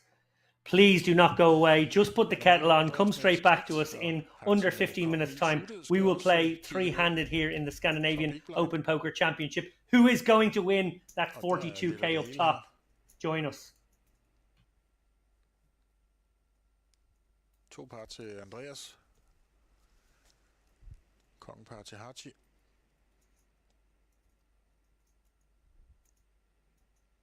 Der altså sidder i Big Blind, der er første mand til at skal agere nu. Ja, altså et type board, som vi normalt vil tjekke 100 ud af 100 gange, fordi det favoriserer ham, der har racet før floppet mere end os. Altså et så højt board med S-kongen knæk derude, har vi nok ikke rigtig nogen hænder, vi har lyst til at lide med her. Nej, men han har en anden mening om det. Har jeg læst en anden bog? Han starter med et bet på 875, og Andreas, jeg kan ikke forestille mig, at han folder her med 2 par. Men det kan da egentlig også være, at jeg sidder og sover lidt i timen, fordi det ligner da på pots på sizing, at der var et 3-bet preflop måske. Nej, det tror jeg faktisk ikke. Hvis jeg husker ikke. 600. Jo, det har det måske været. Ja. Det kan godt være, at vi lige fik klippet det ud måske. Det gik lidt stærkt. Men interessant, men han leader Hachi her. Ja, hvis han har 3-bet preflop, så giver det selvfølgelig i hvert fald lidt mere mening, at han også skulle bet ud på det her flop. Ja. Så der må I lige have så undskyldt. Ja, ikke det sjoveste kort i verden for Andreas. Men sådan set heller ikke for Hachi, der blev callet på sit flop-bet her. Men alligevel så har han en tønde mere, han fyrer afsted. Ja, og Andreas må være lidt nysgerrig på, hvad er det for nogle 10'ere, uanset hvordan den så er gået preflop, hvad er det for nogle 10'ere, der ligesom leader det her flop og følger op på det er vel noget S10 i ruder eller spar eller et eller andet måske. Ja, better de floppet, eller vælger de at gå en anden linje og så videre. Det er i hvert fald lidt nysgerrig på, hvor ofte han har 10'ere. Men et pænt bet her på 1.625.000. Ja. Ja, det er svært at fortsætte med 2 par. Ja, det er det men faktisk. Jeg vil også være lidt nysgerrig. Jeg kan godt forstå, at han tænker, hvad er det for nogle 2 pars? Eller altså, hvad er det for nogle straights, du har? Ja. Kunne du have kongen dame? Kunne du have Kong knægt også. nogle value-hænder, jeg rent faktisk slår? Ja, nu fylder han op. Andreas til fuld hus. Og så han bare tænkt ligesom Basse og tænkt på de varme knægte, og tænkt, der skal nok komme en knægt mere. Ja. Og hvad gør han så nu, Haji? Kommer der et meget, meget lille bet her. Et lille blokkerbet. Meget forsigtigt bet. Hvad skal det signalere? 4,75. Han har lige bettet 1,6 næsten på turn. Ja, det må jeg indrømme. Det forvirrer mig lidt, det bet, fordi uanset, selv hvis vores modstander så havde en eller anden S5 eller et eller andet, så vil man nok lave det her crying call alligevel og håbe på en split pot. Hvis man har 10'eren, caller man. Altså, hvad er det for nogle hænder på turn? Så skulle det være et helt blankt farvetræk i hjerter, men dem er vi jo foran til. Så jeg er nok heller ikke helt sikker på, hvad det her bet er designet til at skulle gøre. Det er han heller ikke, Andreas. Han siger, jeg tror ikke en skid på dig. Nu kan du tykke på min stak. Ja, lidt lettere, når man har et fuldt hus med hjemmefra. Ja. Men ja, og Haji har selvfølgelig ikke rigtig nogen beslutning her. Altså, hvad er det for nogle... Altså, man vil godt nok lige se Andreas lave sådan et helt stone cold bluff før, men det er godt nok svært at finde nogle hænder, som kunne være et bluff, ikke? Altså 28 hjerter eller sådan, men det er nok et stretch at begynde at lede efter dem. Der er nok flere kombinationer, der rent faktisk har slået i hvert fald. Så det ligner et meget nemt fold. Man skal huske på her, der sidder man og spiller shorthanded, man har spillet i mange dage, og der er også noget signalværdi, hvor hurtigt folder man, hvor meget vil man gerne ligne, at man har måske involveret sig i en lidt for marginal hånd. Så der kan også bare være en lille smule sådan Hollywood i, at de skal ikke tro, at jeg bare havde absolut ingenting. Nej. Her lægger han sig selvfølgelig og banker lige i bordet som anerkendelse.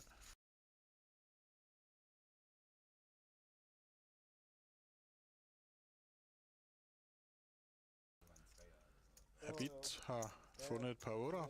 Thomas Bilde var derovre med, det var så fedt. Ja. Jeg har jo arbejdet for TV2 Sport og DK4 i mange år. Og kommenteret. Brandholdt væk noget med S5. Junker har det samme i mokken. 9-4 også væk. Så har Basse et spændende par her. Så får vi i hvert fald action. Ja, en af de der situationer, som er lidt akavet, fordi re-racet ude af positionen mod en tidlig med bønder, hvor den rigtig tit flopper noget overkort og noget snask. Nogle gange kan man godt vælge bare flat call her i small blind og ligesom underrepræsentere sin hånd en smule. Det gør han også. Og så kan Kvade jo komme med for en billig pris nu med kongen i klør. Ja, han skal selvfølgelig være opmærksom på, om han kunne være domineret. Altså, kongen er tit domineret af en af de to andre, når vi trods alt har +2 og small blind med. Men til gengæld kongen i suited, det er en flot hånd til en god pris. Så ja, det ligner et klart call. Ja, jeg skal jo ikke betale så meget igen for at komme med i, hvad der kan blive en fin pulje. Og vælge også at betale her. Så er vi altså trevejs til floppet med en pulje på 3/4 million. Dame S med 2 klør. Ja, hvem byder sig til? Ja, de tjekker jo nok til preflop raceren. Det vil give god mening. Og det er også sket her. Så er spørgsmålet om, hvad bit han synes, han skal bet. Det synes han. Måske et lille bet, for at håbe på, at de andre kan folde nogle kongeknægt og noget... Ja, men hvad er det, Basse har kaldt med for small blind, som ikke på en eller anden måde kunne have ramt noget af det her? Uanset hvad, tænker jeg, at Basse sidder lidt i saksen. Jeg tror, hvis det var mig, havde jeg valgt bare at drysse knækkene her. Ja. Men han er nysgerrig. Og hvad er så med Kvade, der har not farvetræk, men ikke not træk? Der er jo fuld hus muligheder. Men igen, det er et lille bet. 280. Skulle man spille med musklerne og sætte et race ind her? Jeg tror bare, der er nogle sjovere hænder at gøre det med. Ja, vi skal selvfølgelig kunne re-race en gang imellem og repræsentere den her dame og håbe på at folde de to andre ud. Vi har bare aktuelt en ret god hånd, der egentlig spiller okay trevejs. Ja. Så jeg tror, hvis han havde haft en dårligere hånd, måske en lille 5-3 suited klør eller sådan noget, havde der været større chance for, at han havde valgt at re-race. Ja, han betalte aktuelt, og så kommer der et spændende kort, må vi sige. Basse, han fylder op til fuld hus. Kvade, han har nu den størst mulige floss. Ja, men den burde vel gå tjek her. Jeg tænker ikke, at Bit har lyst til at bette videre ind i 2 mand. Nej, på den her. det virker mærkeligt. Og hvad gør Kvade nu? Han tjekkede også, og det gjorde Bit også. Så er vi på riveren. Ud af 6 ændrer ingenting.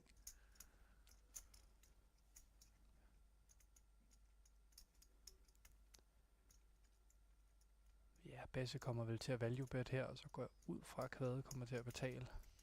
Ja. Den er svær at folde, den her. Og jeg tror ikke rigtigt, der er noget formål i at re-raise, når der trods alt ligger til et fuldt hus derude. Nej, 500.000 et lille malkebet, kan man ikke kalde det? Det lugter ikke lige frem af et bluff. Og med både muligheder for noget S-dame og noget damebunden og så videre. Ja. Spørgsmålet er, hvis vi re-raiser her, bliver vi overhovedet betalt af for eksempel kongen-dame. Vi har blokker selv for en af den kombination, og jeg ved ikke, om vores modstander overhovedet vil kalde alligevel. Så hvis vi ikke kan finde nogle dårlige hænder, der kan kalde os, så er der ikke så meget merit i at re-raise. Så jeg tror egentlig bare, at det er en betaling. Sådan en af de lidt sådan... man håber den er svær at folde, er den ikke det for Kvade her? Jo, det er den, men det er også sådan, det ligner value. Ja. Og hvad er det for noget value, vi slår? Vi slår nærmest kun kongen-dame, og ikke så meget andet. Vi slår, så jeg kan godt forstå, at han kalder. Men det er også sådan en, hvor jeg tror ikke, han gør det med vildt god smag i munden. Det er ikke sådan en, du ved, armen hævet op over hovedet. Vi er i en ny hånd, hvor det så er Basse, der har kongen-dame.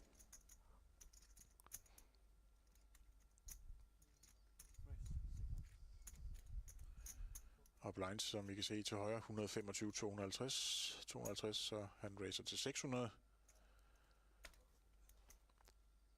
Og så har Andreas S 9 i big blind. Og der har man vel ikke en autobetaling, men vel tæt på. Ja, det synes jeg. Det er ikke sådan helt umuligt at shove all in. Vi er nede i de her 20 big blinds stadie, cut-off mod big blind.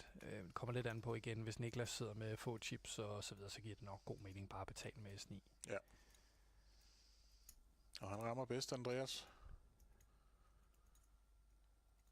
Og Basse, han har selvfølgelig et continuation bet i ærmet her. Ja, behøves ikke at være særlig stort overhovedet. Nej. Der ligger et S derude. Vi kan sagtens gå med måske en big blind, måske halvanden big blind.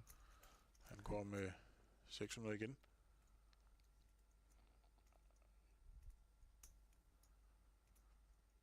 Og Andreas vil gerne være med sit toppar selvfølgelig. Ja, Basse har også klør dame, der måske kan gøre noget senere i hånden. Det kan du måske have en tanke i her, fordi nu kommer der en klør mere på turn. Check. Og han tjekker bagved Basse. Og så rammer han plets. Ja, jeg kunne faktisk ikke huske hånden, så... Nej. men ja, der kom der 2 klør. Og nu er det sådan en 4-klørs på bordet her, så kan man jo godt slippe væk nogle gange. Ja, de er altid sådan... Det er virkelig den der sådan meta, hvorhen er du i det... Det er meget sådan en følelse ved bordet. Ja. Fordi det føles lidt ligesom nogle gange at flippe en mønt. Når man bluffer han, eller gør han ikke. Ja. Det er svært sådan helt at rationalisere sig frem til det. Lad os se, om man kan læse den. Nu har han bibeholdt det her bet på 600, så ligner det jo sådan et malkebet. Gør det ikke det? Jo. Det altså, man kan også bluffe med at lave bet her, fordi man ligner, der meget gerne vil have betaling, ikke? Det kan også være... Jeps. Altså, det er jo igen... Ja.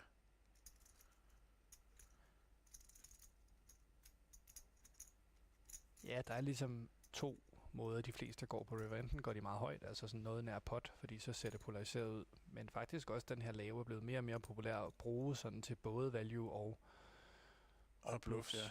Han ender med at betale her. Og dermed så kan Basse tage en god pulje hjem her.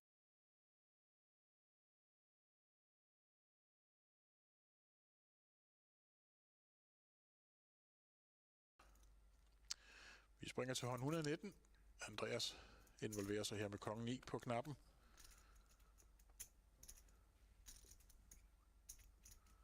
Sally kan næppe folde 10-9 i big blind. Eller kan han? Kigger lige en gang mere.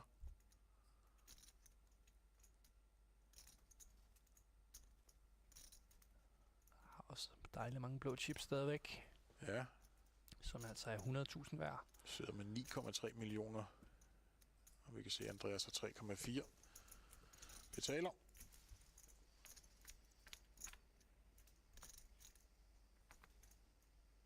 Der er til dem begge to her mellempar.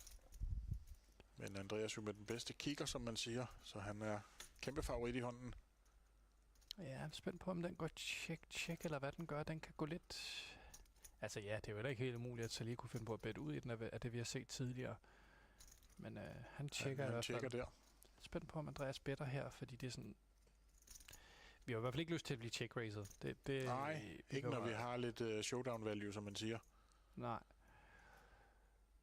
Og altså både en 10 og en knægt og en konge og et S og sådan noget, ikke de værste kort i dækket. Jeg synes Det var okay. Damen heller ikke, jo, kan man sige. Det er et godt kort for begge spillere. Check.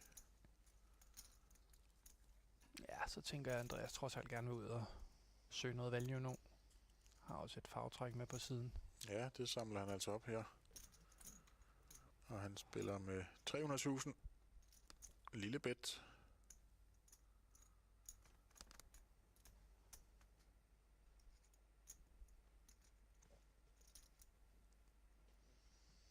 Og så får han også en hilsen her på nakken. Et klik, som man siger. Et klik tilbage. Ja, det ser jo stærkt ud. Det ligner en dame, ikke?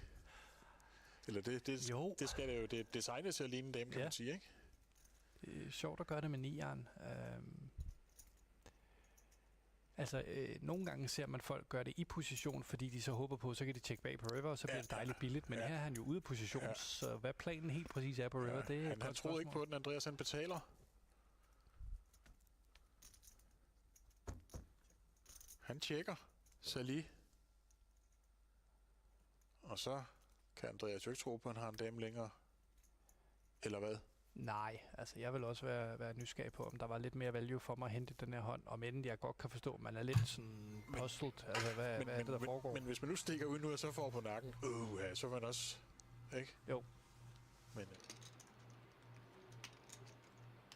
Well, for so long there were 7, but now in the blink of an eye there are just 3 players remaining. Andre, and Yanis, 51, 34 and 21 big blinds respectively, fighting it out for the Scandinavian Open Poker Championship title and the not too shabby 42,450 euros up top.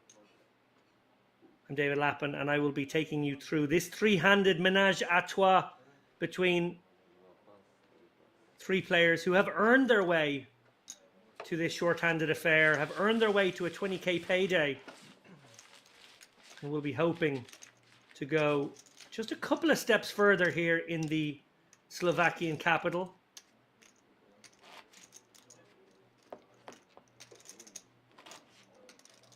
A 250k guarantee. 199 euro buy-in has boiled down to these 3 titans, outlasting 1,071 other players.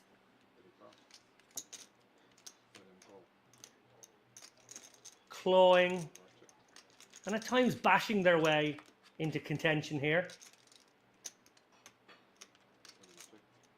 Interestingly now, as is the norm in modern poker, big blind ante still in play short-handed, so a lot of chips in there really does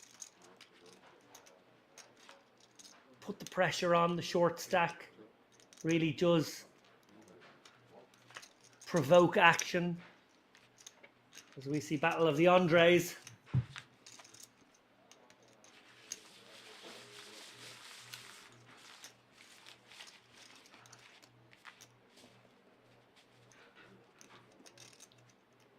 Button now on the chip leader.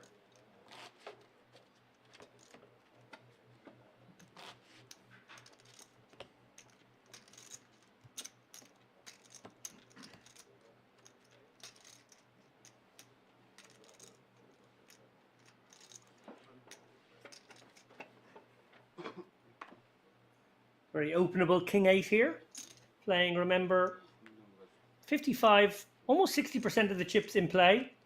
Still keen to leverage what little bit of ICM is left in this tournament upon these two players. Obviously, both keen to outlast one another and get heads up against Andre if they can. Although with lots of poker to play, Andre's fate far from secure at the top table once we make it to heads up. Andre now going to flat the ace-2 here.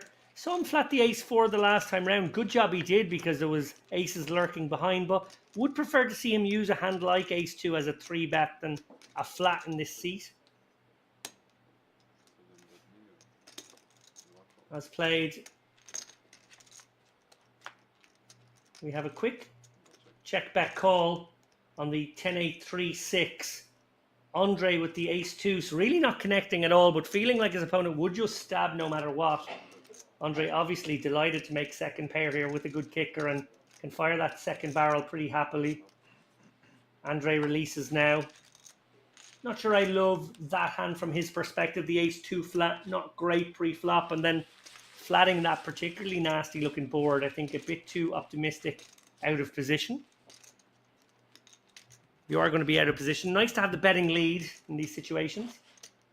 So we get a little reminder of the Winamax Poker Open coming here in September 23rd through 29th. €500 buy-in.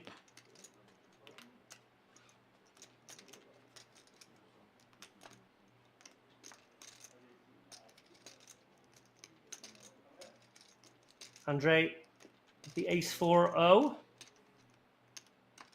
Happy to open this one presumably here off 28 bigs. Giving it a little consideration though. Maybe thinking about sizing. He doesn't always go for the min raise.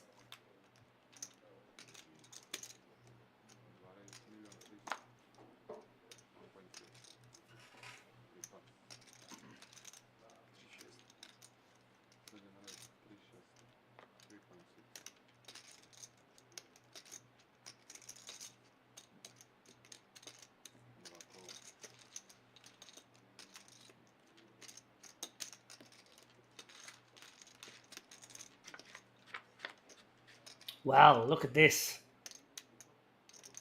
3-bet from Andre with the 7-deuce. Really making moves here. Andre getting sticky with the ace-4. And on the jack 10-10, one feels like Andre could find a pathway to victory here. Very difficult for Andre to call a bet of 2 million or something of that nature. 1.5 million. I love that bet size. And yeah, really sort of ruffle stomping his namesake.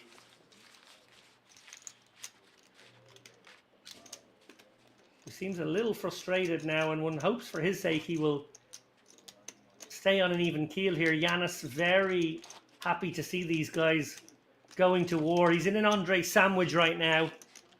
Question is, will he be the meat in that sandwich? At the moment, it looks like they really want to go at it. So you're sort of incentivized three-handed that if two of the players are getting too aggro, you actually should probably be a little bit more tight and passive. Let them ladder you up in a lot of worlds. Although, here we go. 9.2 million, all you can eat here. 15 bigs.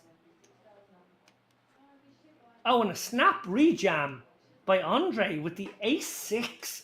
Looking to end this one quickly, and Andre now with the queen-jack suited. Kind of hand that plays quite well, multi-way. I'm going to go out on a limb and say that we may have had a bit of business done here.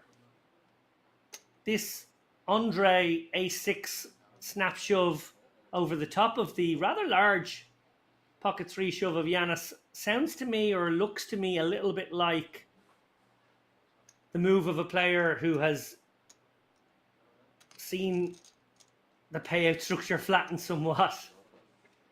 Well, Andre does let it go. Yanis gets to flip over his threes. He's going to the races against ace-6 here.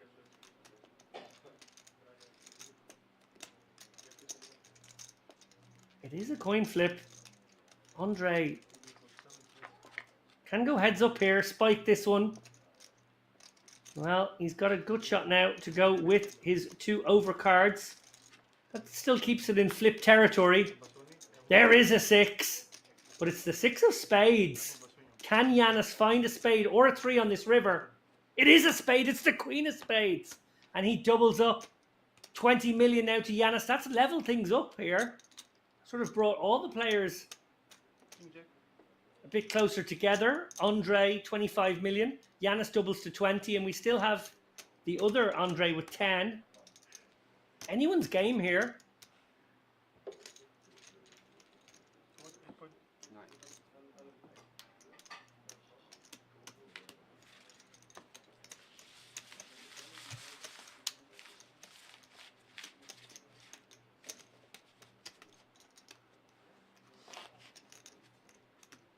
Well, Yanis, a huge injection of chips there, up to 20 million in pursuit of this title.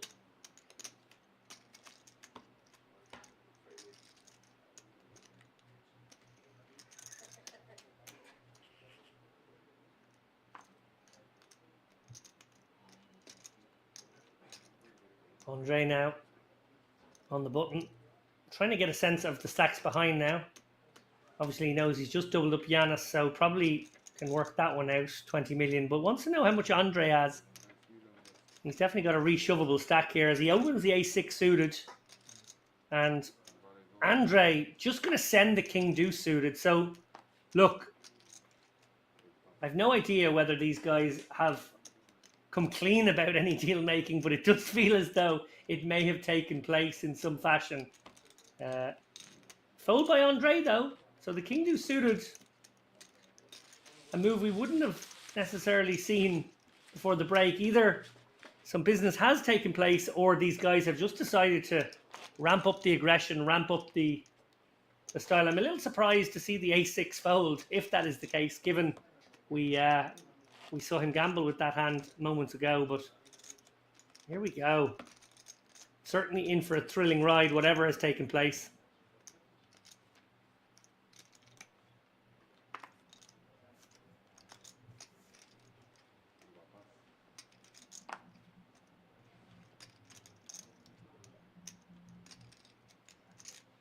Yanis going to limp in here with the queen-7. Very attractive ace-king now for Andre, going to bump things up.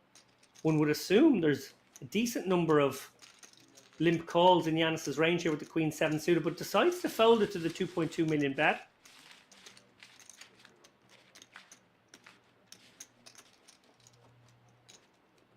Turns out Andre wasn't messing around there with Big Slick. So we see there Slovak Poker Open, 225 plus 25 buy-in, 300k guaranteed. That's another one on the horizon.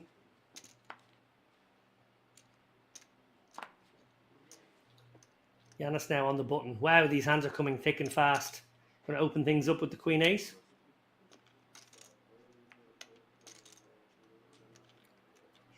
And Andre right behind. These guys playing fairly deep now. 30 bigs effective. Might go for a 3-bet. Hand sort of functions very nicely in that way. Just sends it for 30 bigs. So, yeah, there's an element of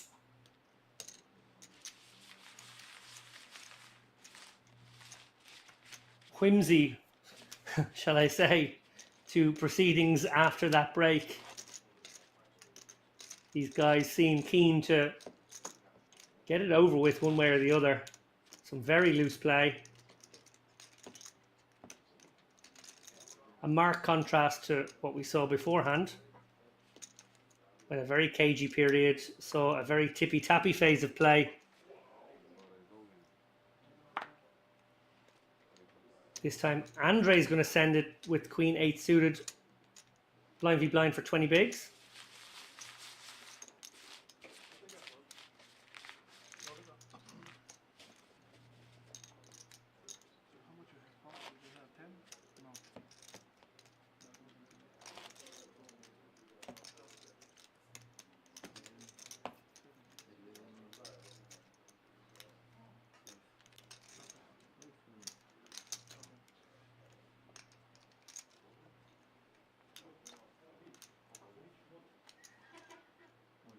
A7 now for Andre. He shipped it in blind v blind with less the last hand. He is going to shove it and he's going to run into Yanis this time.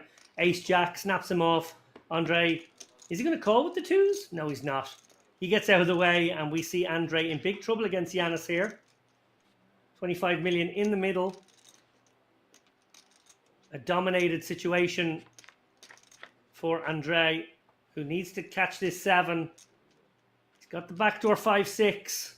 Maybe the 5 deuce for the chop as well. But that will end things. Yanis gets the knockout. Andre is sent to the rail in 3rd place. And we have a very, very close in chips heads up affair now. These two players right beside one another. As we see there, Andre eliminated for 19,550 if there wasn't business done. A very handsome payday regardless. 200 or 100 buy-ins, I should say. And yeah, Andre, 25 million. He's actually in 2nd place now to Yanis, 28 million. These guys going to play a 50 big blind deep heads up now. So we could be here for a while. Maybe not quite 50 actually, 40. A little over 40.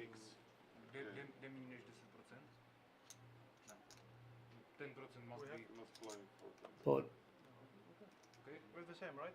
Yeah, he is 20. looks as though we have a little break, 5 minutes maybe, while they set things up for heads up play. They're pretty much raring to go. Don't know if we need to send you guys away. I'll give you word on that in a moment.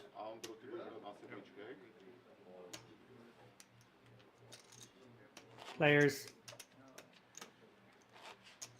are in pretty good seats to just stay where they are if they want. Then next level. Good view of one another. Playing for this almost 14k difference between 2nd and 1st now. ICM is gone. So this is just a chip EV situation now.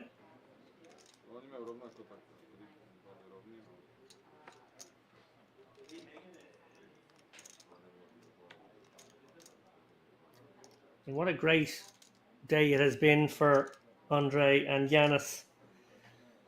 Really have both played so well. Andre, I thought, did a great job with that chip lead, just pulling away once it went 7-handed for that preponderous amount of time. He decided to take the tournament by the scruff of the neck, really push his chances to the max. Took a lot of open spots, took a lot of spots that others may not, to give himself the best chance of getting to this heads-up situation. Yanis, a bit more of a grind for him, I feel. In any case, it does look like we're going to take a couple of minutes break, guys. We'll be back in just a couple of moments.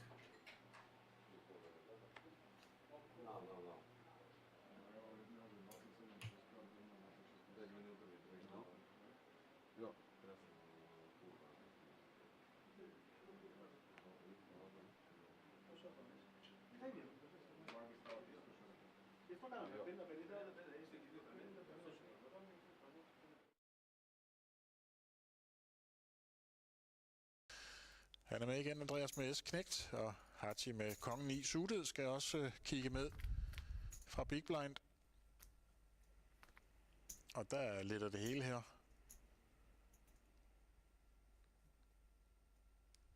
To par til Andreas. Kongepar til Hachi.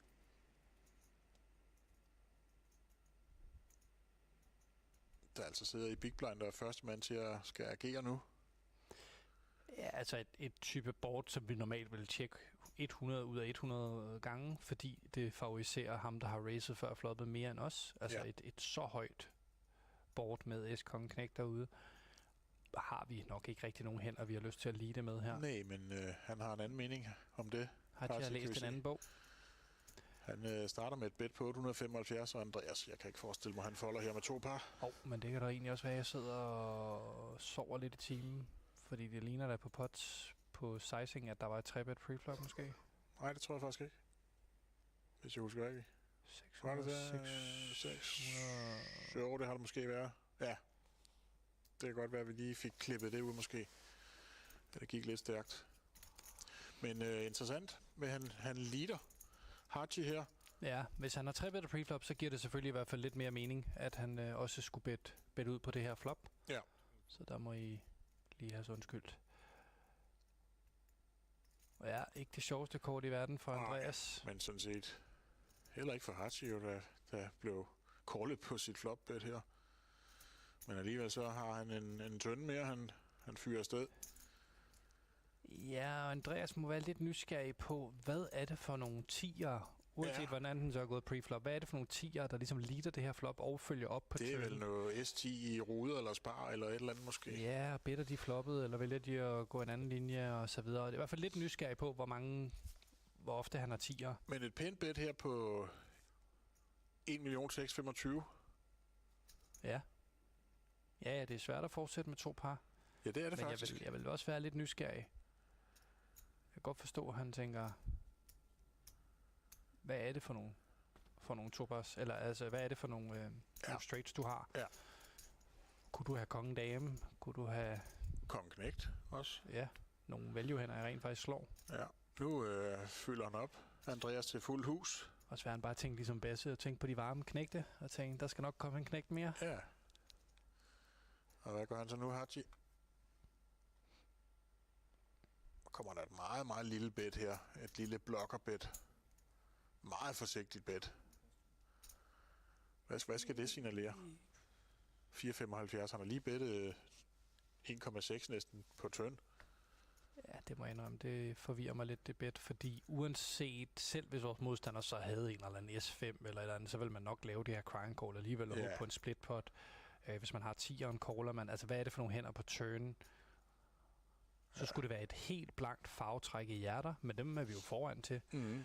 Så jeg er nok heller ikke helt sikker på, hvad det her bet er designet til at skulle gøre. Det er han heller ikke, Andreas. Han siger, jeg tror ikke en skid på dig. Nu kan du tykke på min stak.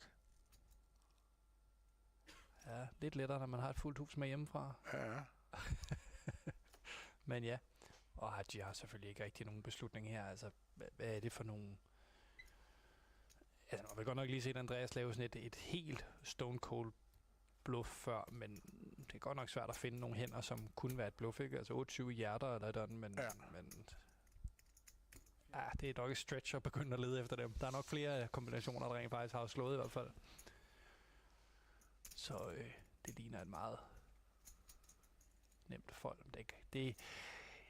Man skal huske på her, der sidder man og spiller shorthanded, man har spillet i mange dage, og der er også noget signalværdi, hvor hurtigt folder man, hvor meget vil man gerne ligne, at man har måske involveret sig i en lidt for marginal hånd. Ja. Så der kan også bare være en lille smule sådan Hollywood i, at de skal ikke tro, at jeg bare havde absolut ingenting. Nej. Her lægger han sig selvfølgelig og banker lige i bordet som anerkendelse.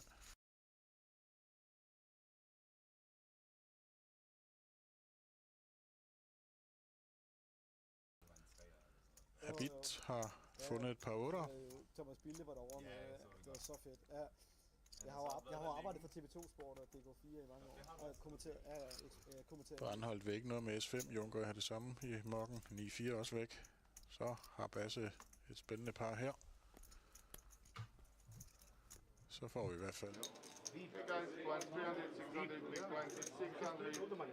And we are back for the conclusion of the Scandinavian Open Poker Championship battle here between Yannis and Andre.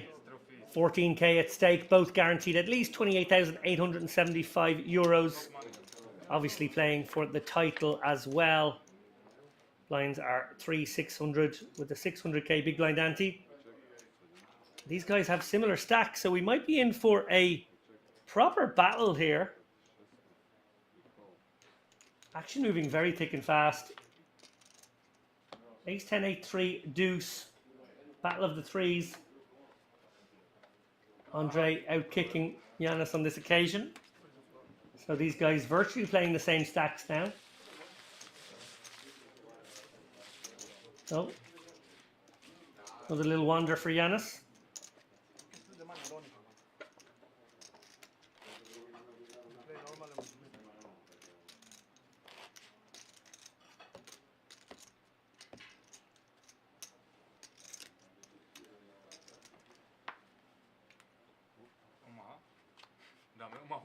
Button on Giannis this time. Likely to open things up here with the ace-8.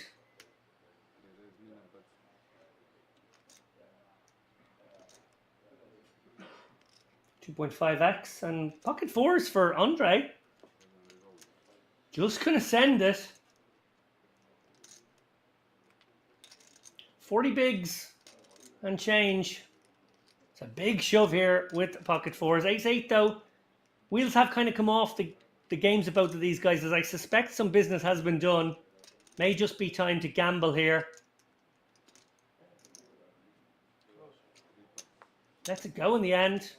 So Andre with his looser style here since we went three-handed and now heads up.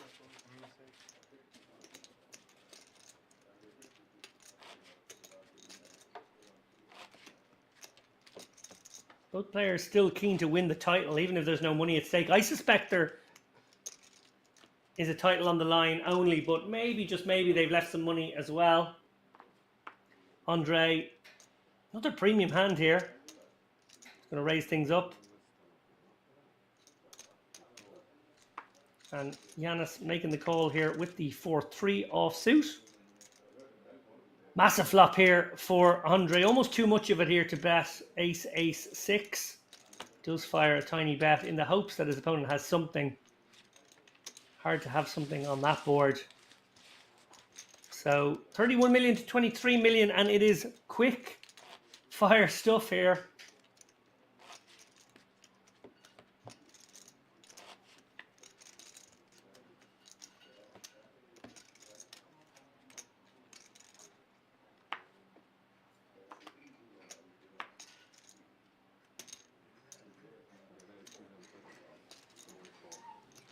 Giannis's turn to open things up on the button. He's going to go with the 2.5x again. Call from the king 10 of Andre, and a quick check on ace 8-6. C-betting the bottom pair there, 7-6, and getting the job done against Andre. So 29 to 25 now.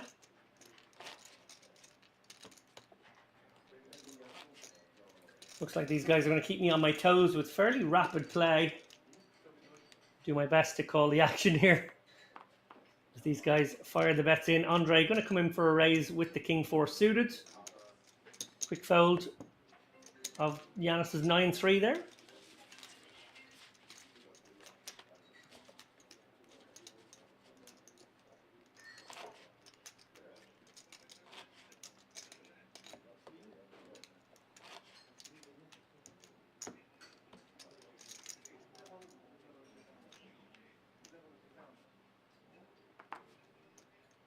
Giannis now with the suited 7-4 is going to raise it up. And Andre just calling with the ace-6, king 3-3. One club, so I would expect a c-bet here from Giannis. He's got some backdoors working for him quite nicely. Andre going to get sticky with the ace high, as well he should. No, in fact, he raised the ace high.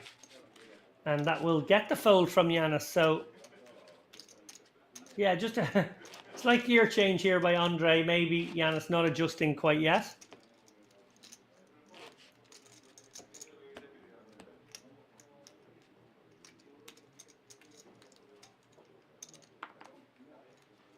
Andre now going to open things up with the queen 4 suited. No, he's going to limp it in. And Giannis checks his option. We see a board of 5-3-3, 2 diamonds. Not much there for anybody. Looks like it's gone quick check back call. Open ender now for Andre. Giannis with none of this now has to release. Nice lead out there from Andre. Overbet of the pot actually. 3.5 into 3. So 35 mil to 19 million now.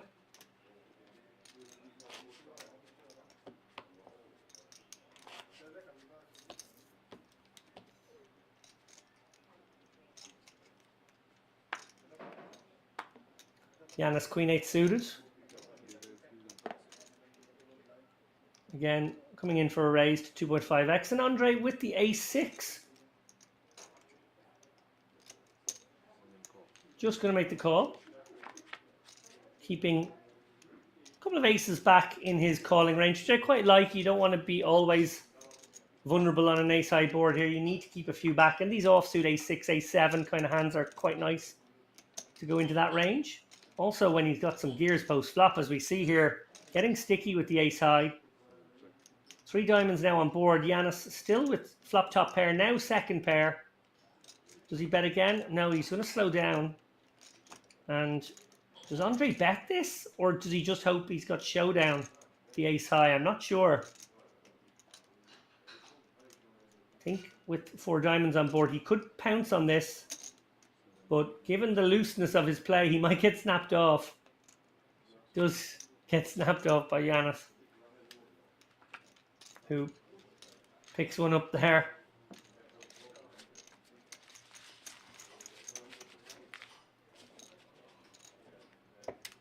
Age of dealer. As we take a glance at the board, 39 bigs play 50 here, 30 million to 23 million. Andre, the noticeable gear change. Heads up play, obviously a game where aggression is rewarded. We've seen a lot of that from him. Hands coming thick and fast.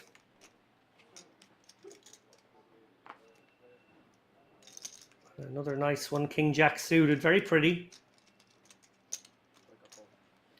And a pretty one for Yanis too at the other end of the board, 6-5 suited.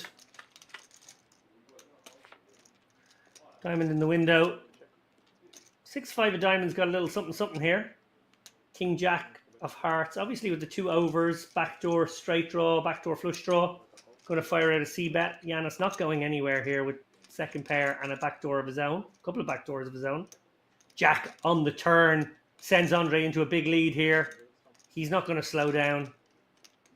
And Yanis, 2 million into 5.5. Probably has to call again. Maybe can find some folds on river. Oh, and that's a tough one now. Andre can go big and put Yanis in a bit of a guessing game. I like a big sizing here.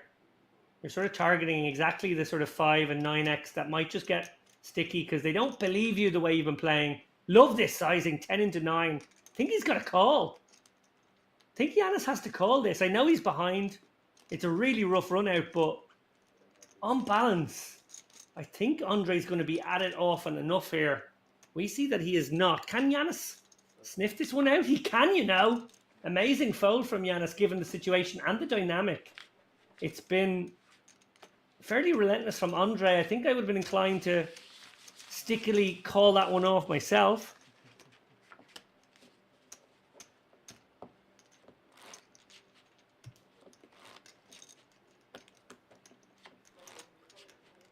And I'm getting word here that a bit of business was done.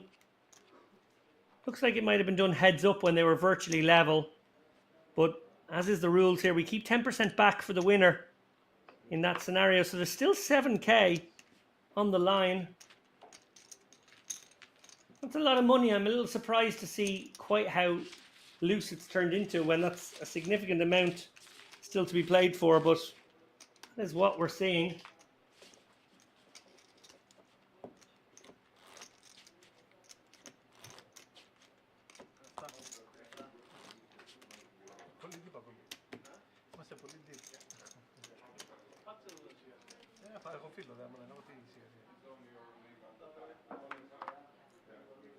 Andre now.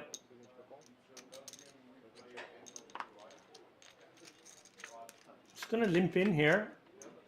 This guy's playing sub 30. So deploying a limping strategy. Quick check, check, and he does connect on the turn. Andre going to fire out some kind of bet, one would presume.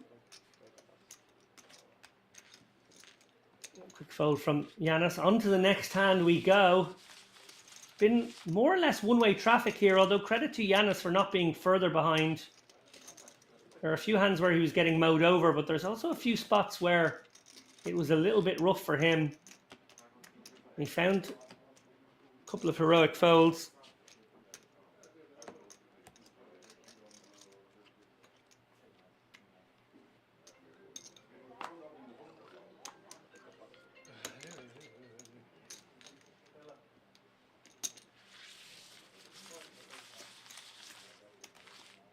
Blink and you miss it. I blinked and I missed that last one.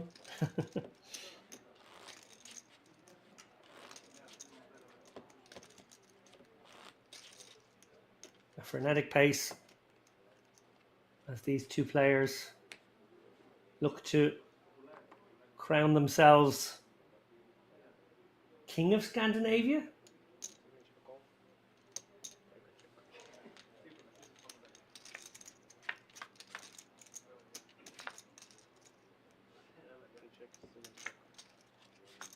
Check, check on the Jack 9-3. No connection for anybody here on the 8th turn. Obviously, Andre happy to get to showdown with ace high. But 10 for Yanis.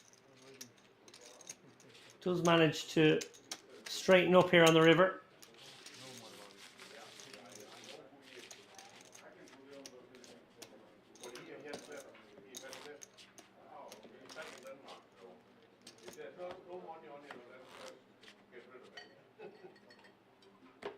But now on Yanis.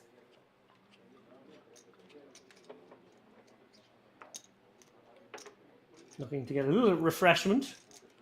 Well, he should, given the pace of play here.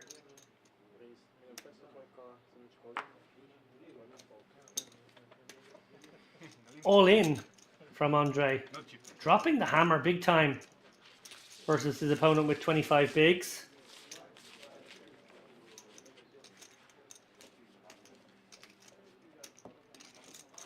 So, more than 2-1 chip lead in Andre's favor now.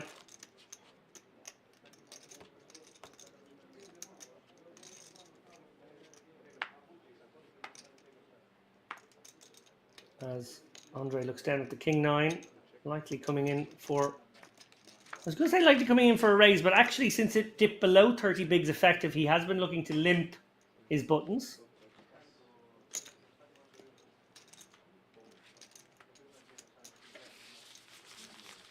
What's interesting about that is when you have the bigger ante, as I mentioned earlier, in play here, it does service one well to try to play all your buttons. And if you're going to play all your buttons, you're going to have a very weak range. So you have to protect it with some strong hands in your limping range. And I think that is the strategic function of what we're seeing there at 30 depth.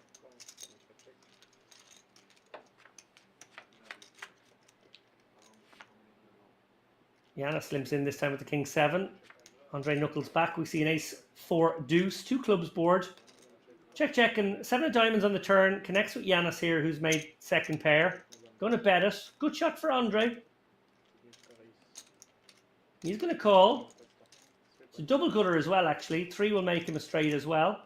So every reason to get involved. And actually, it's a raise, which I prefer. I like this from Andre. Looking to find 2 ways to win. He does get called, but he can make his hand here, and he can bluff the river. Interesting to see which we see. Well, actually, that's an interesting river because now he is showdown. So clubs did not get there. He could be winning with this 5. Yanis quickly checks over second pair to him. Board is a little bit straight. He could represent 2 pair or better. But also just maybe figures he has showdown with the 5.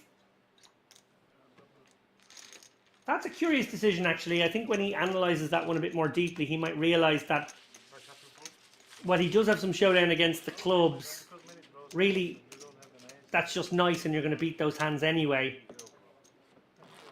So whether you check or bet is immaterial, you're not really opening the door because they're unlikely to turn their hands into bluff. So actually, you should probably still target some of the hands you initially thought you could get to fold on a card that does hit your range quite nicely.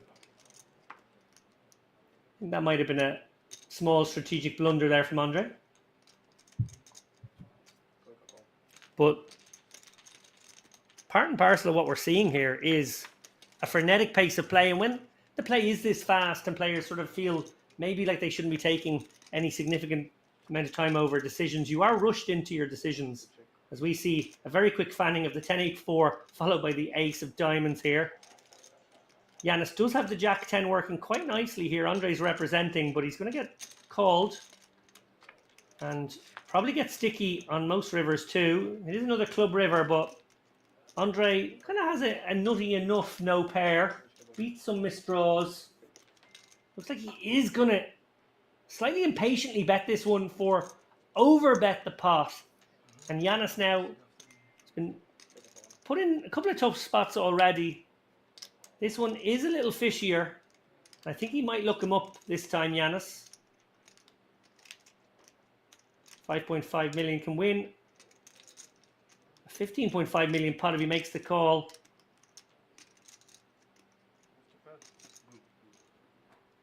And a good call. It is. Yanis picks him off nicely there. A wry smile there from Andrei. Maybe aware that he's been caught with his hand in the cookie jar.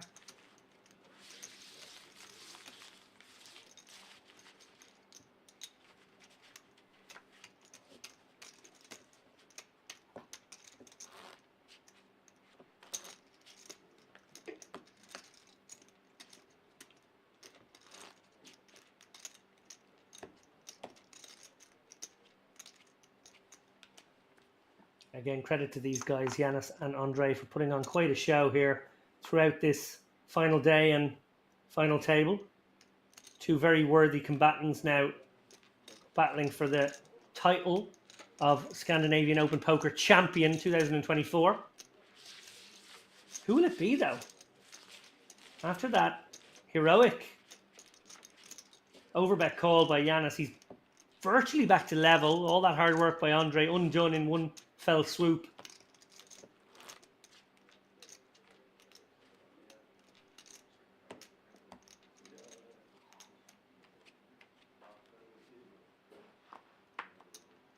Andrei now with the Queen Jack suited, or Queen Jack offsuit, I should say. Will he come in for a raise now that we're back to a 40 big blind depth? He is going to. So yeah, we see there the small strategic switcheroo at the deeper stacks.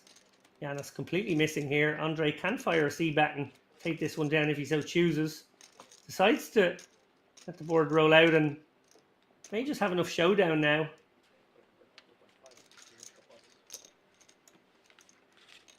No, it's actually Yanis who takes a stab here. He's got the 6 blocker working. Definitely can have some piece of that, and he gets it done against the Queen Jack.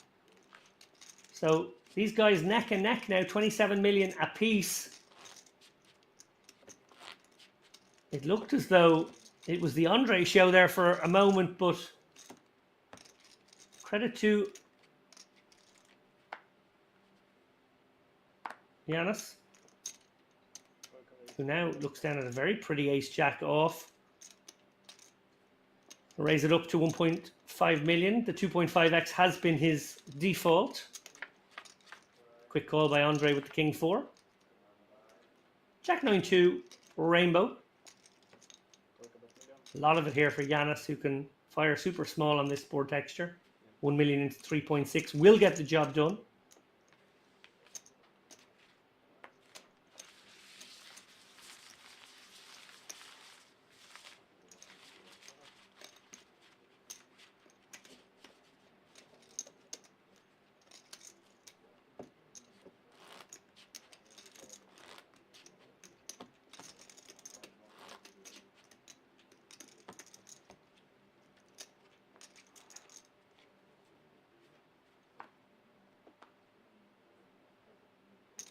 Andrei with a passable 8-4 actually. If you're going to fold some of your holdings, you could fold this one. It does open it up though to 1.5, and Jack 7 makes the call. King, Ace King 10, 2 clubs. Both players whiff, and looks like a quick check back call. Yanis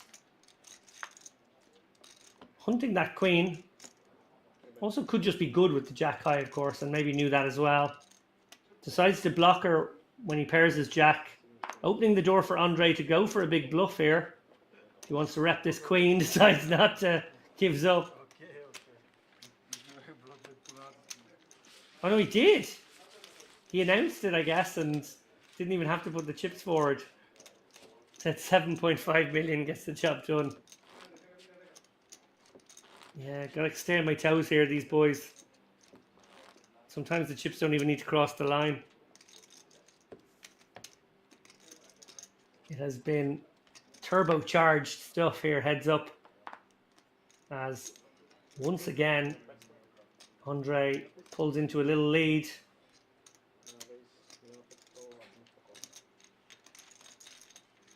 Giannis goes for the 2.5x here with the king queen. Gets called by Andre with the 10 deuce suited. Queen of diamonds in hand here on the ace jack 5 all diamond board. So c-bet gets the job done. Obviously the 10 deuce whiffing pretty hard there. And a jovial spirit here. These two guys enjoying their heads up contest. Lots of back and forth, lots of smiles and laughs. It's nice to see the end of a grueling enough tournament there. Remember, 3 days, so many starting days. They may have fired multiple bullets. And then fairly long day 2 and similarly long final day here.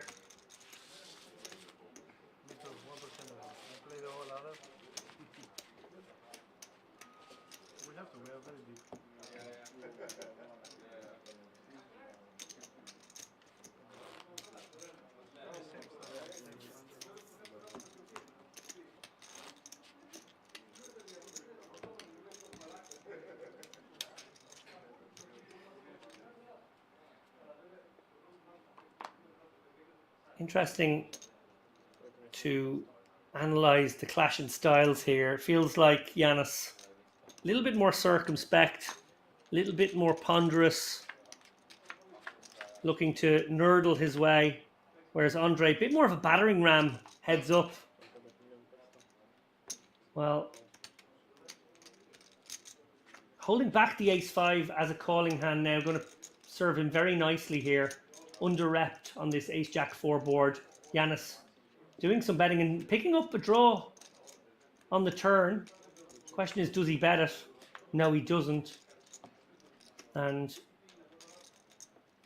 4-liner out there. 3 hearts as well.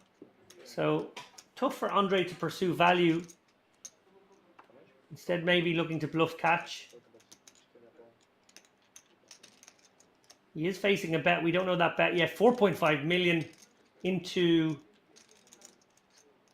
6.5. So 2/3.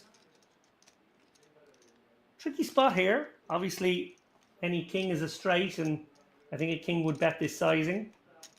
Possibly 2 pairs and sets might bet this sizing as well. But Andre deciding that he had under-repped, and maybe, just maybe, that's the reason he had to be sticky there on the river. Nice pickup by Andre. We've seen both players pick off significant bluffs from the other so far in this rapid fire, I'd say 25 hand, but probably in 20 minutes heads up contest. Entertaining stuff, it must be said. Really enjoying both players. As we see now, a more than 2-1 lead for Andre restored. It's been back and forth. He limps the 5-4. Giannis knuckles the 10-8, and we see a king-queen-9 board go check, check. 7 on the turn, bringing Giannis a straight draw. And just goes check, check on the river. Giannis 10 high is good. Andre just deciding that board was just too hard to bluff at. I'm a little surprised he didn't take a stab at some point there, but a little swig of the beer for refreshment. Back on the horse, next hand, eyes down. Ace 9 for Giannis, very pretty. 2.5x.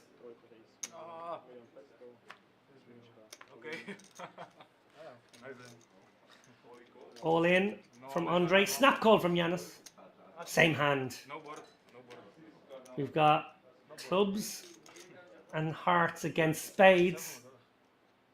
So small advantage to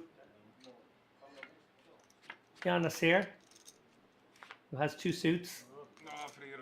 Spades have a backdoor.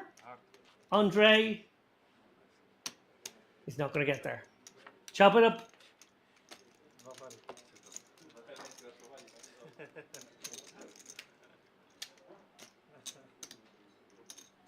So exactly 2-1 there. 36 plays 18.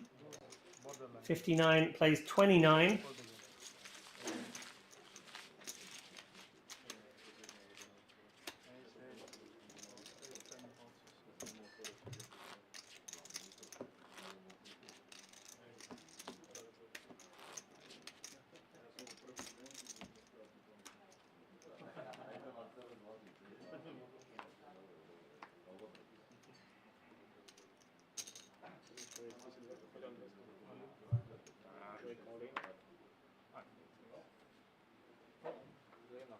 Pocket fives now. Ace 4. I'd say this one could be dangerous for Andre if he steps out of the line. Gets a little too gambly, but does get away from the Ace 4.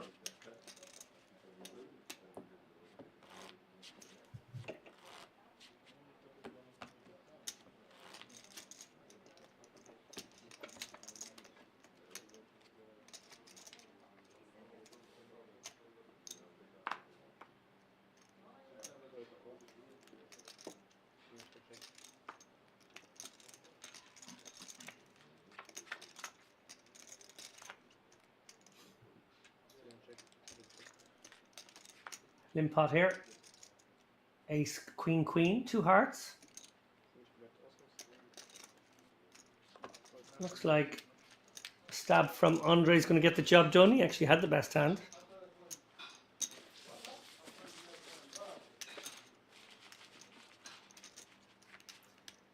And just looking up Yanis here. His previous best live cash was 21,000, so this will be a new high watermark for him, regardless of what happens from here.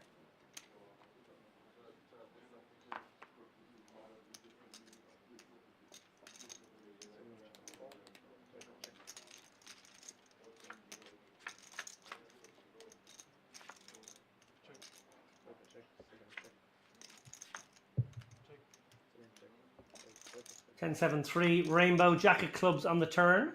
Whole lot of nothing for these guys. King high plays 5 high. Nobody puts a chip in the pot, and king high gets it done.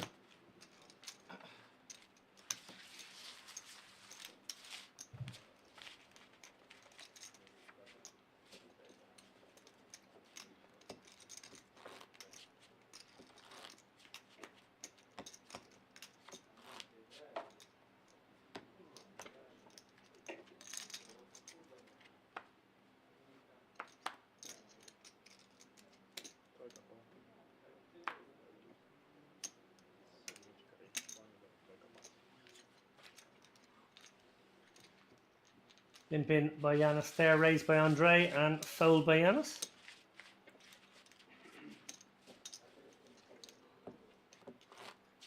And just taking a look at the stats of Andre here to see if this is his high watermark as well.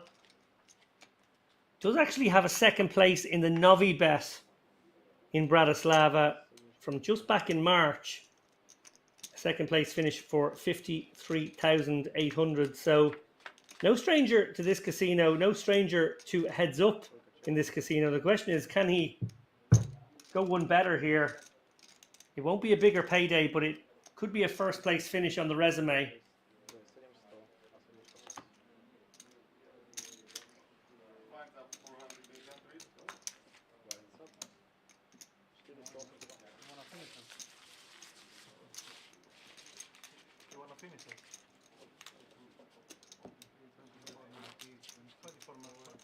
He finished second to another Greek player, Nikolaos Vuldis, heads up in that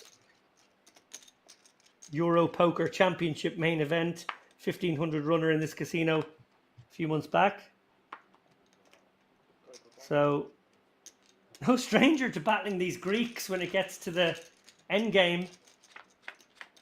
We'll have to see if this is the day he gets the better of a Greek foe. As we see the King 9 deuce flop. Rainbow. Both players sticking around with Jack 7 of clubs and 9-6. So, second pair for Yanis. Still second pair. Going to bet it once more, presumably. Obviously, the Jack 7 had quite a lot of backdoors. Oh, and look at this. Taking another stab, and Yanis sticky. Andre, well, he's got the Jack blocker for the Jack Queen. He's going to try and represent a king here. He's going to fire 5.5 into 7.5. We've seen Yanis get sticky before. He knows Andre is a barreler. Does make the call. Another great call, and that's leveled things up once again. A despondent Andre slams his cards into the muck, disappointed to be picked off once more. Great call by Yanis there, who decided his opponent would bluff often enough. 31 million plays 23 now. Advantage Greece. I don't know, what do you think? But you have only king deuce. Why you should leave this king deuce? Nine deuce. Blinds are up 400, 800. There's an 800 big blind ante. 2 million in the middle now, every single hand. Very significant when you consider there are only 50 million chips in play.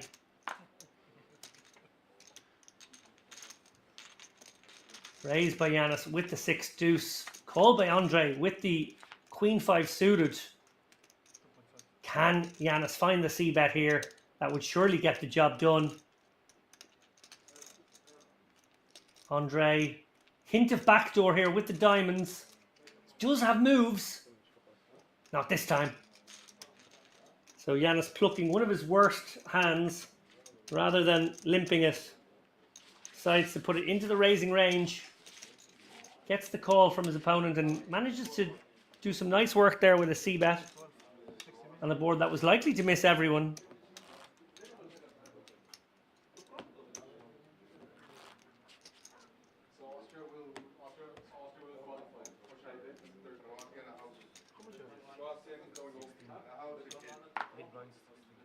On the button, Yanis gonna get involved here with the Jack 6.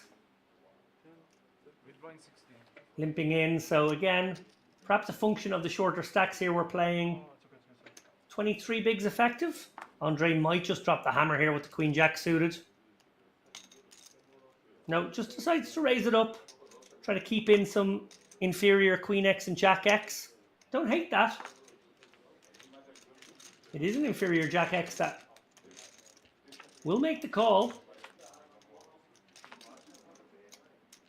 8, 5, 5, 1 diamond. Queen Jack of diamonds, remember, in Andre's hand. So nice c-bet candidate when he's also got the 9-10 working and 2 overcards. Jack 6 hits the muck. Nice pick up there for Andre. Still battling. Still ducking and weaving. Small bet out of position there was interesting to see.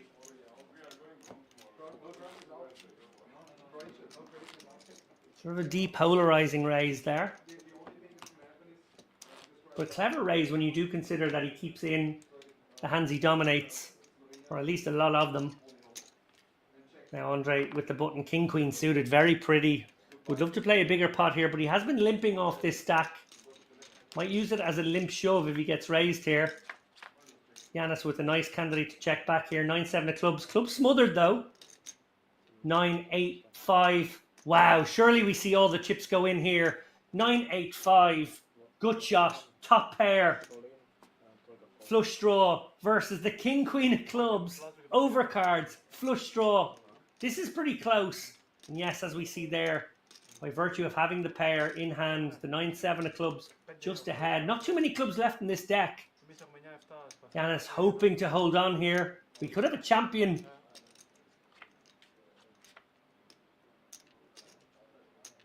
Ten of diamonds on the turn.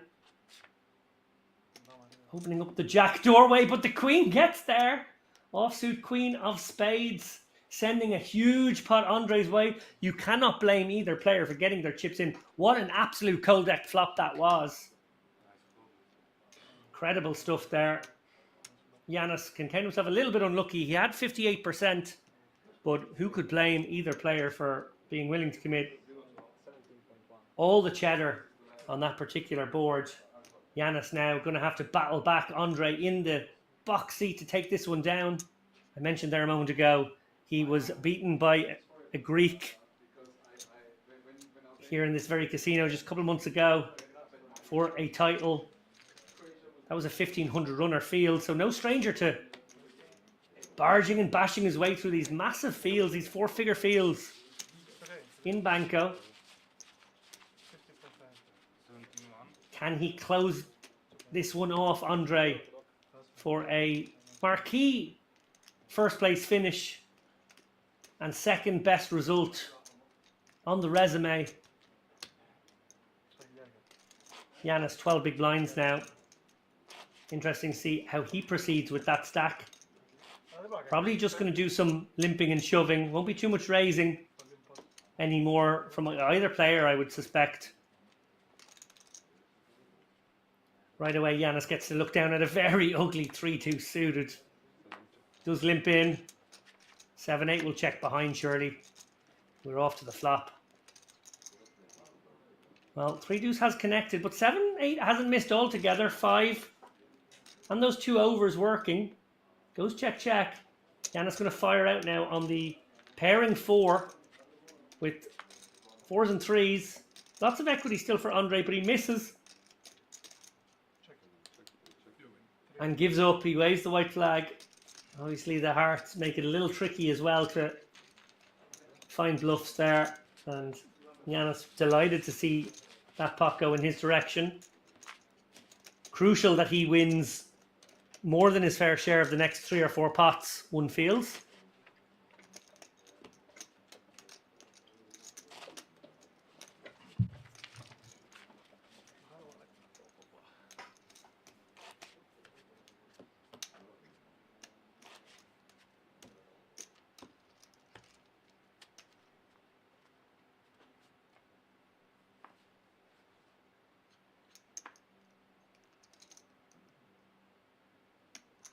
Six deuce suited.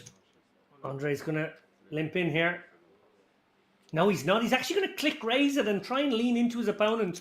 Kind of opens the door for a really nice reshove spot for Giannis, who immediately takes it with the ace-4. Oh, player off stage. I assume we'll wait for him. Oh, back he comes. Maybe looking to get another beer in. These boys in celebratory mood.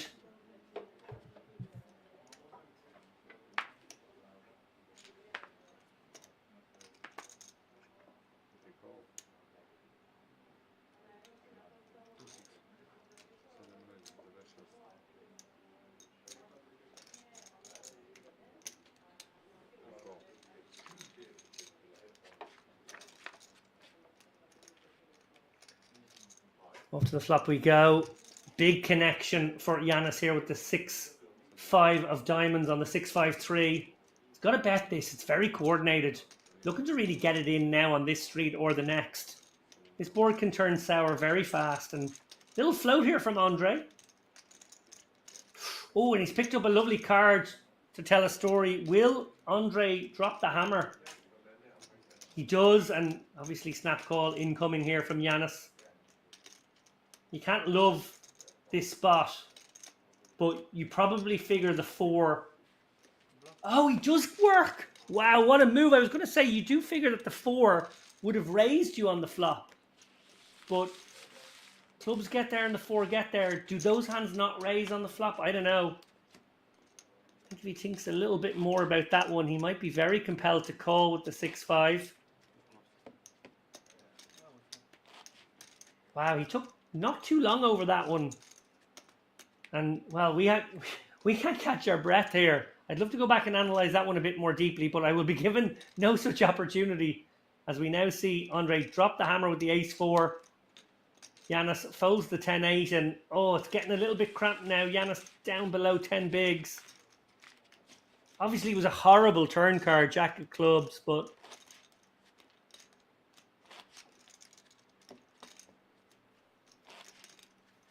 Or, sorry, straightening card with clubs. Yeah, it's pretty nasty.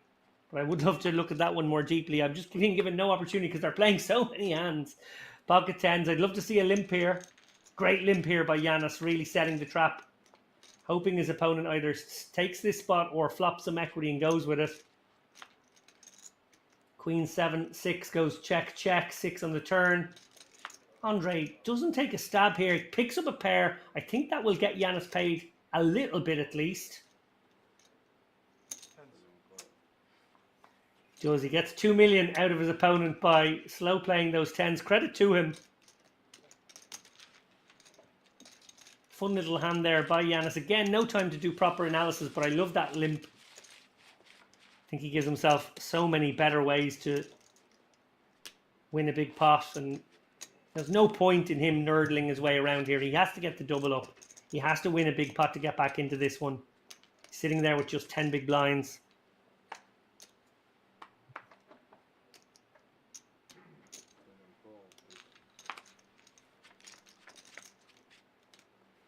Yanis now with the Jack 8 on the King Queen 9 monotone spades here. Only spade is the 8 of spades in Yanis's hand here. The 10-3 has paired up, but that's no good when Yanis is holding the Jack and the spades. Playing an 8 high flush here.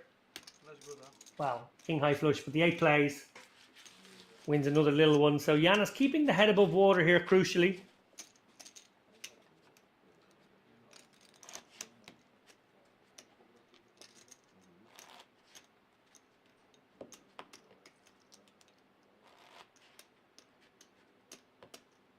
Yanis Nanos.